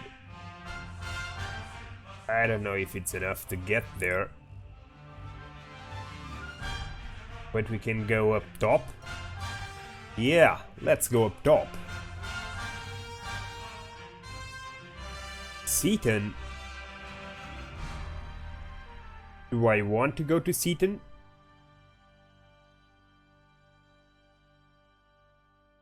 I'm running out of food.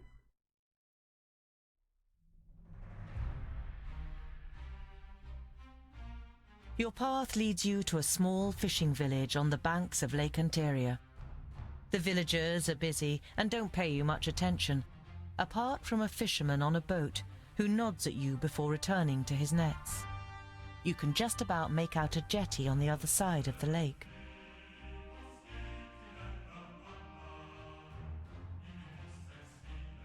Excuse me, my name is Tungdil. Can you ferry us across to the other side? The fisherman looks across the lake to the jetty on the other side before turning back to you. Oh, you're polite. I like that. Samuel is my name. I'll ferry you across for 10 provisions or 20 gold, whichever you prefer. Well, we don't have provisions, but we could use some. You give Samuel the gold, and after a long discussion with the dwarves in the group, you follow him onto the boat. The dwarves literally leap out of the boat as soon as you reach dry land.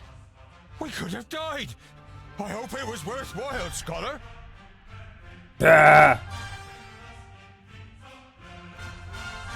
Okay, we have no food.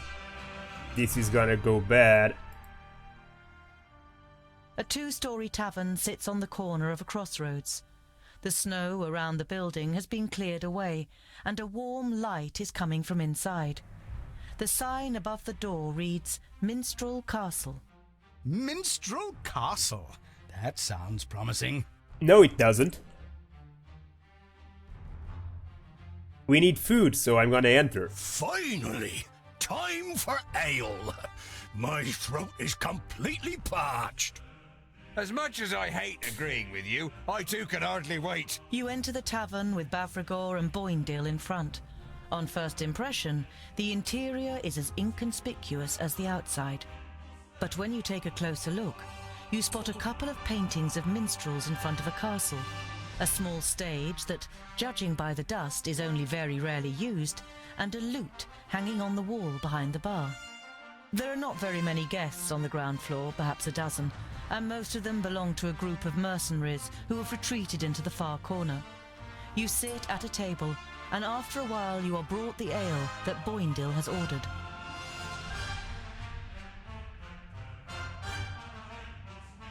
Let's go to the bar and talk to the landlady. Where the landlady is working and sit on a stool.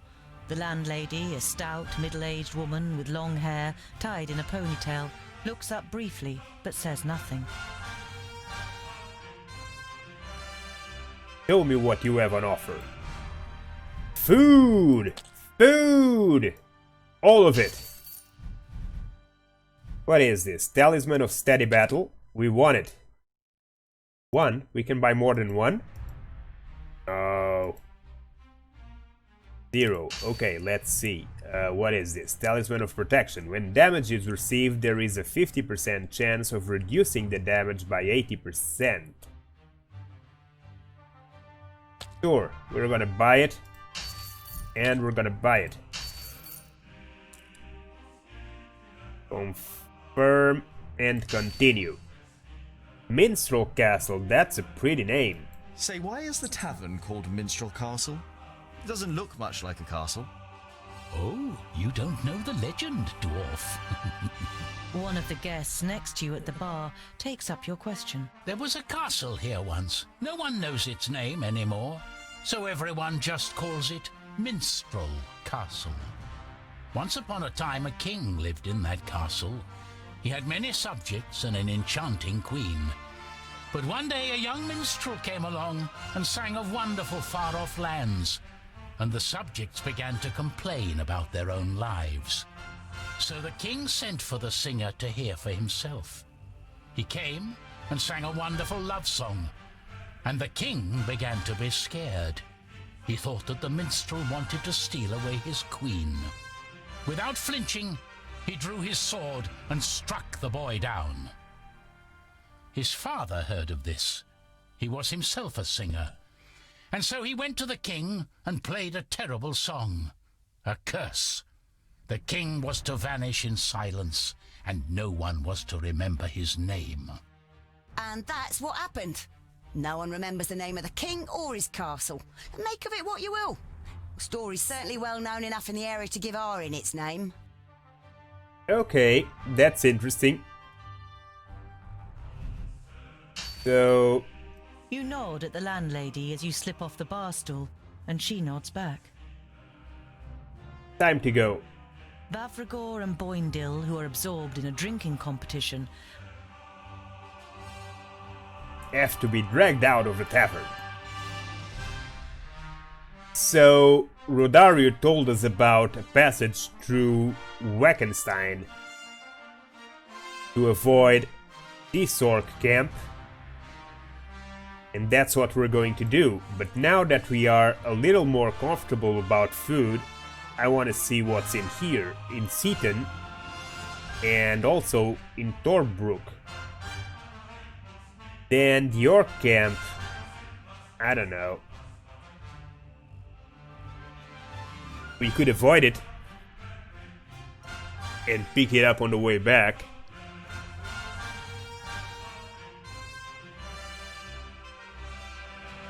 As on the previous evening, Bavragor sits apart from the others. But tonight, he waves you over. Smeralda, my sister. You want to know what happened, right? You nod and sit down. She followed Boindel into battle. We tried to talk her out of it, but she was as unyielding as a mountain. Then came the day when the High Pass was attacked. Bavragor drinks from his liquor. He killed her. Blinded by the frenzy of battle, he thought she was one of the enemy. I can never forgive him. He killed my sister.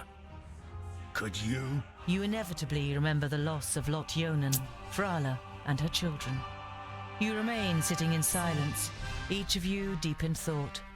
Boendal approaches, having either heard you or guessing what you are talking about. His fierce life forge is a curse.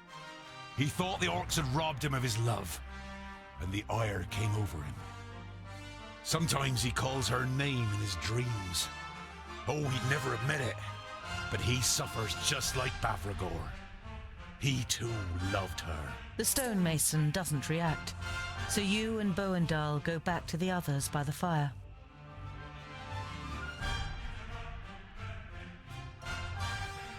Okay.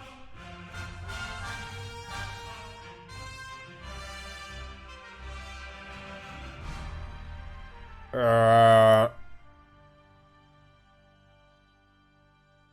lot of bad blood. When you enter the pretty little village with its richly ornate houses and its temple to Palandial at its centre, you can see an angry mob some distance away. The villagers are hassling a young woman, insulting her and pushing her to the ground.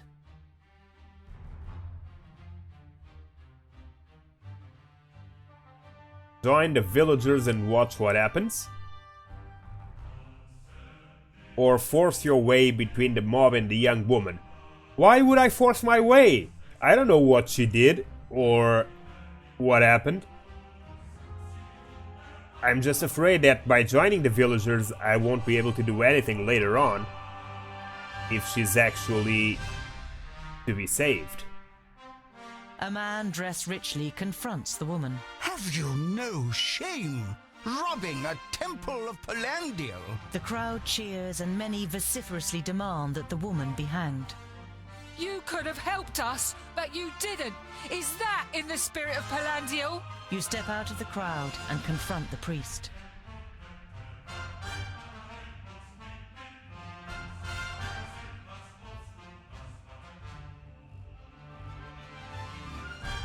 What evidence do you have against this woman? We found the granary broken into. Almost a third of our grain and a significant amount of supplies have gone. And all this just one day after she and her people were snooping around here.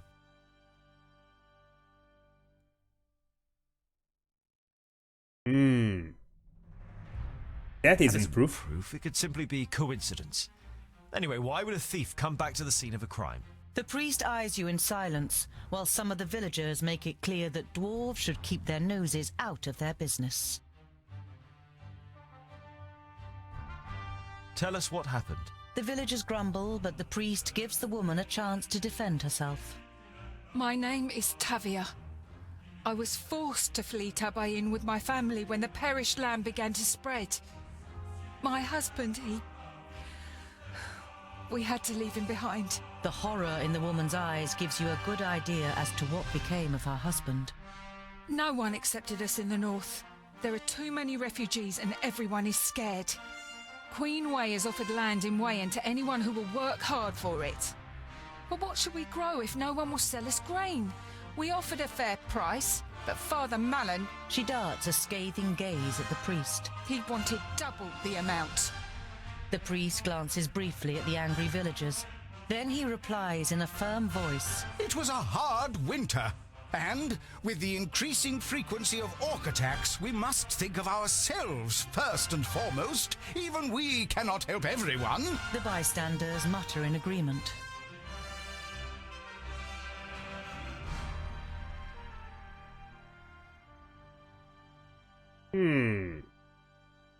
Let the woman go. We can investigate the matter if you like. Do what you have to do. We have more important things to take care of. The accusations are serious, so let's get to the bottom of the matter to be completely sure. We have no doubt that she did it. The priest looks at the villagers standing around him, the lust for blood written in their faces. On the other hand, before we do something we can't undo... Dissatisfied murmuring grows, which the priest debates with mollifying gestures. Search for your evidence. You there, lock this woman up in the guardhouse in the meantime. The woman is taken into a squat building made of rough blocks of stone. The crowd slowly disbands.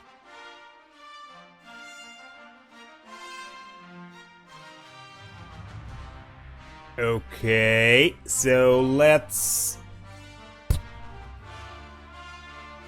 talk to Father Malin. The priest is lost in thoughts, standing in front of the temple, as if he couldn't decide whether to go in or not.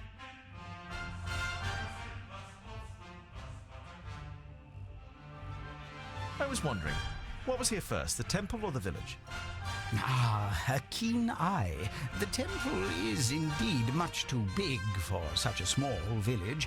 It was built on the foundations of an old stronghold when salt was found nearby. The village has grown over the years in the shadow of the temple. Good people live here, honest and pious children of Pelandiel. He glances at the place where the woman was surrounded. Why can't we just be left in peace? Supposing Tavia really did steal the grain and supplies, but only to save her family, would you turn a blind eye? Pelandiel teaches generosity, but that too must have its boundaries. We cannot help everyone. At some point there won't be enough for us. So, if you had sold the grain, the people of Seaton would have starved? Maybe not. Not yet. But if we always give everything we have away... No one is saying always, and no one is saying everything. The priest shrugs his shoulders apologetically. He doesn't wish to spoil things with his flock.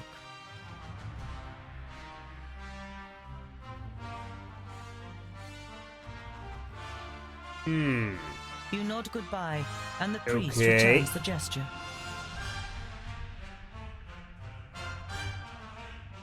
You enter the village's large storehouse. The ground floor of the two-story building is full of turnips, with large barrels and clay pots on the floor and on high shelves. Several villagers are carrying out stock-taking. They're being supervised by a weedy man who observes them with a grim expression and writes things on a wax tablet every now and then. Work is in full swing. The man with the wax tablet grumbles now and then in agreement when one of the peasants shouts out a number to him. It shouldn't take too much longer until they finish the inventory. There are sacks piled up on top of one another on the first floor. They are most likely filled with different kinds of grain and, judging by the omnipresent white dust, flour.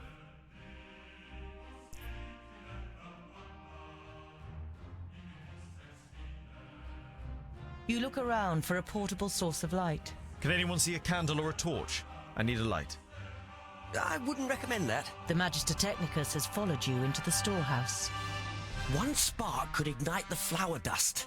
We sometimes use the effect when we want to create huge balls of fire on the stage. I think we could do without huge balls of fire in here. You walk towards the only area in the storeroom where you can see the floorboards. You hesitate as your boots slip on the floor, as if you're walking on mud. Tungdil? The Magister Technicus carefully observes the roof beams above the empty corner. He grabs at a beam and crumbles something between his fingers. You can't make out what it is, so you copy him and feel damp, rotten wood. It's very easy to pull away small pieces. What are you doing here? The man with the wax tablet is standing on the stairs. He sounds half angry, half shocked. No one is allowed in here. Who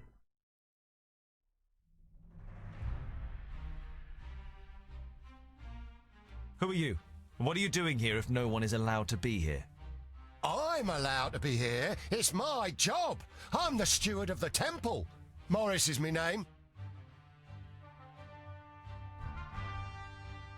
Do you realize that the roof is leaky? The rain has gotten here. The roof and the floor are damp. Those savages. It wasn't enough that they steal from us. They had to damage the roof too. That was probably where they got in. The wood didn't start to rot yesterday, good man. The steward's face turns bright red. And you are the experts on such things, are you? Assuming the roof here has been leaky for a long time, what would have happened to the grain in the sacks directly underneath? Wouldn't it have turned rotten? The man wets his lips. His gaze darts around the room. The roof was fine. I'll have it repaired. And now, get out of here. The steward angrily blocks off all further attempts at talking to him, and even when you threaten him with Father Malin, it doesn't have the desired effect. The father trusts in him, he says, and he's always been a devout follower. The heavy door of the storehouse closes behind you, and you hear a bolt sliding into place from the inside. Okay.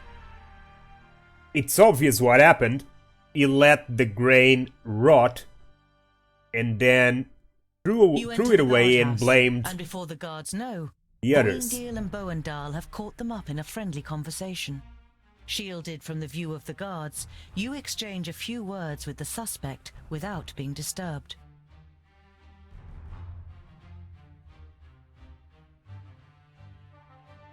Where have you taken the grain and supplies? I don't know anything about grain or supplies. Apart from the fact that we could do with both, I'm telling you, I am innocent. Why did you come back to the village?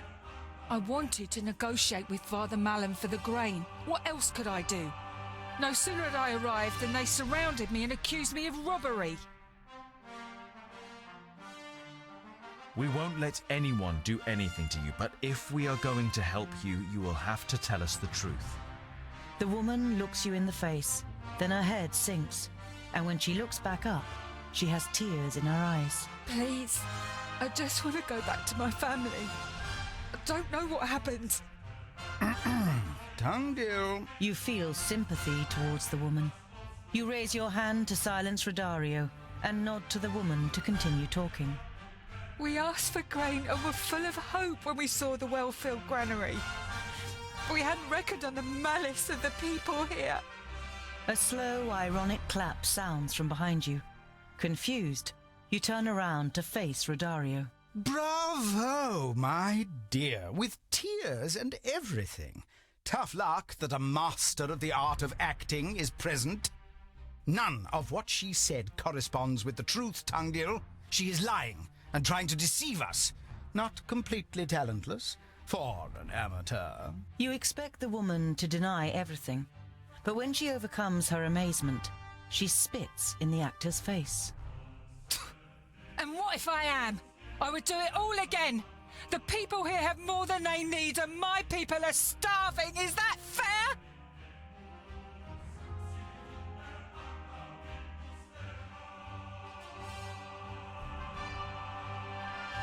Why did you come back here after stealing the grain and supplies?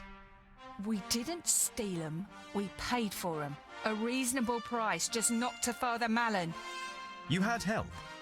He promised us 3 dozen sacks of grain. When we opened the sacks in our hideout, we realised that most of the grain was rotten. He thought he'd get away with it. The woman looks around wearily. And by the looks of things, he has. Spit it out. Where are the spoils and your people? I'd rather die than tell you that. The woman looks at you determinedly, and neither of you blink. Morris the steward offered you the grain, didn't he? What does that matter? I've no proof it was him. And even if I did, if I admit that we have the stuff, I'll be hanging from a tree by this evening and my children will starve. I beg you, let me go. We bought the grain and the supplies. Perhaps he wasn't allowed to sell it to us. But we paid. And with a little seed we can sow, at least some of us have a chance of surviving the year.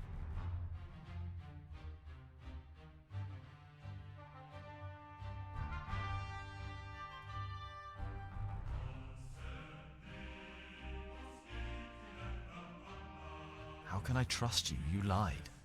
Who wouldn't do everything to offer their children a future? Lying is the very least.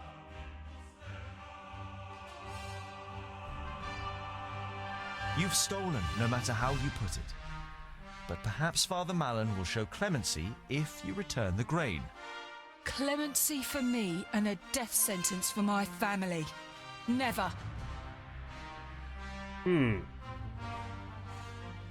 You will stay locked up until I have found a solution. Disenchanted by the course the discussion has taken, you shake your head and leave the guardhouse. Let's talk with Father Malin again. The priest is lost in thoughts, standing in front of the temple, as if he couldn't decide whether to go in or not. The roof of the granary is leaky. We saw some rotten wooden planks. Again? Morris only had the roof repaired last summer. Did he? If he didn't, some of the grain would have got damp and rotten. Out of the question. Morris would have reported that. He checks the grain once a month and there were no complaints. The priest has absolutely no doubt in what he is saying, often a sign that someone hasn't thought things over.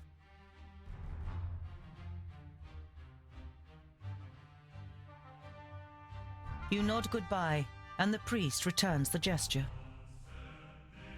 The priest is lost in... You nod goodbye. Leave Seaton?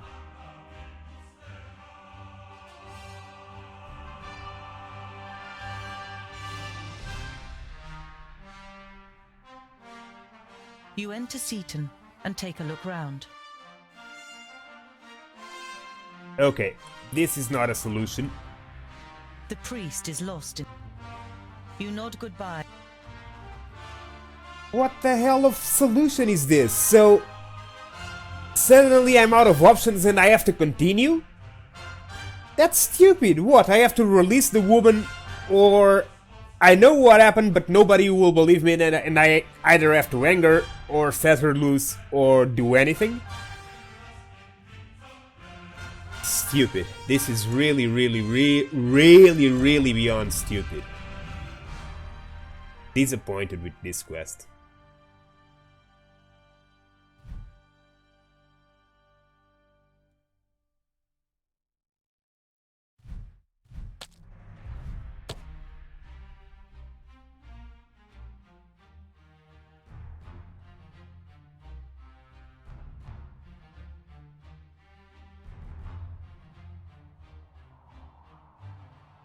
Okay. We have to do this again, but this time, instead of going there, we are gonna go through this side.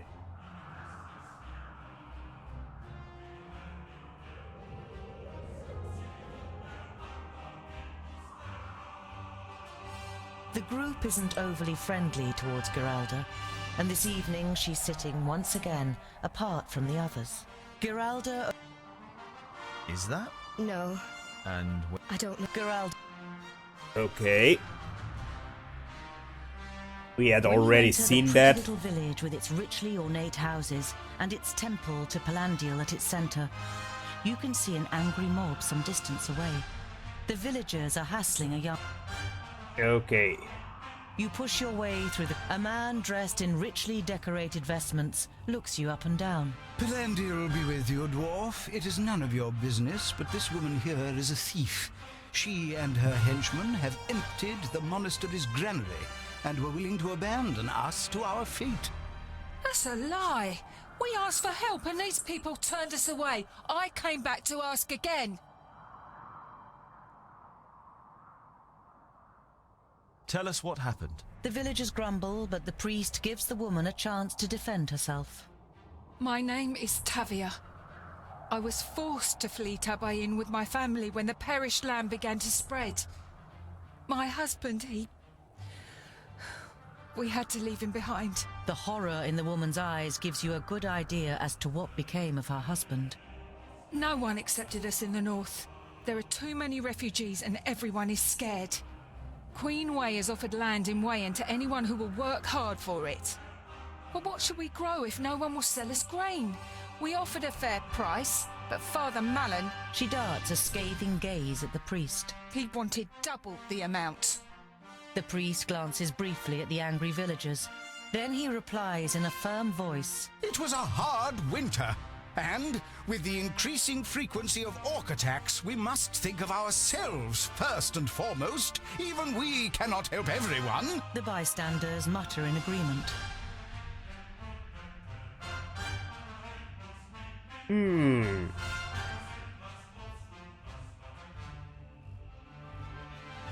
Let the woman go. The priest looks at you in astonishment. He is not used to being given orders. But before he can reply, you step towards him and beckon him down to you.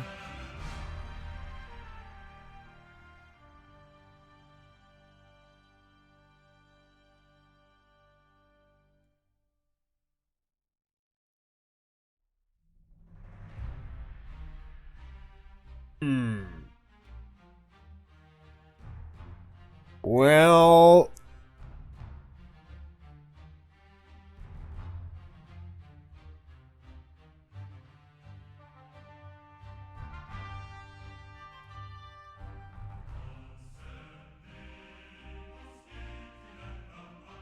If this is the woman behind the robbery, then she might lead us to the loot.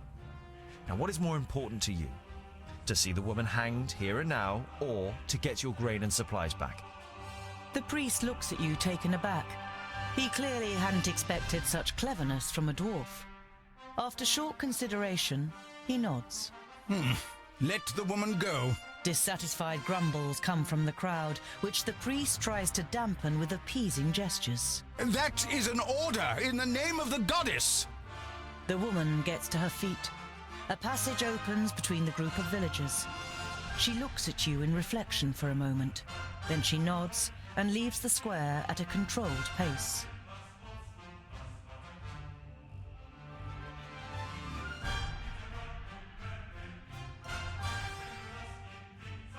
Namora, find out where she's heading and then rejoin us. Fergus wants to raise an objection, but before he can think of the right words, Namora has kissed him on the mouth and has disappeared round the next corner. I hope you know what you are doing. The priest's scrutinizing gaze lingers on you, and then he leaves. The crowd slowly disbands. Let's go to the storehouse. You enter the village's large storehouse. Several village... Work is... There are sacks. You walked... Tungdil? You can't make out... What are you... Who are you? I'm a... The rain... The wood... The steward... Assuming the... The man... The steward... The priest is lost.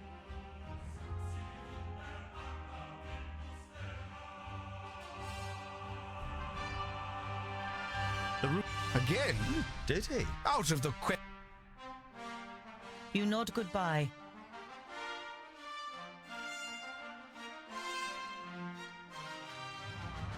Okay. The priest is...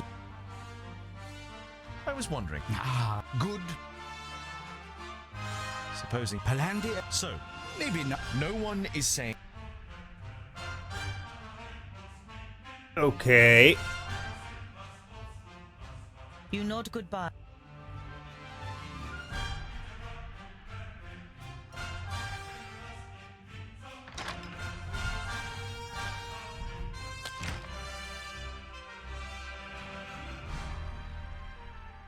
You're not particularly surprised. Nomura! Fergus jumps up and moments later has embraced her tightly. Were you able to find out anything? She didn't detect me and led me straight to the hideout. I can show you. It's a cave some miles off from the path. Almost 4 people, men, women and children. You nod. You have tracked down Tavia's hideout. Okay.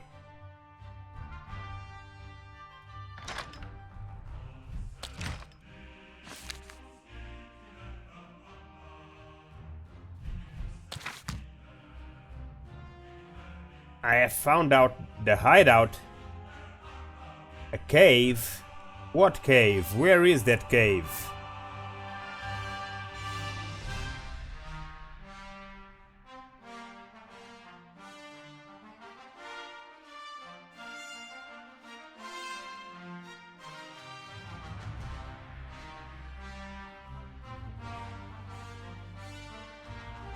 As on the previous evening, Bavragor sits apart from the others. But tonight, he waves you over. Smeralda, my sister. You want to know what happened, right? You nod and sit down. She followed Boindle into battle. We tried to talk her out of it, but she was as unyielding as a mountain. Then came the day when the High Pass was attacked. Bavragor drinks from his liquor. He killed her. Blinded by the frenzy of battle, he... You remain. Sometimes... We already know this. You enter see the priest. We have found... Really?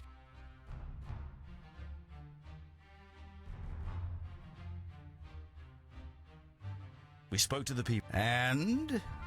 They say they paid Morris to sell supplies and grain to them. The priest wants to object. He ripped them off. That would be an explanation as to why Tavia came back this morning, don't you think? The cogs are turning inside the priest's head. His expression reveals that he doesn't like his own conclusions. And what about the grain and the supplies?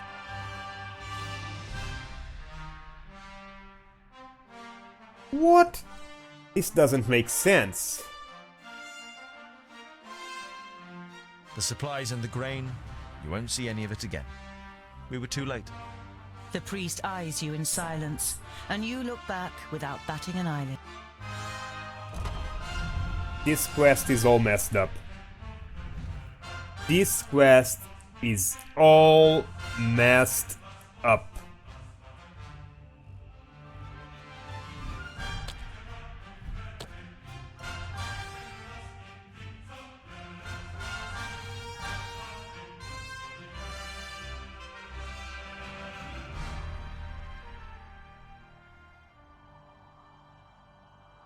So, okay, I'm here, I'm gonna record this.